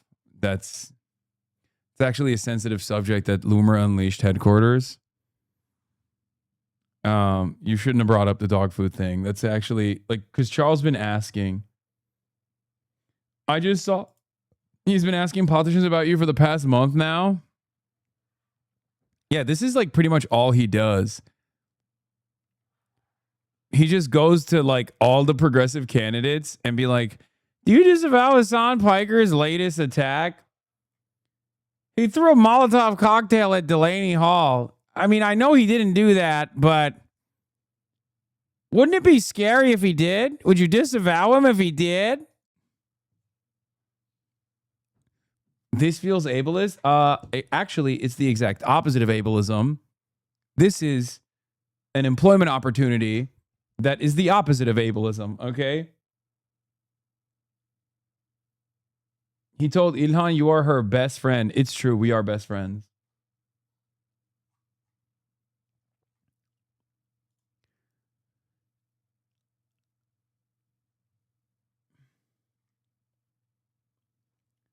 Can't everyone just now counter his questions with, I think he was just joking? Yeah, that doesn't work that way. Yeah, she was pretty much joking. Are you calling him a DEI hire for someone who, let's just say, is medically stupid? Yes, that's what I'm saying.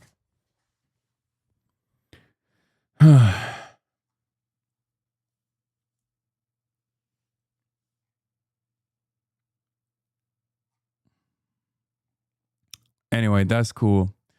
All right, let's get the prosecutors presenting a case against a man accused of killing Charlie Kirk, Tyler Aim to Robinson. convince a judge there is enough evidence to move forward with a Wait, he murder took trial it down? Shut the fuck up. Did he? No, he didn't take it down. Why'd you say that? Why'd you lie to me like that? He's shameless, dude. He's not taking that shit down.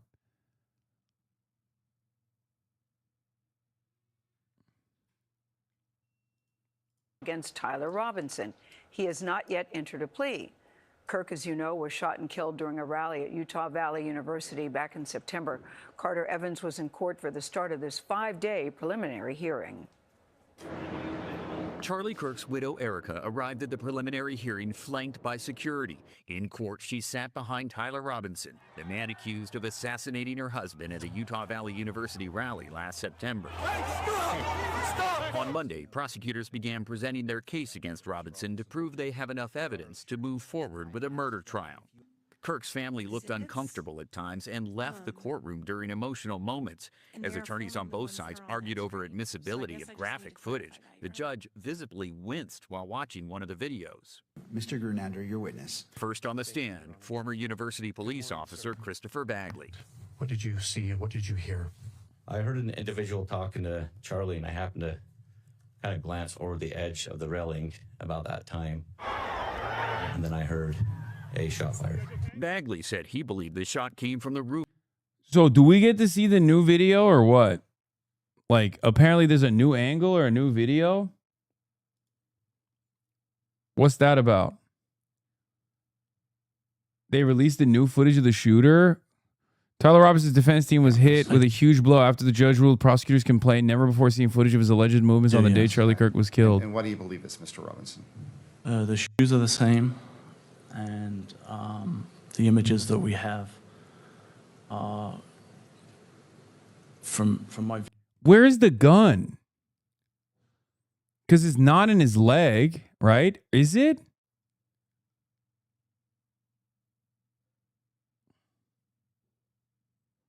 It's in his pants?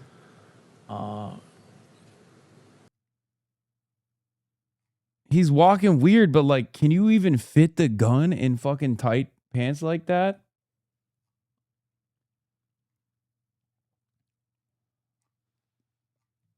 From my viewing and seeing Mr. Robinson on the video, it's the same person. Now, what do we see? So it's Mr. Robinson coming up the stairs of the parking structure. They couldn't hire a fucking American lawyer? What is that? Wait. This would be the prosecutor, right? Why does he sound British? Again, he seems to be having issues walking. Like, oh, it's a witness. Wait, why is the witness going through the fucking footage? Bro just got done with split squats. This is completely normal. I think dude is innocent.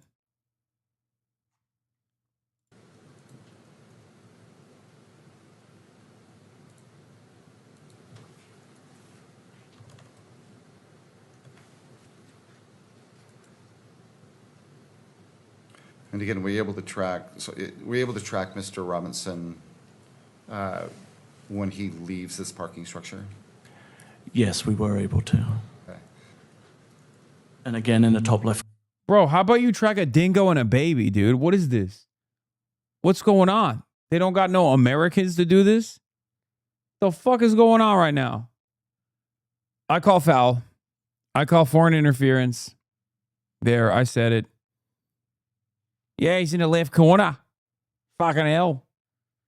Left corner, Tyler Robinson.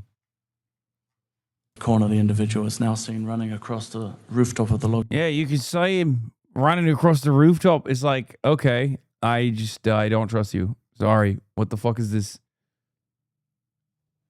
What the fuck is this bullshit? Building. Candace what would doesn't be the believe it because of southwest this. corner of the building, crouching down and then crawling to the corner of the building. Okay, this is the right leg. Mr. Robinson, when he leaves this parking structure? Yes, we were able to. Patsy lost track of which leg was limping. Was it right or left? Oh, I messed up. Wait, no, it's probably inverse. The footage is probably mirrored or something on one of the cameras. What the fuck? Yeah, it flips because the chatters. Do you know how cameras work? One of them very likely is mirrored. Top of a nearby building. Robinson turned himself in the day after the killing. Prosecutors say they have his DNA on the rifle used in the shooting, along with his messages allegedly confessing to the murder. For CBS Mornings, I'm Carter Evans in Provo, Utah. CBS News legal analyst Caroline Polisi joins us now to break it all down. Good morning. So tell us more about this preliminary hearing and why it's so unique. Yeah, this is not a trial. I mean, it is being Defense brought that apparently he was driving a car that was seen being driven by a bald dude with 3 other people in the car. dubbed as a mini trial, but it's sort of a unique feature of Utah law. What we're essentially seeing is like a grand jury process where you get to that probable cause to move forward with a trial. So all the prosecutors need to do here is show that there's enough probable cause to move on to an actual trial. Okay. We all just get to see it, the benefit of seeing it because of Utah law. And so what I'm watching for really is we're getting just the beginning of the glimpses of the defense's potential arguments here. They're pushing back on the authentication of the evidence. They won a motion yesterday to keep out this video compilation of the day of the shooting because they said it was altered. They said it gave the impression that it was one person. So there's a clue there. She questioned, Catherine Nestor, the lead defense attorney, she questioned one of the law enforcement officers about a gun holster that was left at the scene. She questioned, just the overall security. Yeah. Trying to point out the one how juror it was on the sort of Kirk lax. trial who's going So to you can convince see the where other they're jurors that going, Israel did it. right, which I find interesting. But there is a mountain of evidence against Tyler Robinson. I mean, he also turned himself in the next day. Carter Evans talked about the DNA evidence on the gun. And of course, all those videos, as you mentioned, that compilation, I mean, it was recorded by many people who were there live at that event. So that creates a pretty hard foundation to go against, right? Absolutely. The evidence is overwhelming. And I think what we will see, remember, this is 5 days, but some of the most compelling evidence does come from his roommate / romantic partner, Lance Twiggs. We supposedly are going to hear a recorded audio of Lance Twiggs. I mean, the thing that doesn't make any sense is disassembling the gun and then reassembling it by hand. And also, no exit wounds. Like, it's just not. What is this? Officer Chris Bagley says body cam battery died while he was on the roof after Charlie Kirk was shot. Any spent casings? As a matter of fact, no. That's why when I saw the prone position where a person would be laying down as a sniper, being around guns and snipers all the time, I was looking for a spent shell casing. I couldn't see one. I was looking over the edge, looking all over the place, making sure the gravel wasn't disturbed, and I couldn't find a shell casing at that moment. And that would be the reason you would be along, looking for but I that do- was because some types of guns, when they shoot, I mean, Katie's awesome. I love Mo Chakic. She is beast mode. American prospect. She goes so fucking hard. Literally balls to the wall all the time. Like nonstop. I worry a little bit sometimes because she goes maybe a little too hard at times. You know what I mean? Well, so does Katie. Mo Chakic does investigations for American Prospect. She's also been in the crosshairs of a lot of Zionist groups. And so is Katie, of course. No exit wound, what? Yeah, you didn't know this? Charlie Kirk has no exit wound. The bullet only entered. That doesn't... It just doesn't fucking make sense. No exit wound with a 30-06 and the level of cavity it would have made makes this shit very suspicious.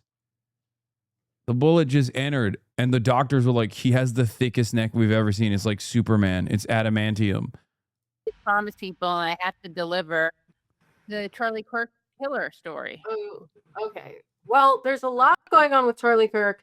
It would be difficult to synthesize all of it, but when it comes to the guy who has been the suspect, Tyler Robinson, right? The guy who was arrested and supposedly killed Charlie Kirk because of his to sort of out of rage toward transphobic language. He the evidence has never really been there, but his defense is, I think, extremely cautious about giving anything to the conspiracy theorists, the Candace Owenses, and there's a whole lot of sub Owens YouTubers. So recently, there's a few major developments that have come out in the criminal case. I think that the first one that comes to mind is the fact that a lot of people, everybody knows that this guy, Tyler Robinson, confessed many times. He confessed on text messages to his lover/roommate. He confessed in a Discord message to all of his old buddies that he used to talk about video games with. The Discord confession was composed when Tyler Robinson was already in custody in Washington County, Utah. So before he was transferred to Utah County, which is where this whole thing went down. And this brings up another thing.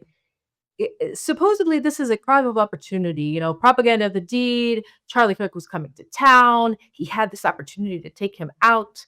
But Charlie Kirk lives in Arizona, which borders Utah. And Tyler Robinson lives all the way down in south of Utah. And in the very south in Washington County, about 6 hours away from Phoenix, and about 4 hours away from Utah Valley University. So I don't really know how opportunistic this was. He hadn't apparently ever gone to Utah Valley University. That's just something that's sort of been in my mind. In any case, there was this very, very elaborate and very specific story that the law enforcement had put out. The Utah County Sheriff had put out that his family had turned him in and that he had come into custody around 10 p.m. And then the defense starts asking for discovery. And this is the other big scandal, is that the prosecutor, the Utah County Prosecutor's Office and the FBI have provided almost nothing that they've asked for in terms of actually trying to corroborate the evidence that that the prosecution has cited in its indictment and its charging statements. So they finally did get some a transcript, and they got some videos of his interviews with the cops, and because they were trying to argue that they had put out all of these they had gotten all of these messengers, basically. They put out all of these ideas, with certain reporters and with certain one of an endless number of base chackage tweets. And in more relevant news, Israel just assassinated a guy for the crime of letting some genocide survivors in Gaza watch a World Cup game.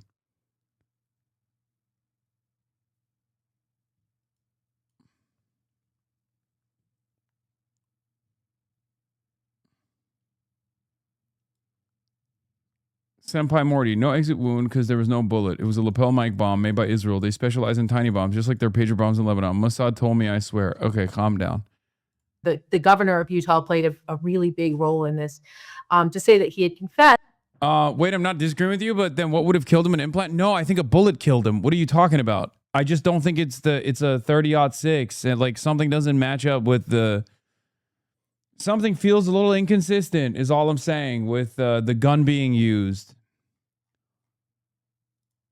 But in fact, he had not confessed anything. And again, he was being read his Miranda rights at around 6:30 p.m. The confession, the Discord confession, didn't go out until around 8 p.m. So this is a big problem for the prosecution, explaining where that confession came from if he was in custody and not cooperating because he wanted a lawyer. That brings me to another thing. Why didn't he get a lawyer? He didn't get a lawyer officially for another 14 days after asking for one. His parents, who we are told that his parents thought he was guilty, brought him in and then didn't want to get him a lawyer. You don't fuck with gun logic in USA? Lol. Dog. I'm not the one who knows what a 30-aught. I didn't know what a fucking 30-06 exit wound would potentially look like. Who do you think I got it from? None of us are doctors or ballistic experts who do the autopsy or tested that specific rifle. Let's not pretend we know it's crazy for there not to be an exit wound. Yeah, no. I'm trusting the gun guys. The gun guys who had every reason to believe that Charlie Kirk was assassinated by a transgender anti-fascist, who all collectively were like, I want to believe this, but this seems a little unbelievable.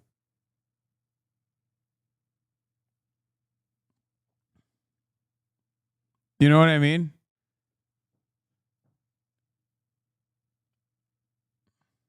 Because it was going to cost too much money. And so they had to spend 2 weeks trying to find a lawyer who the county commission would agree to pay for. And that's why that took so long. Well, his parents did want to get him a lawyer. So who talked him out of that? Why did this young man have no lawyer for the first 2 weeks after he was arrested? That is a big, and he was, certainly he was. Yeah, here's a 30-06 going through multiple cast iron pans. The bullet went through 1, 2, 3 pans and also bounces off of number 4. Fred's still okay. Moving up to the 30-06.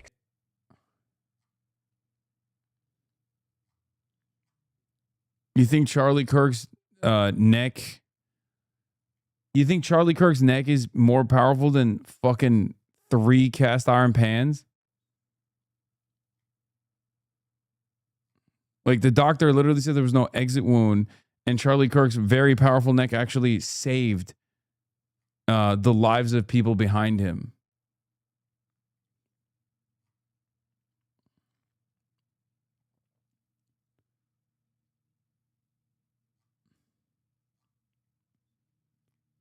He shot that from close range, though. No, there's like even, I mean, this is not the only video about a 30-06 power. There's like,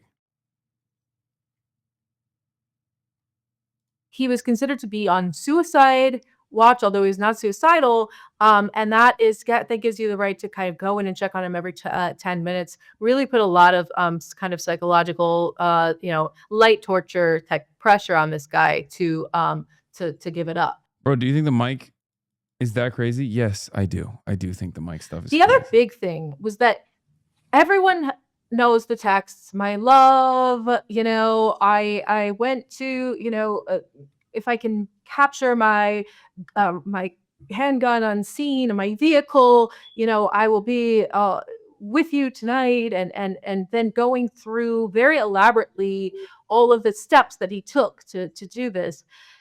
And everyone said these text messages don't seem right, but how idiotic would that be? No prosecutor would falsify evidence. Now, I have a source who has worked in Utah County who says, no, they'd falsify the evidence. The sheriff's department would.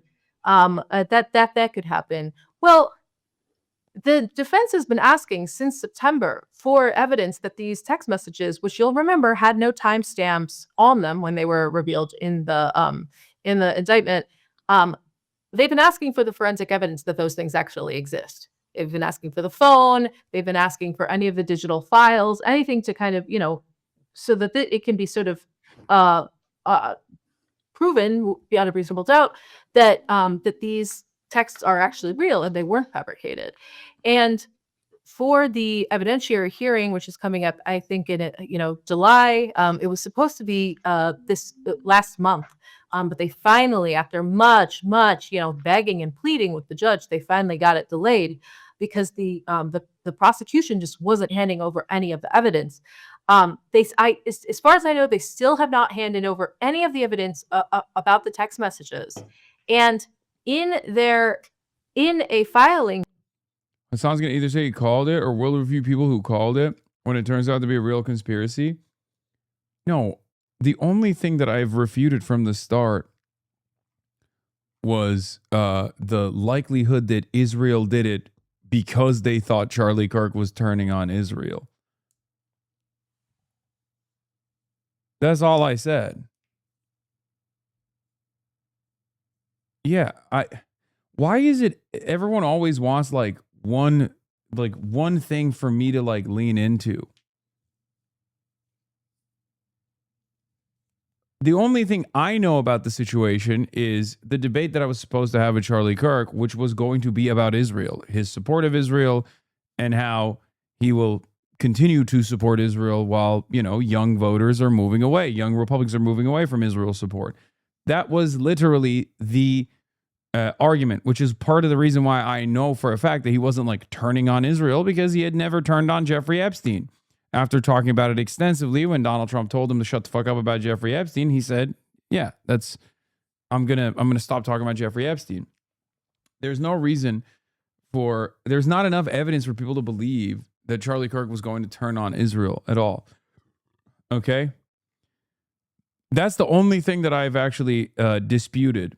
Beyond that,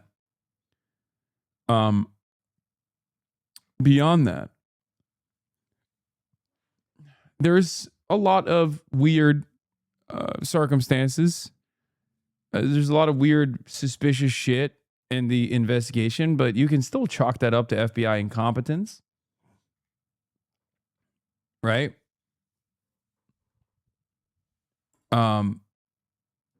But at the end of the day, I found it to be a strange case. I'm telling you what I found strange about it.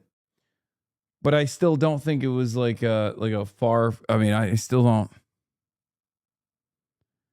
A Chinese American is talking about theology and an American is talking about dialectical materialism. It feels like the smiling proud wanderer, where a key faction disciple is good at swordsmanship and a sword faction senior uncle has strong internal energy, like things are reversed. Earlier, I heard Professor John conclude that the current war situation leads to eschatology of Judaism, a powerful, mysterious Jewish organization orchestrating. I was bewildered, thinking, what else could I have done with this hour? This John keeps talking about various conspiracy theories and the most classic ones like Freemasonry, Nephilim, etc. And I bet he hasn't actually read the Bible, just out here scamming dumb people in the United States. How could HasanAbi still make a video with this charlatan? I thought HasanAbi disdained dealing with such charlatans. America's so hilarious.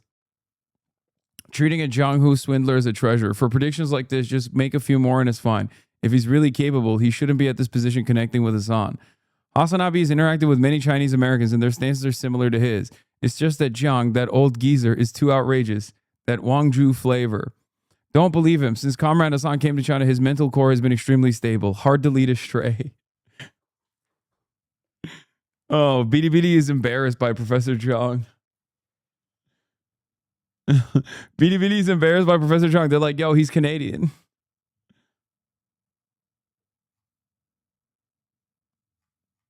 Yeah, clearly these are a bunch of Chinese netizens who have not read Divine Comedy.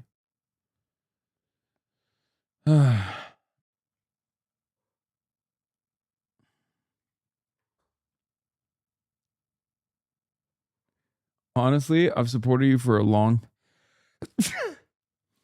I've supported you for a long time, and spreading misinfo on Charlie's death has to be my red line. How dare you? Stop overlooking the fact that he has titanium bones. I know. I've actually... Hold on. I bookmarked a tweet that I thought was really stupid about this. Like a meme. It's from Forbidden HQ. This could possibly... Tyler Robinson killed Charlie Kirk. This video shows exactly...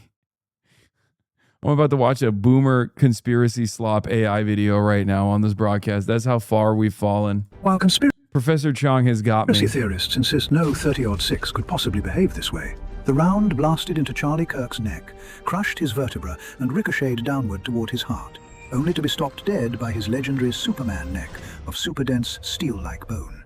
It created no exit wound and lodged harmlessly just beneath the skin, which experts hailed as a miracle that saved the bystanders standing behind him. Up on the rooftop, Tyler Robinson didn't just break down his rifle. He shredded it apart in a ridiculous hyperspeed blur using nothing but his bare hands. Then he sprinted across the roof and launched himself off the edge with expert parkour precision. Tyler made the conscious expert decision to reassemble his rifle one last time and place it under a tree in a bush. He then changed back into his blue jeans and maroon t-shirt in hyperspeed. Time for ice cream. While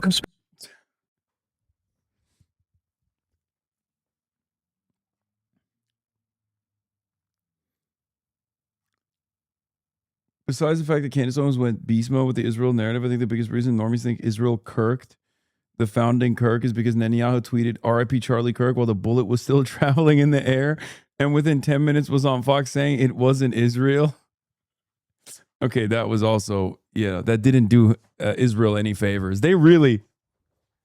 That's yet another clear example that Israel has no idea how much people fucking hate them and how much people mistrust them. Is true. Like Netanyahu coming out and being like, can't believe Charlie Kirk died. We didn't do it was so insane.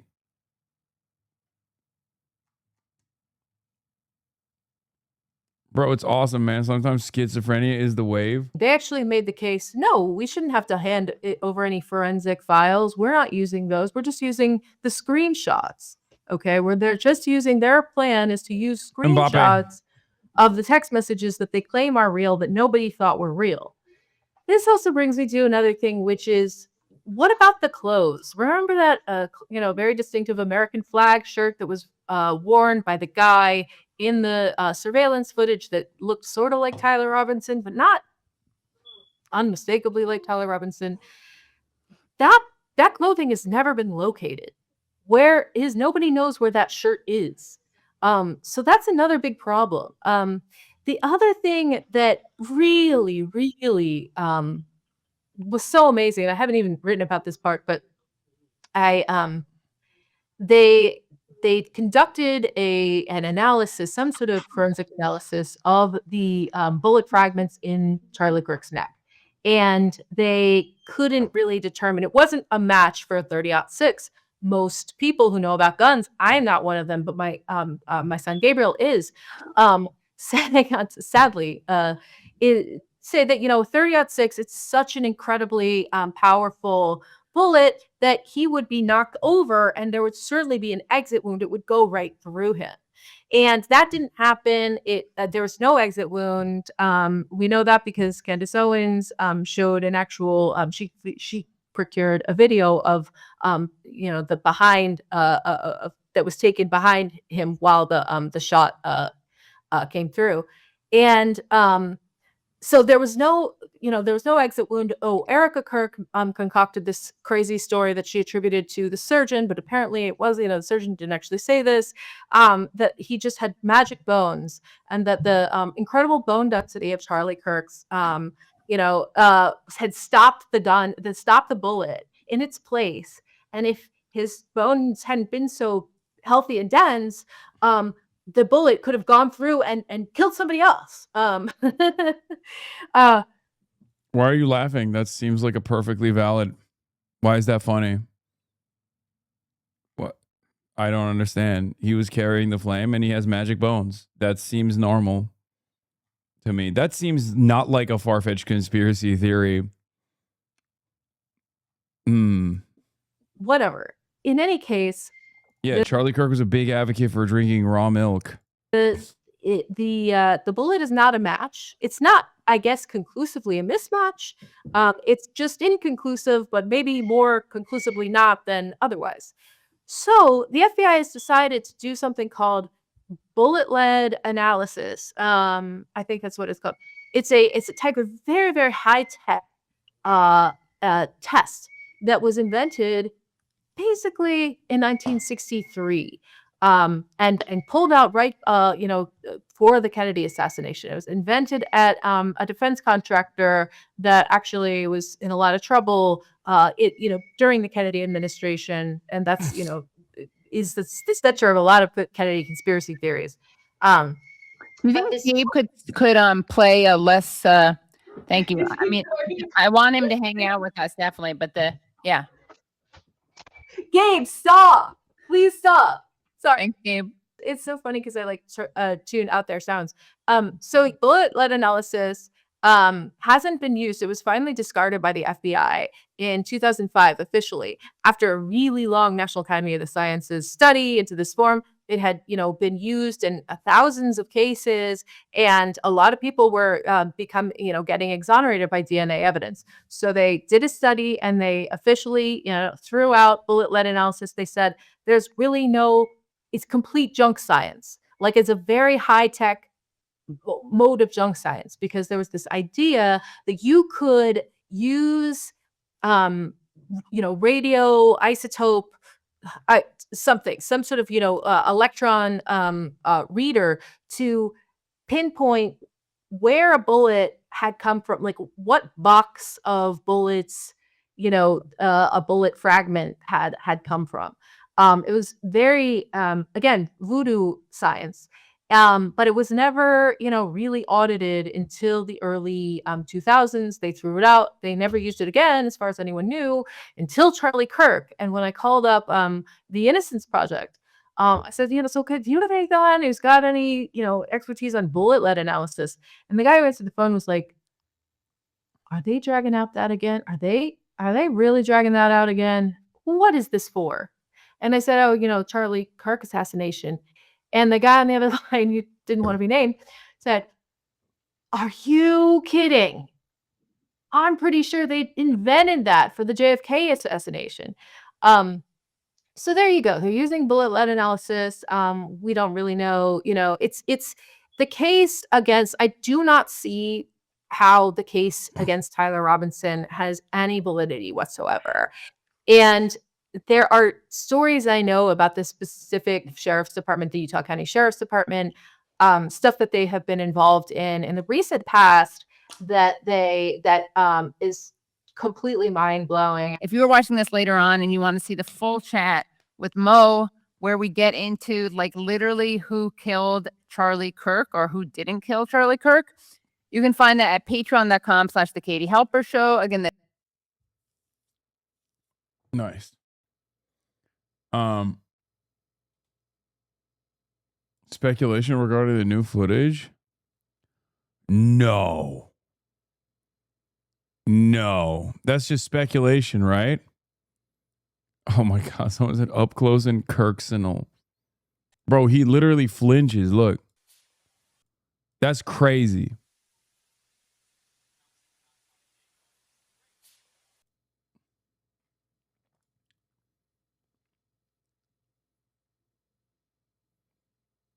That is absolutely it. No one has seen it yet.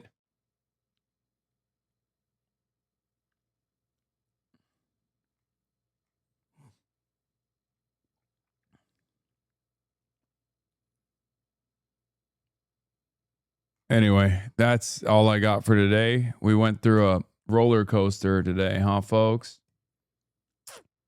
I'm not going to read the replies on that, man. Come on, I got too many eyes on me. That's crazy. You know what I'm saying? Like that's going to get me in trouble. All right. So that's all I got for today, folks. My ass could not be a judge. That's crazy. That's what monitoring the situation too hard does for you. Yeah, I'll see you guys tomorrow. I think, wait, hold on. I have, tomorrow I have an interview with Elijah Manley later in the day. And yeah, that's what I got. He's running against Debbie Wasserman Schultz. Interesting candidate. Stunning lo-fi introduction, starting off the day. All the chatter's trickling. Yeah, that'll be all. Also, people hate. Go phone bank for Abdul. Sunny in Los Angeles. See you tomorrow. California, Peace. says Hasan. Stun luck to the stun luck to the topics just begun. 'Cause there is again, Hasan is streaming Hasan is streaming. There it is again. Hasan is streaming. Hasan is streaming. Reviewing a Chinese train, telling Kyle place. Son and Asmin chatter loves, giving Grinning's grace. Zoran winning NYC, woke two back with the force. The Rogan of the left, to me a dumb himbo still of course. The Charlie Kirk assassination, the Fear and Online show. 8 full fucking years of this, and plenty more to go. Doing fun stuff tomorrow, throw PBS up on the screen. A man-made horror reaction brought to you by this life's dream. 'Cause there he is again, Hasan is streaming. Hasan is streaming. There he is again, Hasan is streaming. Hasan is streaming. Kicked out of the DNC, IRL with March the Goat. Combating the propaganda that shoved down people's throats. CBS Israeli news, a coup, a regime falls. A full-blown fascist takeover, and still the duty calls. Total radicalization coming out to sea. The system will always fail, it's up to you and me. On these daily streets, whether short or whether long, have helped millions of people keep it moving right along. 'Cause there he is again, Hasan is streaming. Hasan is streaming. There he is again, Hasan is streaming. Hasan is streaming. But hey, what can you say? That's PBS for you. But he'll play games real soon. Just you wait. Say, hey, what can you say? That's PBS for you. But he'll move on real soon. Just you wait. Ba-da-da, ba-da-da, ba-da-da-da-da-da. Hey, what can you say? That's PBS for you. But he'll pull your lungs real soon. Just you wait. Sha-da-da, sha-da-da, sha-da-da-da-da-da. Hey, what can you say? That's PBS for you. But he'll do jet advice real soon. Just you wait. But hey, what can you say? That's PBS for you. Brought on by viewers like you. Just you wait. Just you wait.